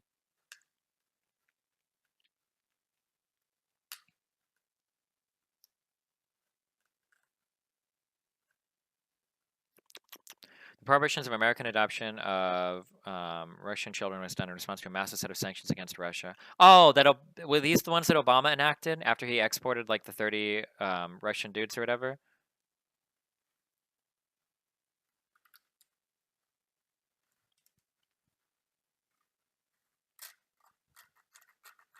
Wait, Yankee Doodle, do you disagree with me? I feel like I feel like the United States support of Maliki in Iraq was one of the worst things that could have possibly happened to that country. I think it drove the radicalization of a lot of the Sunni people, or that's what it seemed for me. That's what it seemed to me. That instead of picking a leader to unite Iraq, you got more divides between the Sunni Shia people and Iraq, and I think that Maliki was a massive part of that. I think he was a huge part of that. In all the reading I've done, I still don't understand to this day why the fuck we backed that fucking lunatic. I have no idea. Holy shit. It seemed like such a bad idea. And I think that you can draw the expansion of ISIS to a lot of the Sunni shit that was going on in Iraq. And that was 100% on Obama's administration. Oh, okay, Mike Spam, gotcha. And then everything going on in Syria, all the supporting that we try to do there and whatnot to destabilize Syria because we hate Putin, I guess. I don't know. Are you claiming that the U.S. solely destroyed Syria? Well, I mean, we back a lot of the people that were big players in the Syrian war, right? I mean, ISIS gained a lot of traction in response to what happened in Iraq, right? I imagine that helped to some extent in Syria. And then the backing that we do of the rebel groups in Syria, right, the FSA and shit, I imagine that probably helped the destabilization of the state to some extent as well. Do you disagree? Let me put it this way, Yankee. Do you think that the Syrian conflict would have ever been anywhere near as bad if the United States hadn't financially supported and bolstered through training and whatnot and arms like so many people on the anti-Assad side? Do you think it would have ever gotten to the level it is now? Maliki was here when Bush was in power? Yeah, but he should have been fucking deposed. The dude was a fucking lunatic. Do you support Assad? Yeah. Not because I like him. He's probably a massive piece of shit, but I think almost anything is better than a fucking failed state. Holy shit. Syria is so fucked. Syria is so fucked. That place is so fucked. And we're not there because we give a fuck about the Syrian people. We're there because we don't like Russia. Like...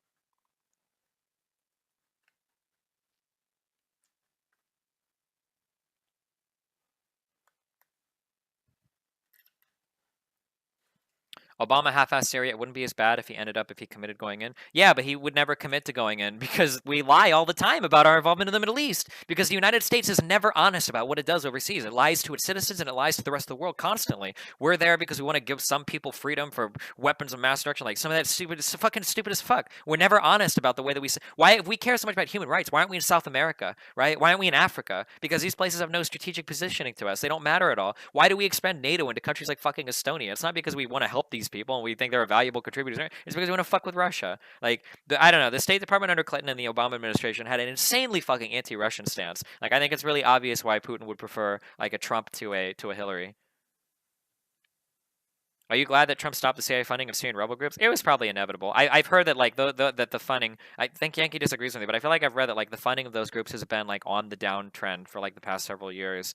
Even under Obama, that funding was starting to slip out. That the intelligence, not the intelligence community, but like the people that were in charge of like diverting those weapons and whatnot, or contributing them, like had been scaling back on that.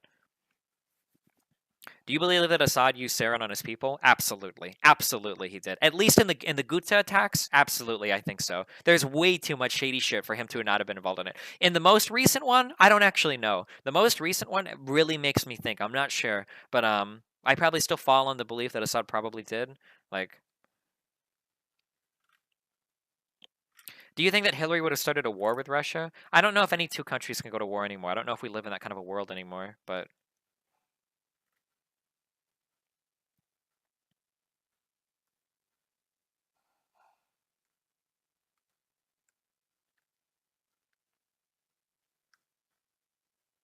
Yeah, if we want a proxy war against Russia, that's fine, but I wish our politicians were fucking honest about it. The lying memes about all the shit that goes on in the Middle East. We don't give a fuck about the Middle East. I don't even know how important the oil and shit is. Like, I mean, we have Canada, we've got Venezuela, and we've got like the rest of fucking OPEC. Like the Gulf states and everything are fine. Like Saudi Arabia is never going under, or Qatar or Bahrain. Like these countries are never like gonna get fucked by by fucking terrorists.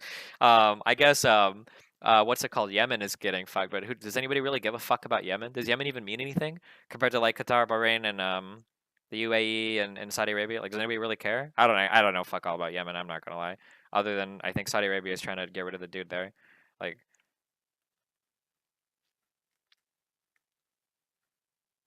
Qatar might soon. Yeah, maybe. I don't know. I'm not sure what's going on there. Did they end up getting rid of Al Jazeera? Or are they keeping that shit around? Whew. Yemen has huge terrorist issues right now.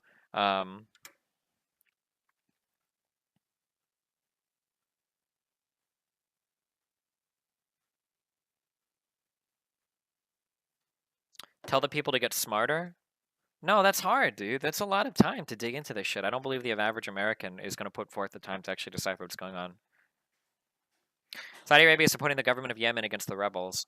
Were they? I thought that Saudi Arabia was funding the rebel opposition. Or, oh, wait, I'm sorry. No, is Saudi Arabia supporting the government, but the government is insanely fucking corrupt? Wasn't the last president or leader of Yemen like a multi dozens of billions of dollars, like a super wealthy dude while fucking the country at the same time, but he was backed by Saudi Arabian leadership? Is that true, or am I crazy?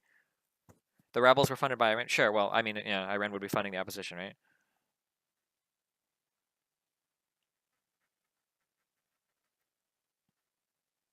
The average American is too fat and too stupid to care about political memes. No, I think the average European doesn't know shit either about these. But I mean, again, like who like really cares?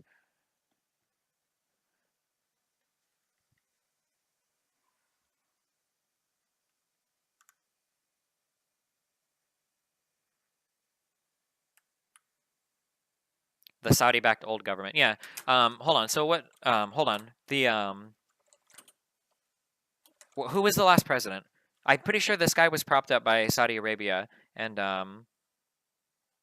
he was like just oh my god. Fuck. Can I find it? Okay. President. Where's like the last? It's not this guy, right? It would have been the last one. Oh wait, is Yemen politician former president of Yemen since 2012? What was it? This guy? I don't. These guys' names are all fucked or whatever.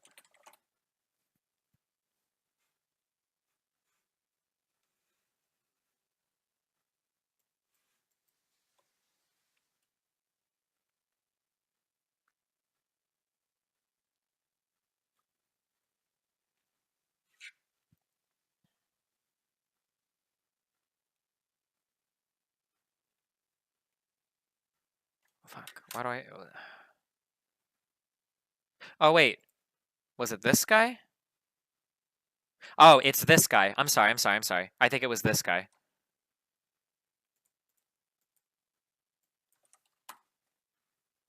This guy was like, yeah, rich as fuck. This guy is worth like tens of billion. I don't know what his actual net worth is, but this guy is worth like tens of billions of dollars while his country was like going up in fucking flames. I'm pretty sure it was this dude. I don't know what the actual, I don't know if it was this high, but this guy got very, very, very, very, very wealthy on the backs of his country. And I think this guy was supported by Saudi Arabia, wasn't he? And that's why the rebel groups now are backed by Iran, I guess, and Saudi is trying to back up the traditional government, right? Do you think it's disingenuous to blame Obama for ISIS when every liberal was crying for withdrawal from Iraq in 2008? Yeah, sure. Yeah, I would never try to defend. I would never try to defend the Obama foreign policy. Never. No, fuck that shit.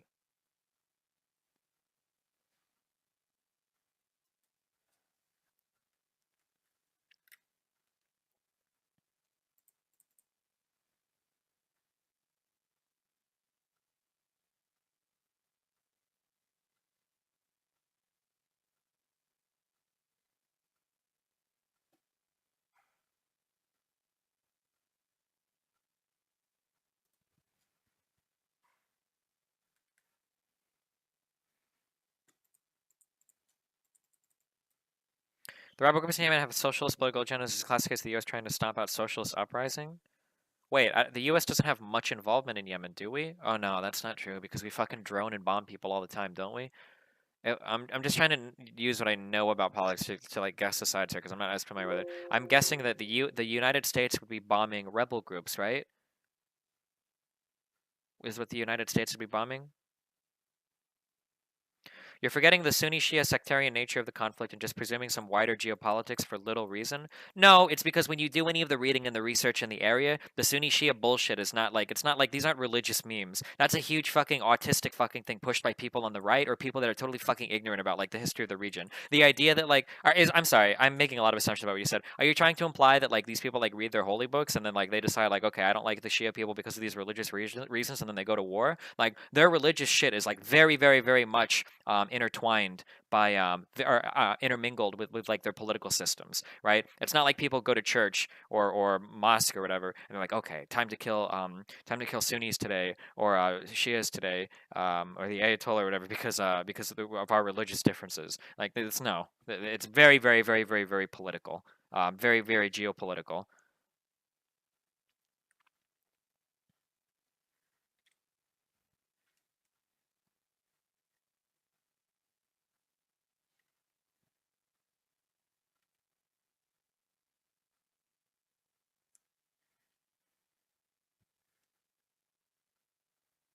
The rich dude Saleh is allied with them against Saudi Arabia. Really? Oh, I would have to. Maybe I should read. I should read more on the Yemen thing in particular. I thought that this guy was fucking hated. Oh no, wait, not this guy. No, yeah, this guy. I thought that this guy was hated. Oh yeah, he openly allied with the Houthis, leading to the Yemeni civil war, in which insurgency succeeded in capturing Yemen's capital. I thought this guy was hated by the people in the country. I guess I could be wrong. I read about this like very briefly because because who cares about Yemen? But I don't know.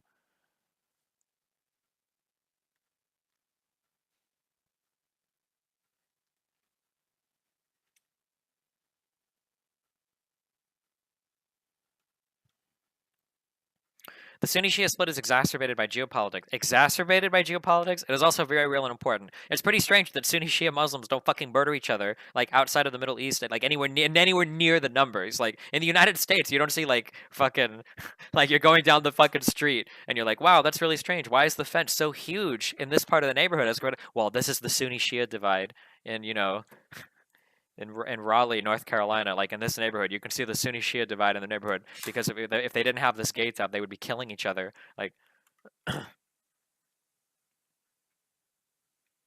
that is a terrible comparison. Okay, never mind. I don't want to talk about this.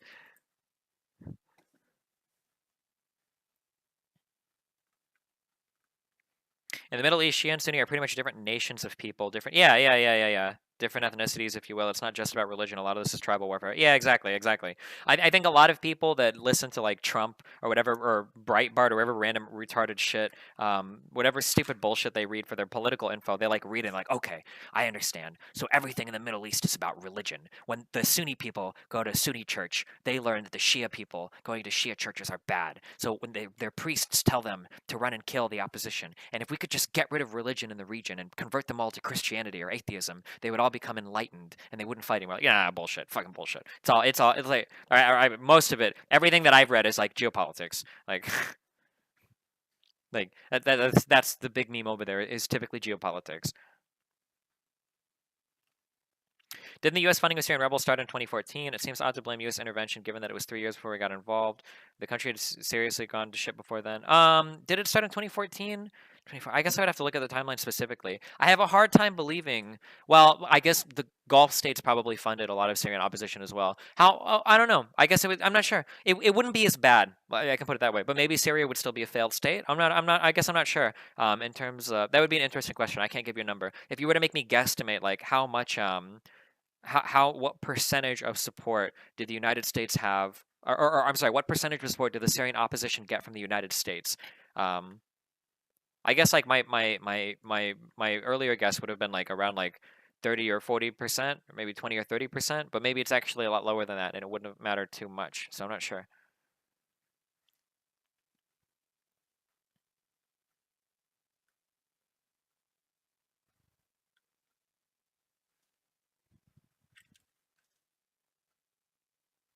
Yeah, yeah, Yankee. Maybe it's a lot lower.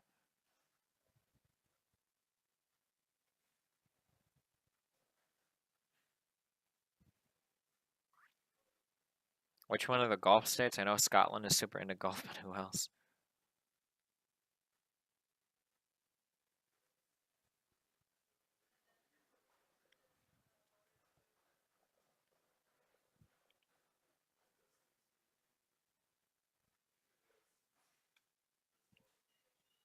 It would have mattered a lot if the U.S. did not push for regime change. Yeah, that's another thing too. How much of the FSA and all the rebel groups, or whatever, was pushed by the fact that the U.S. was supporting regime change too? I don't know, dude.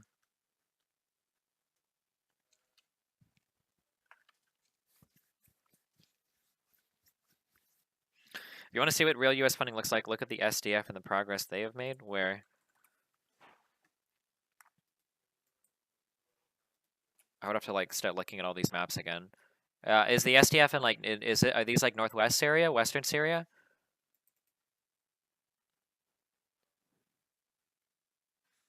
Do you think if America just withdrew a lot of its operations in the Middle East, it could sort itself out? Well, maybe. So here's like the big meme, okay? I'm giving Obama a lot of shit, but the problem is that the problem is that all of this is so absurdly complicated. Global politics is really difficult. So let's say, for instance, that that's what you do. Let's say that you say, okay, you know what? We're going to be the good guys, and we're going to take the Bernie approach or the liberal approach. I don't know, whatever Democrats want to do, right? Or like the bleeding hearts, right? We're going to leave completely. We're going to believe that the Middle East is going to fix itself, and we're going to back out entirely. And we do that, and we're totally fine, and we back out entirely to let the Middle East fix itself. Well, when we've done that, oh shit, I had my chatting about Dunkirk. Oh my god, I'm sorry.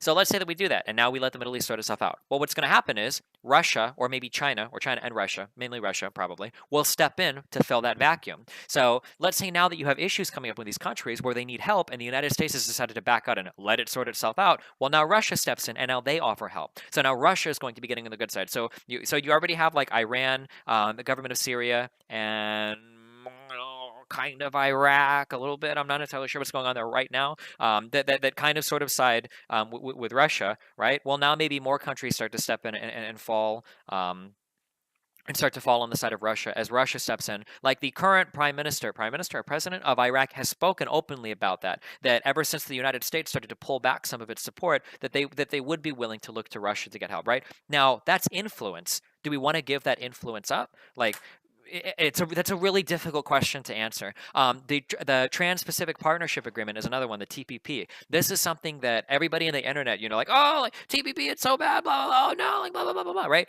Was the TPP bad in some ways? Yeah, sure, but you can't just pull out and say fuck it, because it's not just about the trade agreements. It's about vying for influence in certain parts of the world. China is huge.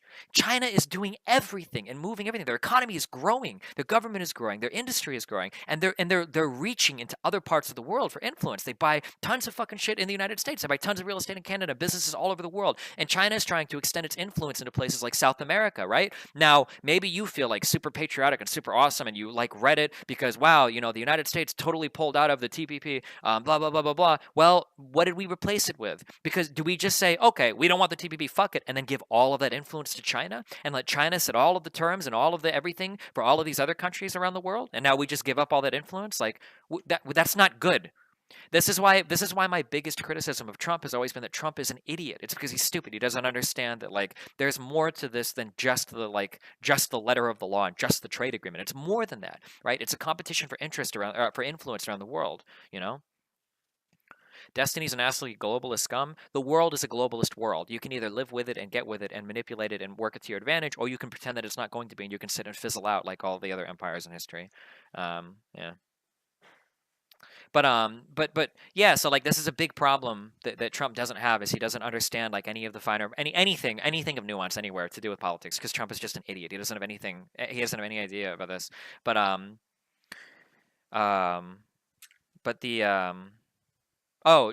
think China's economy will grow. What is it, by 2025? I wonder what this is going to do for American people. Oh shit. Oh, I don't know. It's tapering off a little bit. When China's economy surpasses the United States. Oh, China's economy has had a slowdown recently. This is why the price of oil and shit has tanked so hard. Um, but like China's economy will surpass the United States eventually. And it seems to me, I don't know as much about China, but it seems like China moves itself in the correct direction to continue to grow as an economic powerhouse, while the United States, I guess half of us don't even believe in fucking economics anymore. I don't even know. It still blows my mind that like half the people in the United States are debating things like, is globalization good or bad? like these points that no economist ever in all the world, there is no economist like debating like globalization is probably a net bad for the world. Like no, nobody has these arguments in economics. Like nobody has these arguments for real. But like half the country, I guess, is like convinced it's about anything. Although to be fair, I guess parts of Europe are buying into that huge fucking meme now. I mean, you saw the Brexit shit, so yeah, I don't know.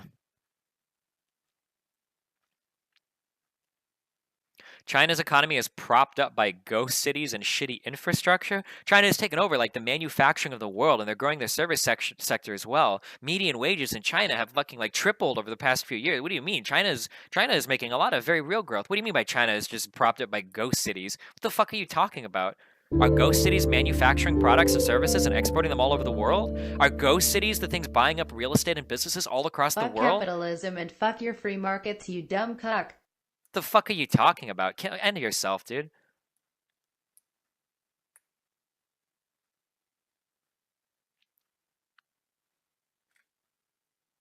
My Japanese international trade professor literally went on an hour and a half rant about how fucking stupid Trump is for pulling out the TV. Like, this is my problem: is that sometimes, like, even if Trump makes the right decision, it's always for the wrong reasons, and he doesn't know like what he's deciding about anything. He's just an idiot. He's stupid.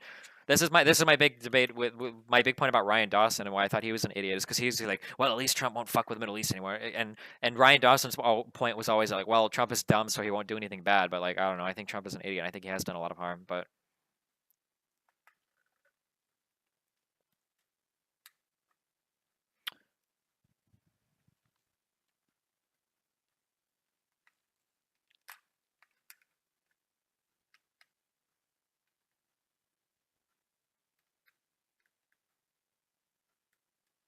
Why did Trump bomb Assad country when he had no evidence? Because Trump is an idiot, dude. Who the fuck knows?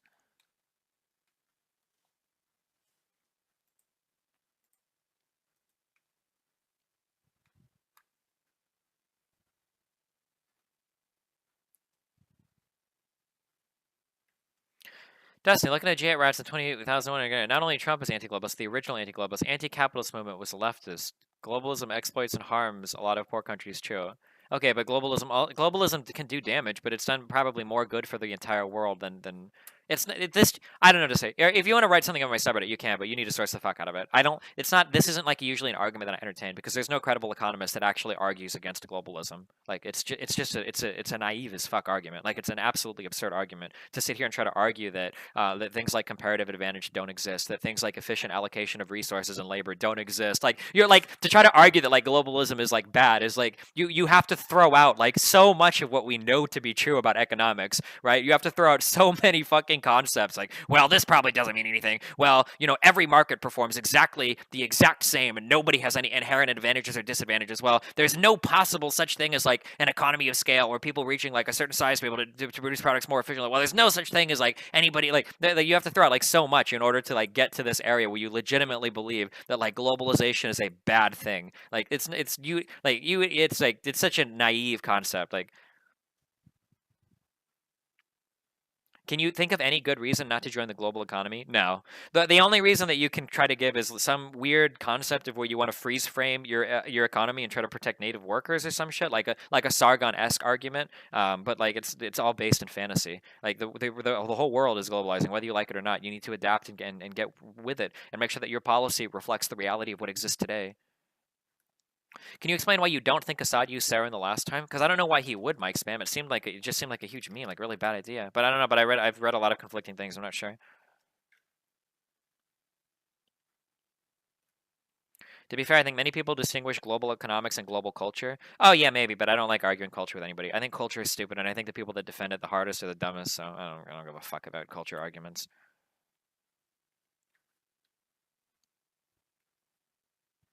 Are people waiting on Destiny? No, I told them I wasn't hungry and they can eat without me. But I should go drive and meet them to be like a good person, huh?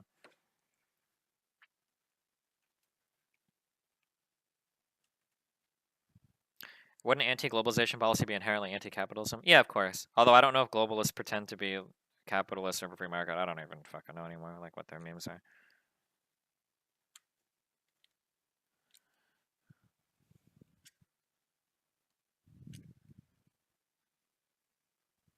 Do you not believe that it was a test of Trump and the IC assessed it to be true argument? Oh, I don't know.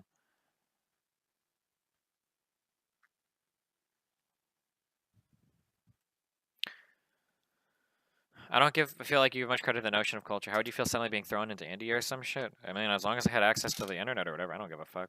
But that's just me. I understand that not a lot of people feel that way. It's not good to use these arguments against me because I really don't give a fuck. I didn't care when I was in Korea. I didn't care when I was in Germany. Like, it doesn't bother me to be around people that look different than me or speak a different language or whatever. Like,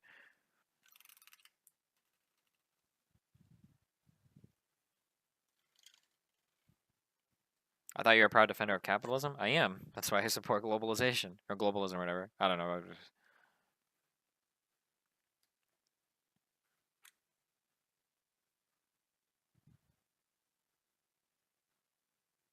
Really, Mike Spam?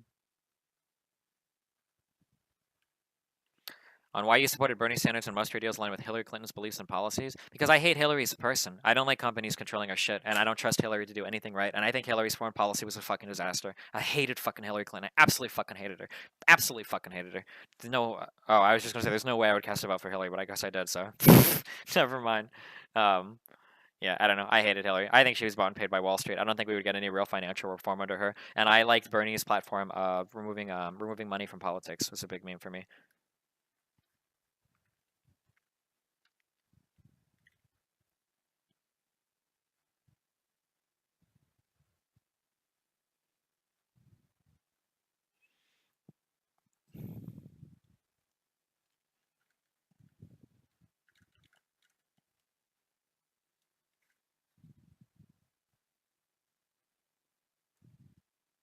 Who's your ideal candidate to run in 2020? I don't know, dude.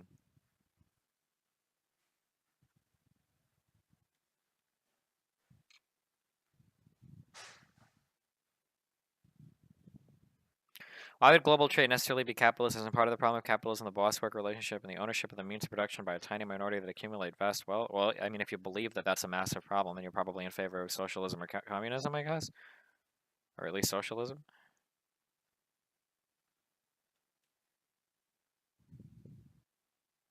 What are your thoughts on corporate personhood? I don't know. That's a really, really, really difficult topic. It gets in, to really have an intelligent debate on corporate personhood, you need to be really well informed of like legal matters relating to corporate personhood. And most people that have the argument, businesses aren't people, I have no fucking idea what they're talking about, right? I don't know. It gets into very, very weird legal areas, and you would have to be really well informed. The biggest argument that so let me put it this way: the biggest argument that I've heard in favor of treating corporations as persons is because you want them to have legal you want there to be legal recourse for a corporation if you want to take them to court. For instance, if corporations weren't treated as people, how could you take a corporation to court, or how could a corporation file litigation on behalf of said corporation or whatnot, and to be treated as like a separate tax entity of its own self? Like there's like a lot of legal and tax shit that go into it. Like I like arguments for and against it would have to be made by people that are really well educated in the legal and tax implication area, not just corporations aren't people. I don't know.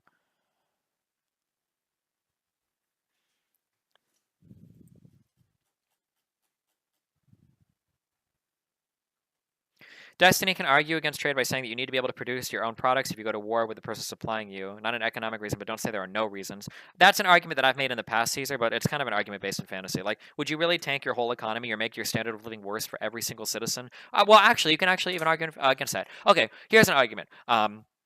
Destiny, I used to make the same argument, so I make this argument really well. Destiny, I think that the United States should bring back manufacturing. I go, well, why? It's better for China to manufacture shit. It's cheaper. We can spend more money on other goods and services, and we can grow our economy in other ways. Okay, but Destiny, what if we get into a conflict with China where we want to go to war with China? How awkward would it be now that China is the person manufacturing all of our goods, and now we don't have the capability to fund our war effort or manufacture it, and we would have to build a lot of shit from the ground up, and we would be fucked by that because we've lost the ability to manufacture our own arms, right? Okay, well, that seems like a good idea or a good argument, okay? But on the flip side, right? it seems like the chances for global conflict decrease the more economic cooperation that exists between countries. For instance, let's say that we go down this world where China is responsible for a large degree of our manufacturing and a lot of trade. What that disincentivizes China from wanting to go to war with us, right? Unless you're of the belief that China still wants to take over the world and will destroy the United States given the opportunity to, which they probably could now economically if they wanted it to, right? If they were to like stop buying our debt or some shit, we would probably be in quite a bit of trouble, I would imagine. But we're China's biggest trading partner. China is very much invested in the success of the United States, right? I think, and we're to some extent invested in the success of China, right? We kind of have like a mutually assured economic destruction made. I think that if we continue to work with China, China manufactures a significant amount of goods to us and the EU and other countries around the world. I think that incentivizes China to not start conflict with us, right? I feel like this is why China has backed off supporting North Korea, because China just wants to grow. China just wants to grow. China wants to be a big country, to be a big economy. Like I don't know why. I don't know what incentive there is for China to go to war with us. Like why would they want to? You know, I don't know. China debt meme. Holy shit, Destiny. Please stop fucking talking. Doesn't China still buys a really large amount? Isn't China the second largest buyer of U.S. debt behind the? I guess behind ourselves.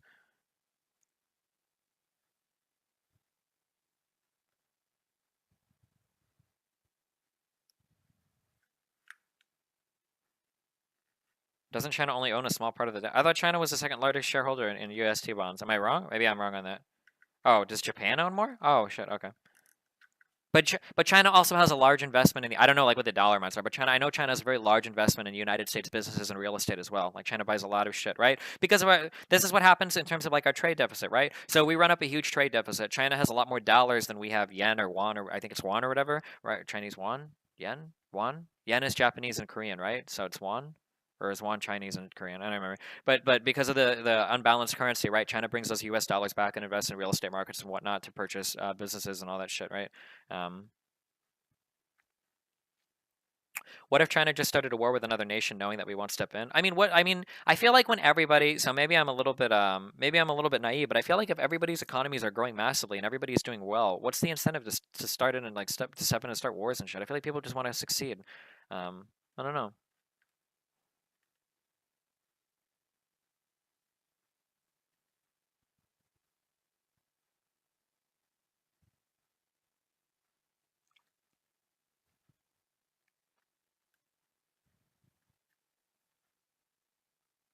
That's what people have been saying before World War One. Yeah, well, that's true. China does expand into the fucking sea memes or whatever. The Southeast Asia region and whatnot. Yeah,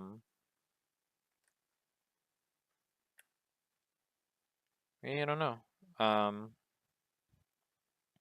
Why did World War One start? Wasn't it because that shitty fucking alt rock band, the singer dude, got assassinated? Franz Ferdinand. Um, could something like that happen today? I think that the world is too unified today for that to happen. And the world is much more unified now than we were in World War One or World War Two, right? Like the EU didn't exist. What did we have after World War One? Like the Justice Nations or whatever, the Justice League of Nations or some stupid shit. I don't remember, but I don't think the world was anywhere near as connected in World War One and World War Two. Like I don't think it's even I don't think it's remotely comparable. I don't think so.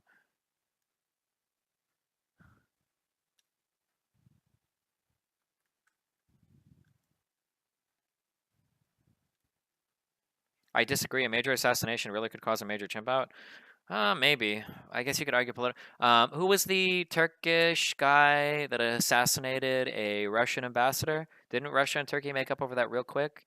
But I get, but maybe you could argue that Russia wants to be friends with Turkey because Russia wants Turkey to control the YPG,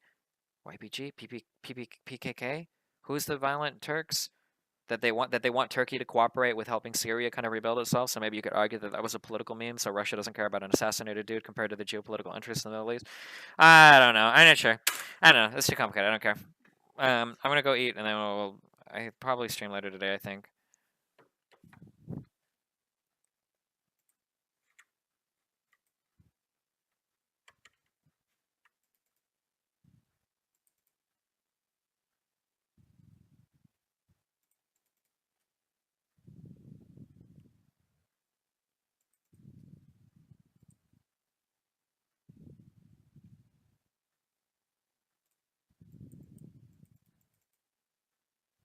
YPG is the main force behind the SDF.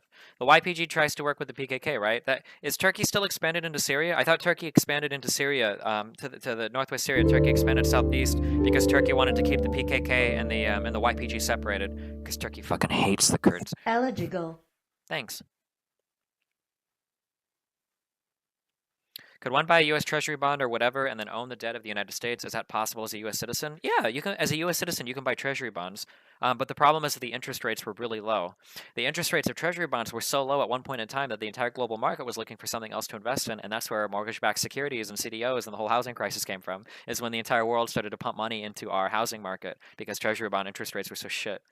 Which the PKK is in Turkey. Yeah, but but I thought that doesn't Turkey have a real threat? The PKK is in the southeast of Turkey, and the YPG functions in the northwest of in the north and northwest areas of Syria, right? And maybe the northern ones. Was that the Nusra dudes? I don't remember exactly. But I think Turkey has a fear of like the PKK and the YPG like Voltroning or some shit, and then marching through I don't know, not Voltroning and marching through Turkey, but. Turkey invaded to prevent the 2 SDF terrorists from combining. They're not the PKK. Oh, okay. Maybe it didn't have to do with the PKK joining with the other Turkish dudes then, or Kurdish dudes. Sorry, my bad.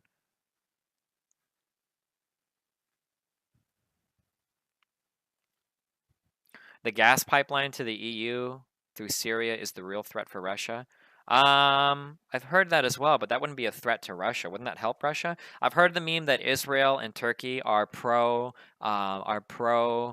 This would be something that Ryan Dawson would believe in, right? That Syria and Turkey. No, I'm sorry. Syria's here, and then it's Lebanon, Palestine, if you believe it's a country in Israel, right? That Israel and Turkey are for the destabilization of Syria because they like to control the pipes that flow into the what is that? The Mediterranean.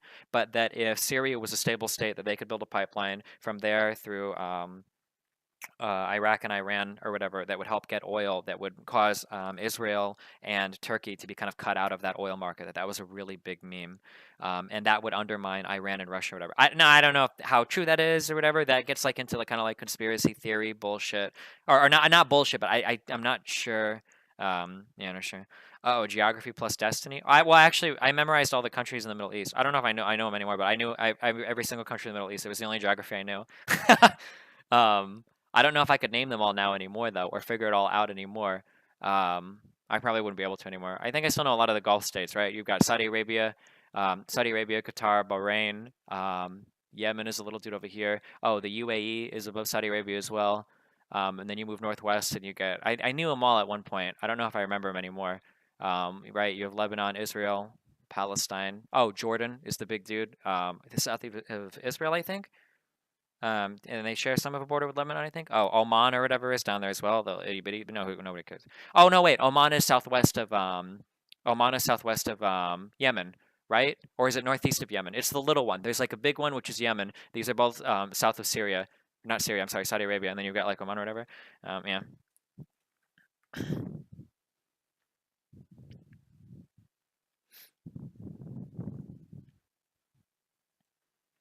I don't think I could do all the countries anymore. I could at one point in time, but I don't know if I could do them all anymore.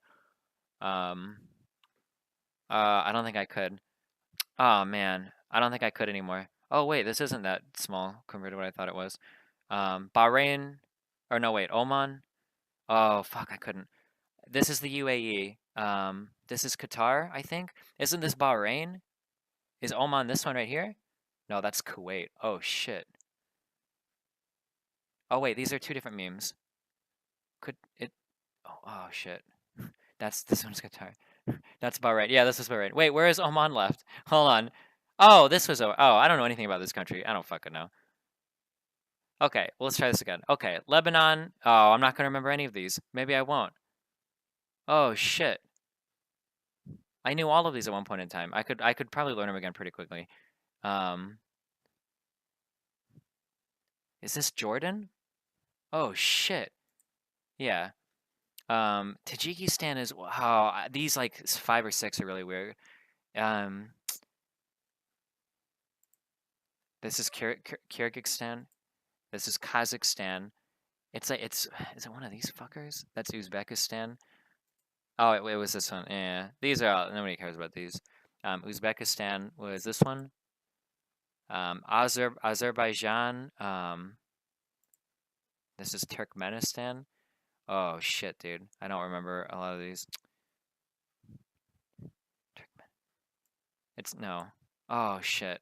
I don't remember a lot of these. Who cares about these fucking countries right here? Palestine is here, which is disputed. Kyrgyzstan was this one. This is Iraq, and this is Iran. No, this is Iraq. Oh my god, I'm sorry, I had it backwards. This is Iran. No, this is Syria. Oh my god, Iran is the huge one. Holy shit, I'm sorry. Okay, Bahrain is the little meme here. Yemen is one of these two. This one in the bottom left. Afghanistan is this guy or this guy? The one to the north? Yeah. Oman is, okay, this was Kuwait. Oman was this guy right here. Kazakhstan was this one? No, this is Uzbekistan. Kazakhstan is this guy up here. The UAE is this dude. Turkey is this dude. Israel. Cyprus is oh fuck. This guy? Yeah. Saudi Arabia is this dude. Jordan is this guy. Armenia is this guy, right? Kuwait is here. Pakistan is this guy. Georgia is here. Turkmenistan. Oh shit. I feel like I'll know this one when it comes up. I'm not gonna get. Did we? I don't remember. We already went through these two. Oh fuck! It was this one. Qatar is the home of our Hadri. Okay, this was Iran, the big one. Iran, Iraq, Syria. This is Iraq. This is Syria. Okay, we got an 87%, even though we fucked up a lot. All right, close enough. I wonder how many of these Trump could get right. Holy shit.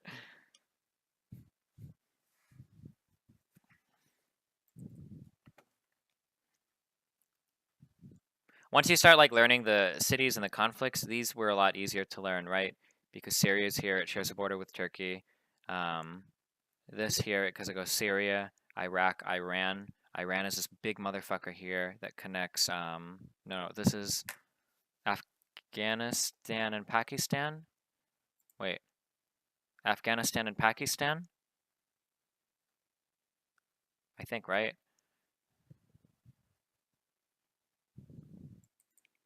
Do the EU? I don't know. The only geography I've ever bothered learning is the Middle East. I don't think I could do this.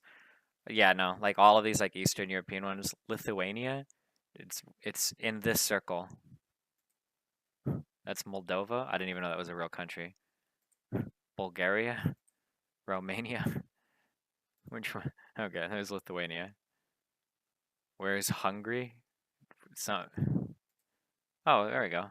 Monaco. I didn't know that was a real country. Here. Denmark. I don't even know the order of these. The middle one is Sweden, right? Is it Finland, Sweden, Norway? I think it's Pakistan. It's not Pakistan, right? Isn't it Pakistan? Pakistan? I think. I could be wrong on that. Denmark? Ah, hell yeah! Romania. Over here, my fiber boys. Moldova. I don't remember, dude. Nobody cares. Oh, there we go. The Netherlands. Little dude right here, right? I fly into and out of this country all the time when I go to Germany. That's a real sad thing. There we go. Iceland. This guy. Slovenia. I don't know, somewhere over here. Oh, that's Slovakia? Why would you have a Slovakia and a Slovenia? That's Russia? Oh, is this like Crimea or some shit? Wait, what? I'm so confused. I know that Crimea is not connected to Russia via geography, but no, never mind. Okay, Latvia. I don't know. This is Estonia because I remember reading about the expansion bullshit. Oh my god. Andorra? Is this like a Dark Souls boss? I don't know. It's not. Liechtenstein? Okay. Oh, Germany. Oh, I wasn't even. Kosovo. I should probably know this. Aren't we involved in like a conflict here? Oh, there's Andorra. San Marino. Is that the city in California? Okay, I'm done. Can I be done with these? Oh, Greece. Oh, shit. Somewhere down here. I don't know where Hungary is. Oh, Poland. I lived here for 3 months. Is it this one? No, this is Germany, isn't it? Is this Poland then? Oh my god. Lithuania. Oh, wait. This was Poland. And this is Germany, right? Wait, why didn't it work when I clicked it? Belarus? Oh, that's Russia again. Alright. I don't even think I could do the 50 states. Oh, maybe I wasn't reading the right thing. Click on New Jersey. One of these? Nope. Nope. Oh, if that's West Virginia, this is probably Virginia. Oh, got it. Oregon. Oh, below Washington. New Mexico. It's one of these 4, right? Holy shit. Holy shit. North Dakota is this right here, right? Oh, man. Maybe I actually do know this. Wisconsin. Doesn't Wisconsin share a border with my state? Or is it this over here? Oh, fuck. Oh, no. That's Missouri. This is Iowa. Can you guys chill out?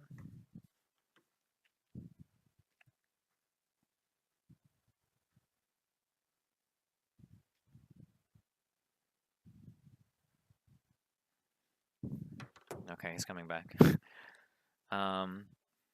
Wisconsin here. Arkansas. Oh, hey. Got it. Arkansas. Click on Nevada. Oh, that's near California. Alaska. Yeah. South Dakota. Colorado is... One of these is Utah. One of these is Colorado. Is this up here? Colorado sounds like a place that'd be more north, doesn't it? Nope. More... Yeah. Florida. Got that one. Illinois was... There we go. Missouri. Right here, baby. Arizona is near Nevada. Arizona seems like a southern state. They got a lot of border problems with Mexico, right? Rhode Island? This one? Holy shit. Wyoming? It sounds like one of these 3. Do you think? Wyoming sounds like it would have a weird shape, don't you think? I'm gonna go with this guy. Fuck, Idaho. This one? Because it's got a weird shape. Oh, Montana. This one? Okay. Sweet Home Alabama. One of these 4? I don't remember, like, how do I not remember, like, any of the electoral maps? This is, New Orleans, right? In this area? So it's gotta be, like, one of these. And this is Georgia? So one of these 2? Nope. Mississippi? Oh, hell yeah. Click on New York. South Carolina. Okay. Louisiana. Yep. Mississippi. Wait. Yeah. Minnesota. Yep. Montana. Yep. Massachusetts. With some, I don't know any of these, like New England, Northeast. Utah. Here. Virginia. I lived here for a year. Shit. This one? Hell yeah. California. Hawaii. Pennsylvania. No, I went to Connecticut. Is this Connecticut? I drove here.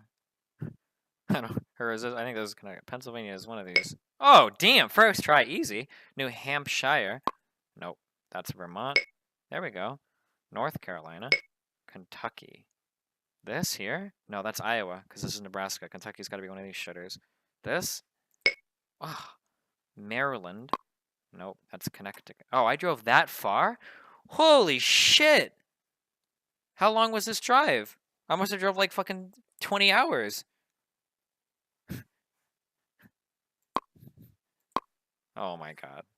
This is West Virginia? Oh, that's like north. So Maryland is like Northeast Virginia? Kansas is below Nebraska. Texas. Indiana. This is Oklahoma, right? Indiana, it must be this one. Tennessee. Fuck. Oh, I know that because I drive through Tennessee when I go to Florida, all the mountains. So it's one of these three. Connecticut was way up here. No, that's Bernie land up here. Maine. Yeah. Idaho. Iowa. Nebraska. West Virginia. Oklahoma. Oh, we're just knocking them out now. Delaware.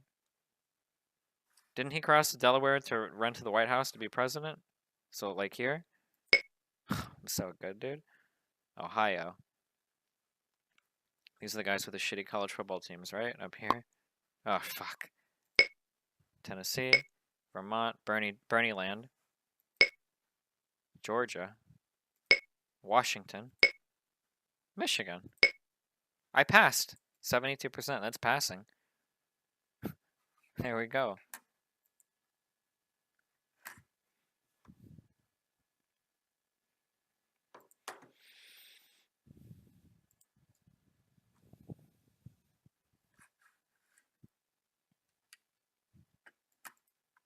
I tried when I was following all the Middle East stuff. I tried really hard to learn all the countries in the Middle East because the geography helps you figure out a lot of the conflict. But my geography is really, really, really bad. I've driven from Omaha, Nebraska to Miami, Florida, probably 6 or 7 times, but I don't remember the states in between. Geography is just something I don't really remember much. I don't know.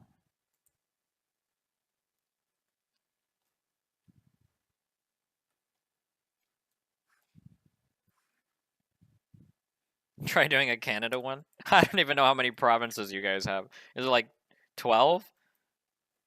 Geography is critical to figure out most conflict. Yeah, geography is really important, I think, when trying to figure out conflicts.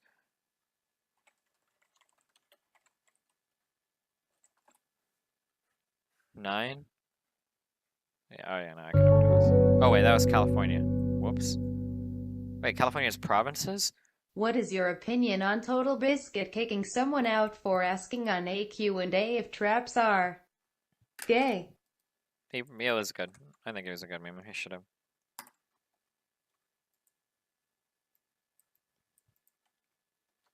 Do South America, it's real easy. South America is pretty hard. When you play Risk, South America is just 4 countries, okay?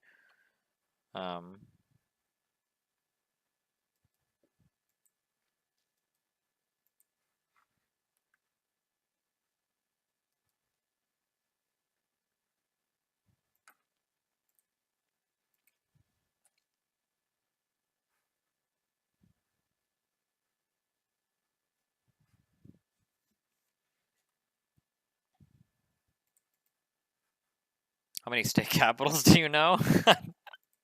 None. Maybe like 3. Do it you want. Oh, I've already done these before. I don't know, like, that's kind of boring. I'm sorry, I love you, dude.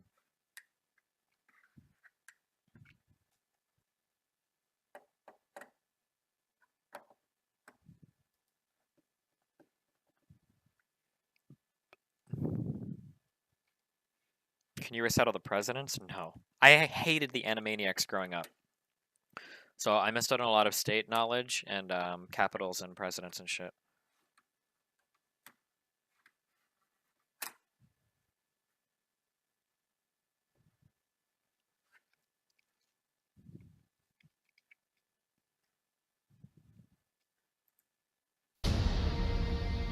I live here in Columbus, Ohio. In 2045, it's still ranked the fastest growing city on Earth. But it sure doesn't seem like it when you live in the... Why do people make these movies with impossible premises? Columbus growing fast? I live here in Columbus, Ohio.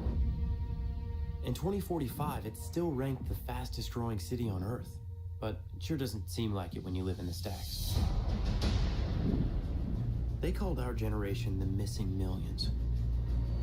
Missing not because we went anywhere, but missing the millions of pounds that we put on the 2000s because Columbus is full of fat, lazy people that don't do it. No, we're just kidding. There's nowhere left to go. Nowhere. Except the oasis.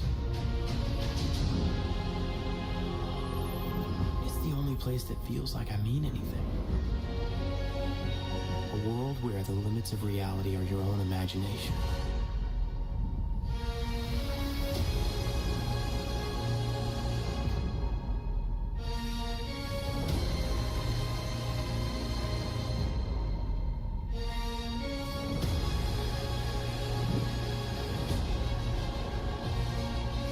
Holy shit! It's Sword Art Online, the movie.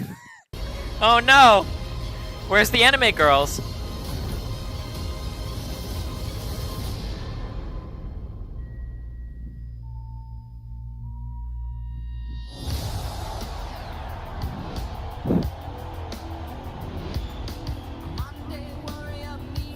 Disproportionate between Columbus is disproportionately healthy and young to the surrounding area because of the large concentration of college students. Oh, I think I'm making fun of Columbus because I think Mr. Moten lives there, or he used to. I actually went to Columbus for an MLG. It's actually a really nice place. I like it, or at least I remember the weather being nice. Aren't they near like big lakes and shit too? When I was in Columbus, I thought it was a cool place.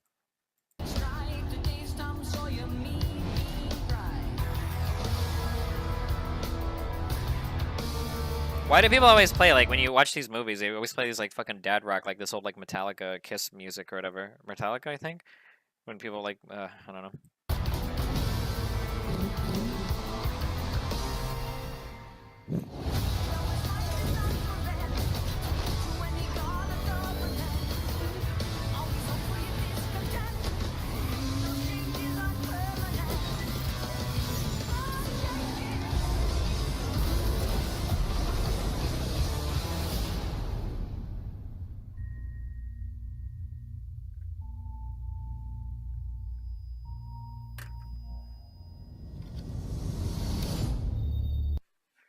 Wow. What do you think of the Justice League trailer? So, I could be wrong, but, like, doesn't it seem like they're rushing this? Okay, tell me if I'm totally wrong, okay? But, like, before they had the Avengers, weren't all of the characters already well established in their own movies as those actors? Or am I wrong? Do you know? Thanks for the YouTube Let's Plays. No problem, buddy.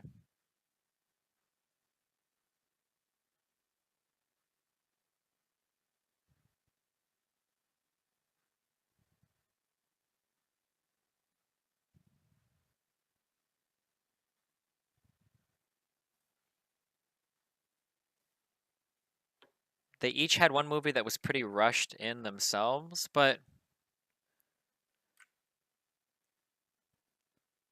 did Black Widow have a movie?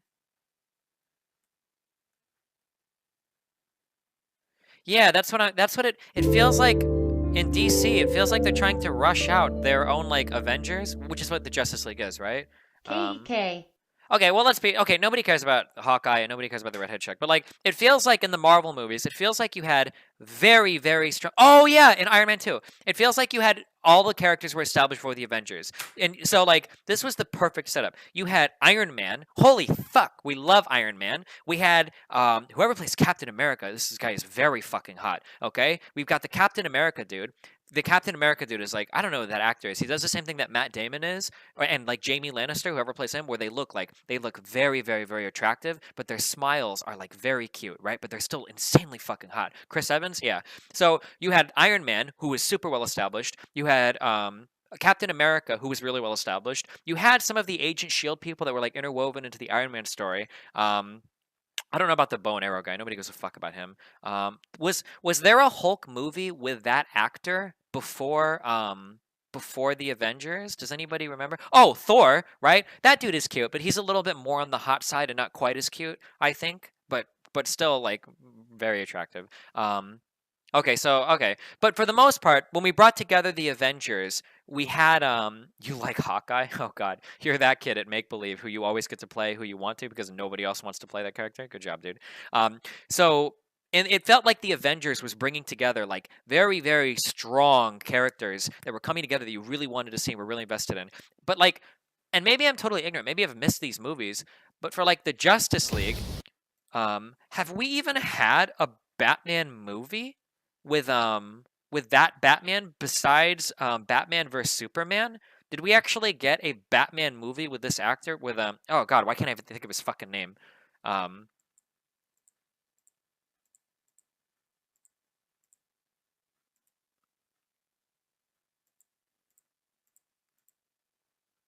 Ben Affleck, yeah. So we haven't had a standalone Affleck movie, which feels weird. We did have a standalone Wonder Woman movie, like very, very, very recently. Has there been the Aquaman or Flash movie?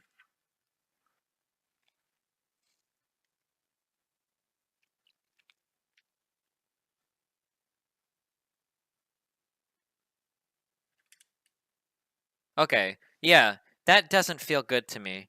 Yeah. The Justice League feels very, very, very rushed. That you're gonna have. Okay. Well, here we can watch the trailer. I guess it's free advertising for them, right? Oh, the cyborg dude. I don't even know like his I don't even know like his lore.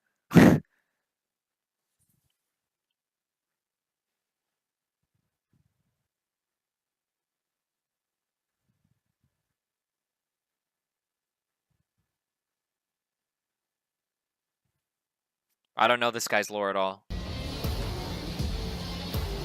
The Drogo guy looks. No, he's too scary. I think the Drogo guy is too scary looking to say that he's like cute. Is the cyborg guy the same guy from the Teen Titans? I'm pretty sure I've seen more of him in like Newgrounds hentai porn than I've actually seen of him like on the Teen Titans, but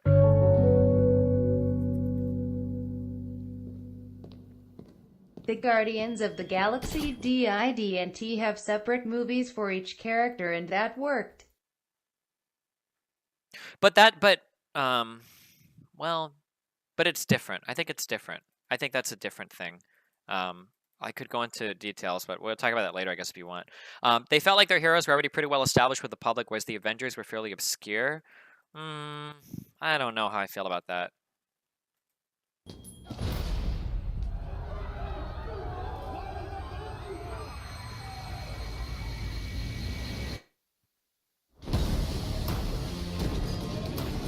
Oh, you don't. There's like a ton of the robot dude, Rule 34. There's a ton of Teen Titans, Rule 34, because they're all like teens and shit. 18 and 19 teens. Okay, so Wonder Woman. Okay, so we can see her in a movie. That's okay because we've established her really well. We've got our movie and backstory for her and everything. Me? Nothing very interesting.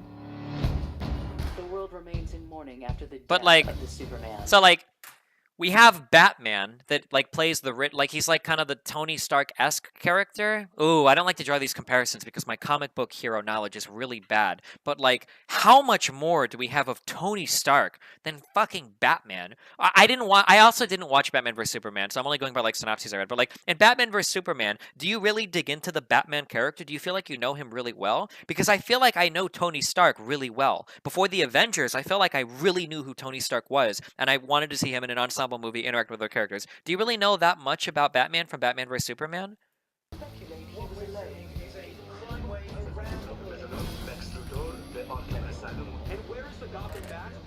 You kind of do a little. It was a 3-hour movie. Oh, he's already old as fuck in the movie. Oh my god, I just broke my mouse bungee. Oh, why was I playing with it? God damn it. We don't have any more time. Something is coming.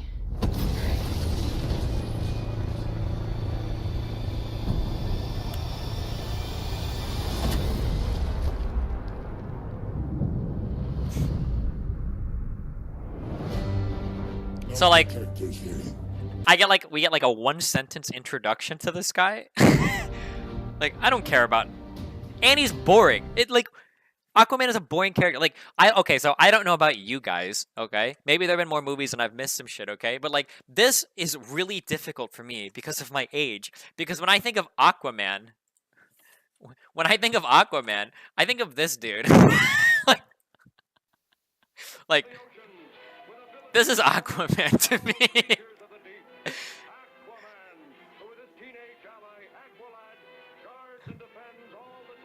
Like, I literally, like, I'm pretty sure, like, SpongeBob, like, the two heroes in SpongeBob were based on this guy. So this is who I think of when I think of Aquaman. So, like, seeing this guy, that's like, oh my god. Yeah, Mermaid Man.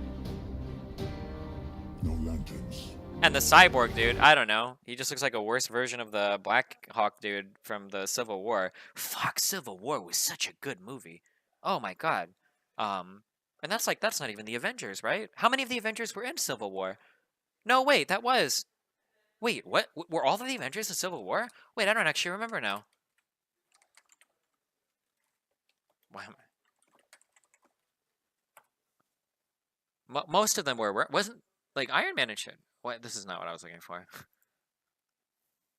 Civil War had a retarded story? Did it? What? I feel like I watched Civil War and I really liked it. Maybe I just like Captain America shit. Oh, maybe I didn't watch this. No, I didn't watch Civil War. Wait, what was the movie that I watched? Oh, maybe it was just the Captain America Winter Soldier movie. This one was really good, right? Oh, I think I watched this one. This was a really good movie, right? The Winter Soldier? This had like the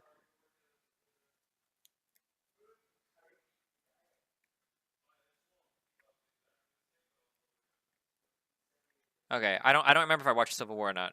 Which one had like the introduction of like the black dude, and it starts off with somebody trying to assassinate somebody on a boat, and I think Captain America shows up to like fight or whatever. It was like the Bourne Identity, but for superheroes. Yeah, I really like the choreography of all the fight scenes in the in that too. That was Winter Soldier. Okay, this is the one that I watched that was really sick. This had a lot of. Did this have a lot of Avengers people in it, or was this like a Captain America solo film? Didn't this have like the Black Widow chick? Civil War had Spider-Man? Oh, okay, no, I definitely didn't see Civil War.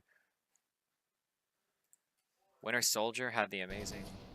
Yeah, oh, dude, I don't know why, but, like, usually the choreography in all superhero movies sucks dick.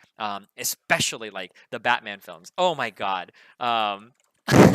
Dude, this is some of the lamest choreography fucking ever. All of this choreography sucks dick. Nolan just doesn't do fight scenes, I guess, but, like, it's literally like... like, it's so fucking lame. Especially when you go, like, by the history of Batman and how athletic and everything he is. Like, this is, like, so lame. When they run up the stairs.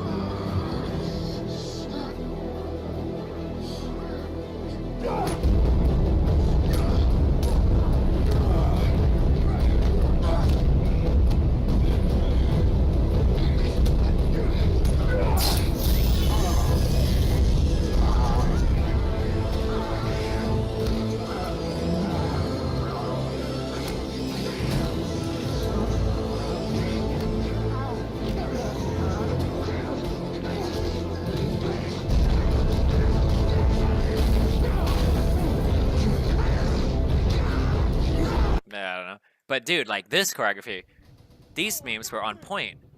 Oh shit, I don't remember this scene.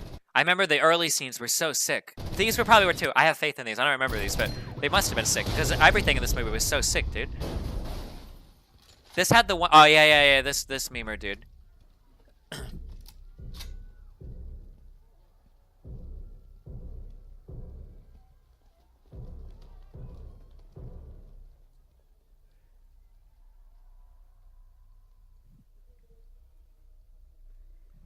This guy looks like he listened to a lot of... I don't want to make any Linkin Park jokes, never mind. Batman vs. Bane was so hype in the theater. Nolan does some things so well and other things so fucking poorly. But I agree that the second Batman vs. Bane fight was really hype. Bane was a really good villain. All the Batman villains are so good. That's like Batman's like best strength, right? Is that the Batman villains are so fucking good. They're always like the antithesis to like what Batman is at the time. They're so good.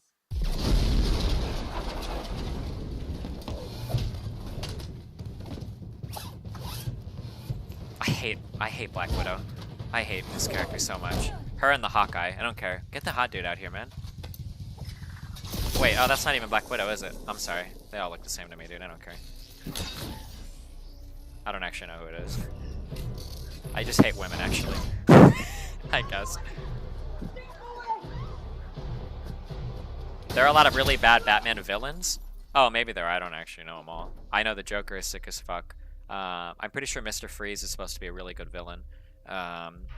Bane seemed really good. Nothing can break Captain America's shield.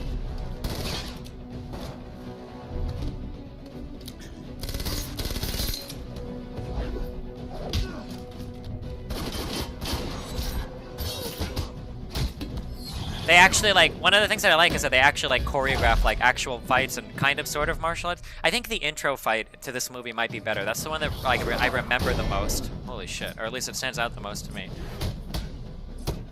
Yeah, but, like, yeah, like, they actually try to, like, do, like, actual, like, choreography, and it's not just, like, two guys, like, ruh, ruh, ruh, right? I think that's kind of, that's really cute.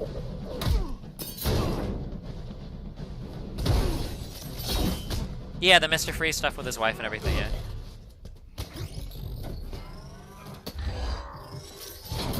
Why can't he, like, crush his neck? Why would he let go of him? My biggest complaint in movie fight scenes is that anytime they have like grapples, they always let go of somebody when they could just kill them. The editing of these fights isn't that good, especially in war. Oh yeah, maybe. People love the meme 50 million cut editing though, huh?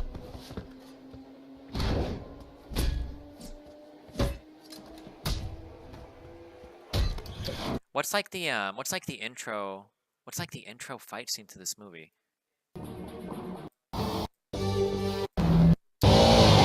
Weren't they on like an aircraft carrier? Am I imagining this?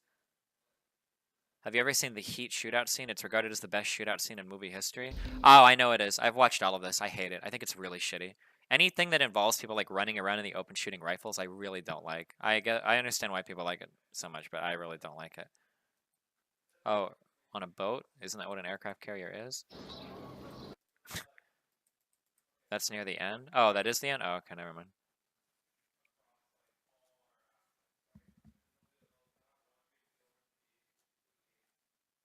It was the first scene of its kind? Oh, cool. Oh, I don't know this shit.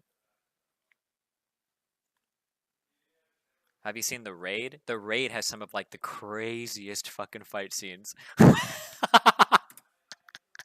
I'm sorry, dude. Are we doing that? I'm just waiting for the Dunkirk shit to start. God damn it, dude. This shit is like crazy as fuck, dude. Oh my god. Did you like the Matrix fight scenes? I really love the Matrix. It's one of my favorite movies of all time. I don't know how I feel about it. I don't know. It's really hard to say. It was really well done. The camera very stable. Everything was shot very cleanly.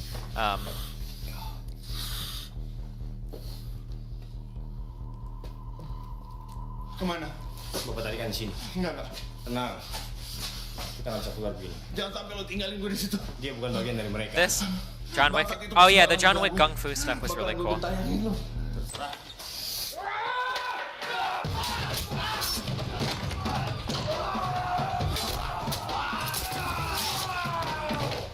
This movie is like an hour and a half of just like the craziest fucking shit. Holy shit, dude.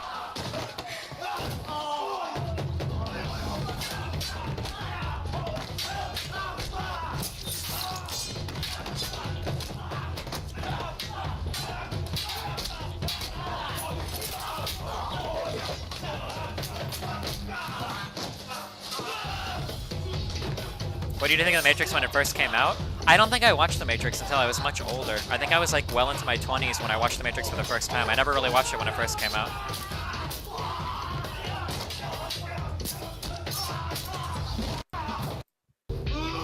Where's the one when he's in like the This movie is so crazy, dude. Holy shit. Have you seen the Animatrix? Yeah, I think I watched some of those, but I'd say something animes do well as fight scenes. Oh, very, very rarely. You need a really big budget to do a good fight scene in an anime. Most anime fight scenes are fucking shit because the budget is low. There's a lot of repeated frames. It's not very much animated. Raid characters are forgettable as fuck. You don't watch this movie for the characters. You watch the movie because it's like 2 hours of like fucking kung fu antic shit. Like, what did you like of Ip Man? Oh yeah, the Ip Man show was pretty brutal too.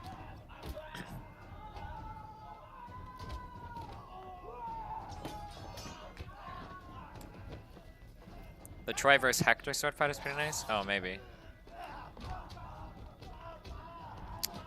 Let's not drift this discussion into... Cowboy Bebop movie had really good fight scenes. Yeah, the Cowboy Bebop fight scenes versus Vincent were some of the best animated fight scenes in all of anime. Definitely, for sure. They had a big budget for that movie, you could tell.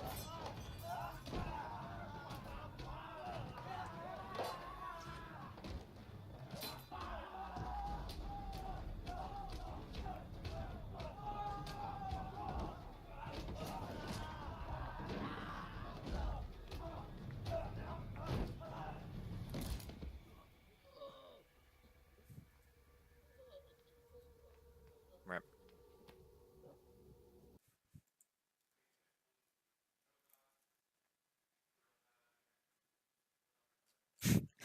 Do you want to know the shittiest fight scene of all time?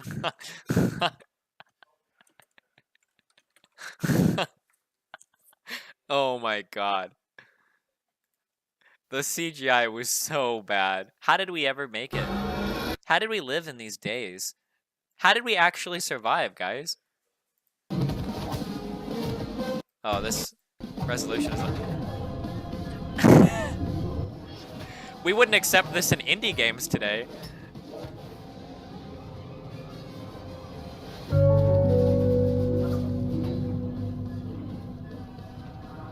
Great fight scene.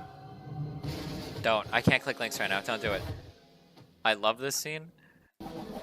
When he goes like full meme lloyd. The CGI was just so bad.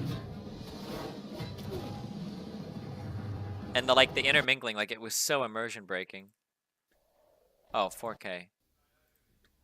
Like when they would switch back and forth from like real to CGI. Hold on, where he's doing like the swing around.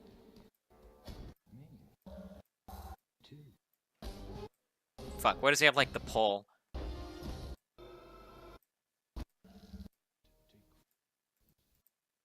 Oh wait, this isn't like that deep into it yet. Oh, here we go.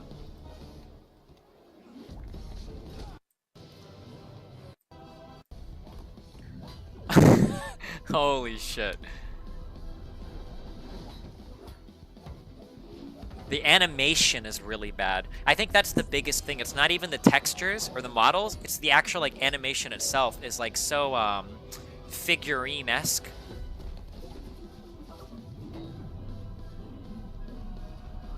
Is it supposed to be like that? No, fuck off. It wasn't supposed to be like that.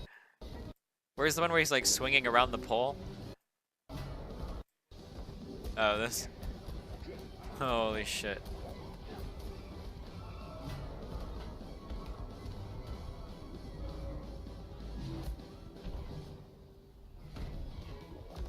Was it bad for the time? Oh no, of course not. At the time it was fucking amazing, but...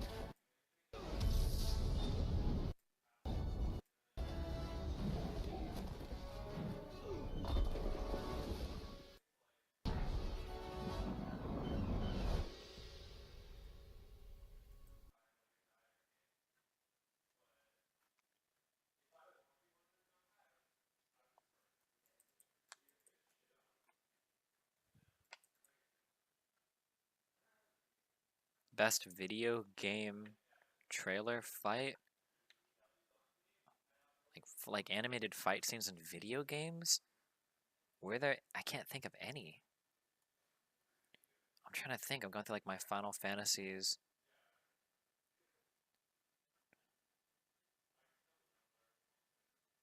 I like the scenes with the boss and John or whatever in Metal Gear Solid 3, but the animation is pretty stiff, pretty bad.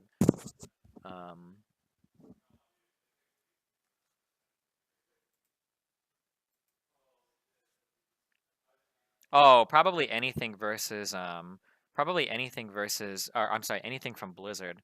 Blizzard animations are so good. Oh yeah. So like probably like any Blizzard fight. I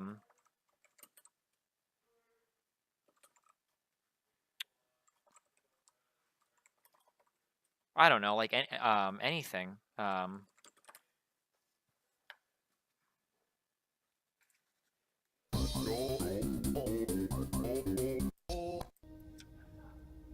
Oh my god, the Blizzard in-house team is so good. Oh my god, the Blizzard in-house animation team is so fucking good. They're so good. The best in the world at their CGI shit. Blizzard should be so fucking proud of their animation team. I know they are, but oh my god, they're just so cool. They're so good. That's like Blizzard's shit, dude. Not as good as Blur? Bullshit. Nope, fuck Blur. Blur is really good. Blur does really, really, really cool shit. But for this to be an in-house team, I think that Blizzard's animation studio is amazing. I think Blur is really good, but I think Blizzard's team has more polish, I think. Illidan vs. Arthas is the best Blizzard animation. We'll look at that next, okay? It's a shame they can't make decent games anymore. From what I've heard, they're pretty full of themselves. Yeah, maybe, but they're sick as fuck, dude. They should be. Wait. I am not. God, this story got butchered so hard. Oh my god.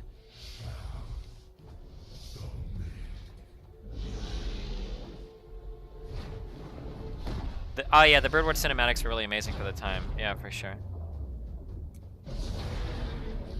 god, this hybrid shit got so butchered. Oh my god, dude.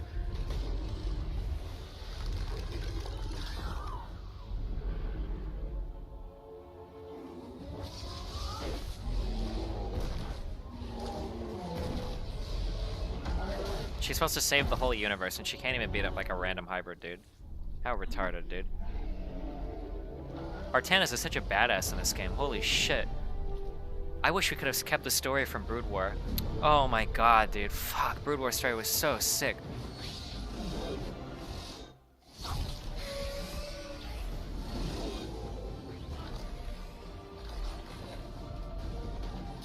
And he still got like Zeratul little sword and shit, dude.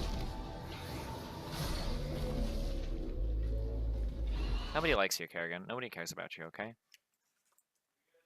Oh, when Artanis fights all the dudes or whatever? For the remaster game, they're updating all the cinematics? Oh, shit. That might be, like, really fucking sick. It makes me sad. It makes me really sad. Are we gonna do... I'll do it. I promise I'll do it. Especially if Brood War Remaster comes out. I'll play through the StarCraft campaign. I can go through the StarCraft campaign. Like, it was so good. I think it even... We'll go through the aging of it. King cinematic is probably the best one I've seen. It's gorgeous. We'll go through it, dude. Even if I don't like ladder or whatever. Like, the Brood War story was so good, dude. Oh my god, the Brood War story was so good. It left you wanting so much, dude. It left you wanting so much. You wanted to learn about the hybrids. You wanted to learn about, everything. But then, like, oh god, everything got so fucking butchered.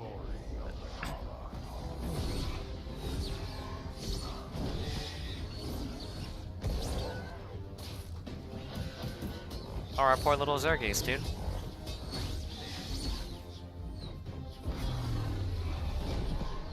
Were hybrids even in Brood War? Yes, they were hinted at. I think, was it mission 6, 7, or 8? It might have been mission 8 of the Protoss campaign. I don't think there were 10 missions, were there? Of the Protoss campaign, if you beat the mission in a certain time limit, then you unlocked a bonus level where you started to learn about the hybrids, and it was really, really, really interesting. But it was butchered. And the hybrids are just so lame in StarCraft 2. Like, they're not cool at all. Like, you don't care about them anymore, I don't think. They just become like a huge meme. Oh, is it the second to last mission of the Zerg one? Why am I saying Protoss? Maybe because you play a Protoss hero? I remember.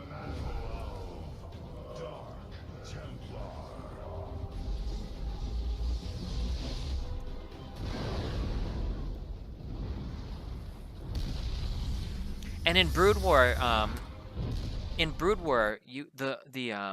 Forerunner, the Xel'Naga in Brood War, the Xel'Naga are so cool. You want to learn so much about them. Halo actually has a lot of crossover with StarCraft. I don't know if that's intentional or not, or I guess probably with Warhammer, because doesn't StarCraft borrow a lot from Warhammer? But like the Forerunner / Xel'Naga or whatever would be the stand-in for Brood War. You want to learn so much about the Xel'Naga because they seem so cool. But then in StarCraft 2, they just seem like really shit. I don't know. Wait, what? I think there's a lot of analogs. You don't think so? I think there's a lot of analogs. It's gotta be. It can't be. It can't be totally intentional. In StarCraft Brood War, you've got the humans, which are kind of the middle ground, caught in a conflict, right? So the humans begin to expand in the world. They send a bunch of criminals off to start colonies. They start to expand in worlds. Eventually, some Zerg shit show up and start taking over planets, and it's really scary. And then a big mystery alien race shows up and starts glassing, blowing up, or plasmaing entire planets, right? When the Protoss are doing it, I think the Protoss are originally just doing it because they want to destroy Earth, but also humans are at the very edge of their psionic potential, and people like ghosts represent the next evolution of humankind, right? Ghosts are like the superhumans. They're very, very important, or they were in Brood War. I guess we don't give a fuck about anyone Starcraft 2. But that was like the and then you had like the Zerg, which was this replicating master race controlled by the Overmind, which was like genetic perfection or whatever, and they assimilate creatures, right? And then in Halo, there was a ton of crossovers with that. So instead of the Xel'Naga that created these mysterious artifacts and beings, you had the Forerunner, which created like the rings and all of the weird technology. And then was the Flood? I think the Flood were created by the Forerunner, and eventually the Flood overtook and killed the Forerunner, right? So the Xel'Naga created the Protoss, who eventually bullied off the Xel'Naga, and I think they also tried to create the Zerg. I don't remember if the Zerg turned in the Forerunner too.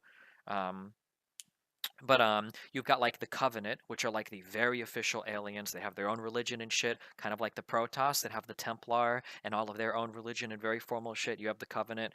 In the Halo side, you've got the Flood, which are like these alien monstery kind of creatures that just want to eat and destroy everything, who are controlled by their weird grave mind, kind of like the Zerg, which are like the big Flood guys that eat and consume everything. Right? There's a ton. Like you got to see it, right? There's like tons and tons and tons of crossover. You know. The Forerunner didn't create the Flood. The Forerunners created the Halos to kill the Flood. The Forerunners created the Halos so that they could destroy all life in the whatever to stop the spread of the Flood. But I thought the Forerunners also created the Flood, didn't they? Maybe they didn't, but regardless, like there's a ton of crossover, right?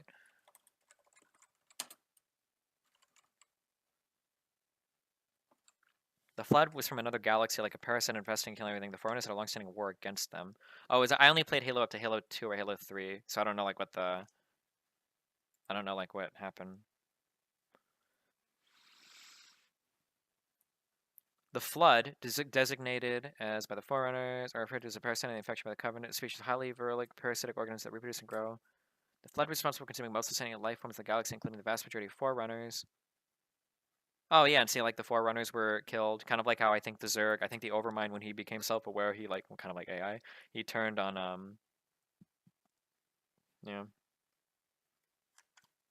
Much like StarCraft, later Halo games totally buttfuck the lore. Oh, and like Spartans were like almost like, I don't want to say the next step in human evolution, but went through really brutal training to become like more than human, like almost superhuman. The Spartans were kind of similar to Ghosts a little bit, but not really. Oh fuck, Halo 1 was the greatest FPS ever made in terms of like single player campaign. Halo 1 was easily well, maybe not easily, but definitely like top 2, maybe top 3, probably top 2 though.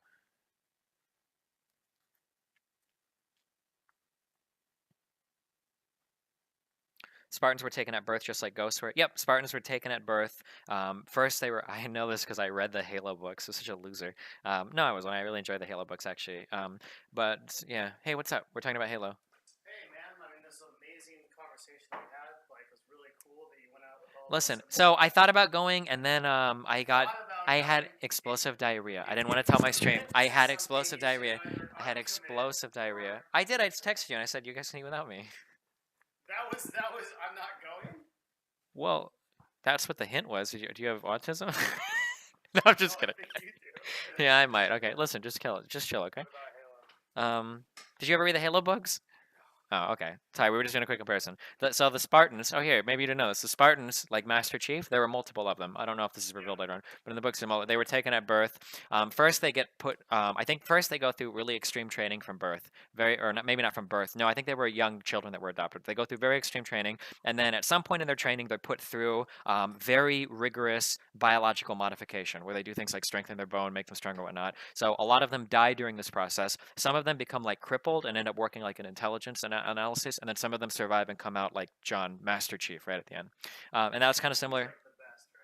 I don't think that's established that John is like the best Spartan. I think by the time Halo 1 happens, I think most or all of the other Spartans were dead, I think.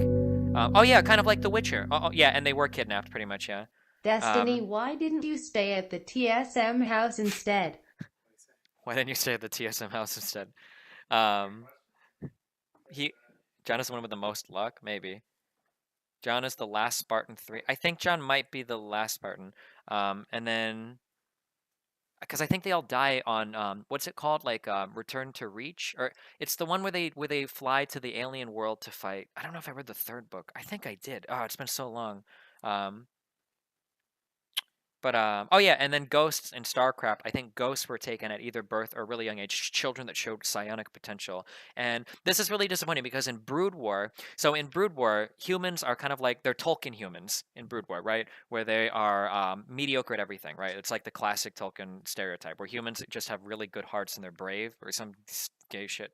Sorry, and that's it. Like, but so that means that the humans physically weren't really able to compete with the Protoss, who were geniuses. It's not like humans had technology.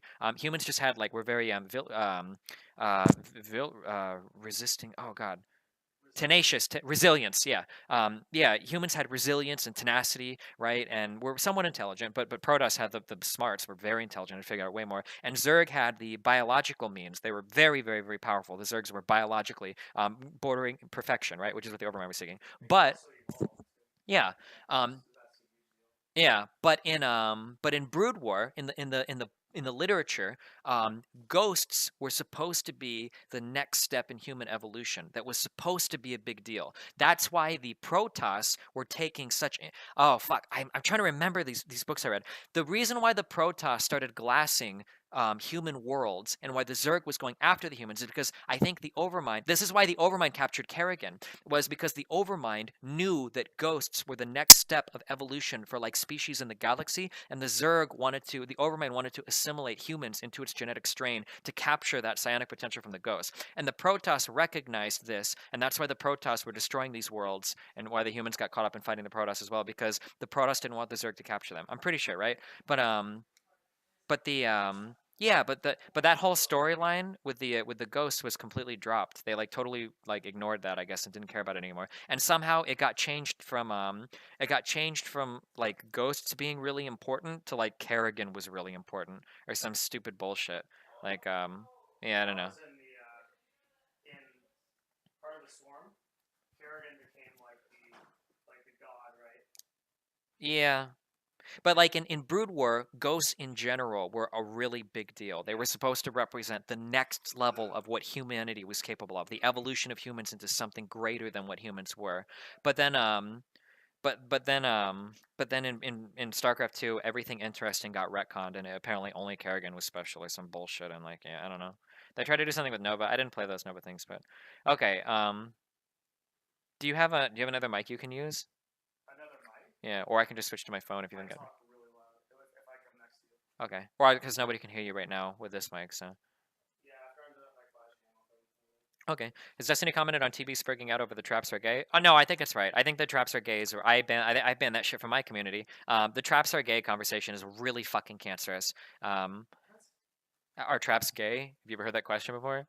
It's like double layered. Firstly, we call transgender people traps, right? Like they're pretending to try to get guys by luring them in or whatever. Trap is like the implication. So on one hand, you're making fun of transgenders by implying that they try to trap straight people in it, and then in the second hand, you kind of like ignore any nuance or any finer understanding about human sexuality, and you just like ask, well, like, are traps gay? Like if you fuck a girl, or if you fuck a woman that has a dick, does that make you gay? It's just like a really demeaning, stupid question. And the conversations are always held by people that don't have the maturity level to discuss anything about sex anyway.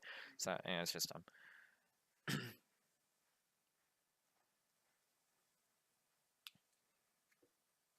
The traps are very different than yeah, I know. And then this is where the virgin. This is where you. What did he win? Read the Game of Thrones books already and job, stop dude. wasting your time with the show Pepe. Who is he? What role does he play? That's your god right there, dude. That's the ADC. Sexte? It's Sensei, dude. Sensei? Yeah. No, it's like sticks. What did you say it was? He plays ADC too, but only Draven. No, I just don't watch any. I don't watch any streams or pro games, so it's not like you're not popular. I just don't know anything. No idea what he's doing. Hey, Aframu said I was pretty good. Okay. Aframu said he's pretty good. Good job. Congratulations. What's your favorite AD carry? Oh, okay. I'm never watching his stream. Ezreal? He's an Ezreal shitter, guys. Watch out. What's that? Show me. Ask Jordan. He would know. He would know.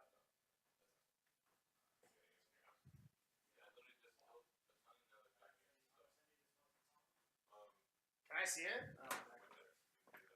Wait, no joke. If you buy like the raid shit or whatever, and you spray it along, I had ants one time in an apartment. If you spray that raid shit or whatever, along with her walking, like it will fucking annihilate everything, dude. What? No, I'm using one of your guys's. Thank you.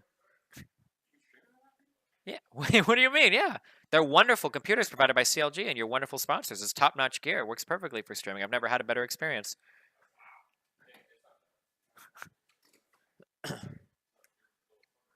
Stop giving thumbs up. I love thumbs up.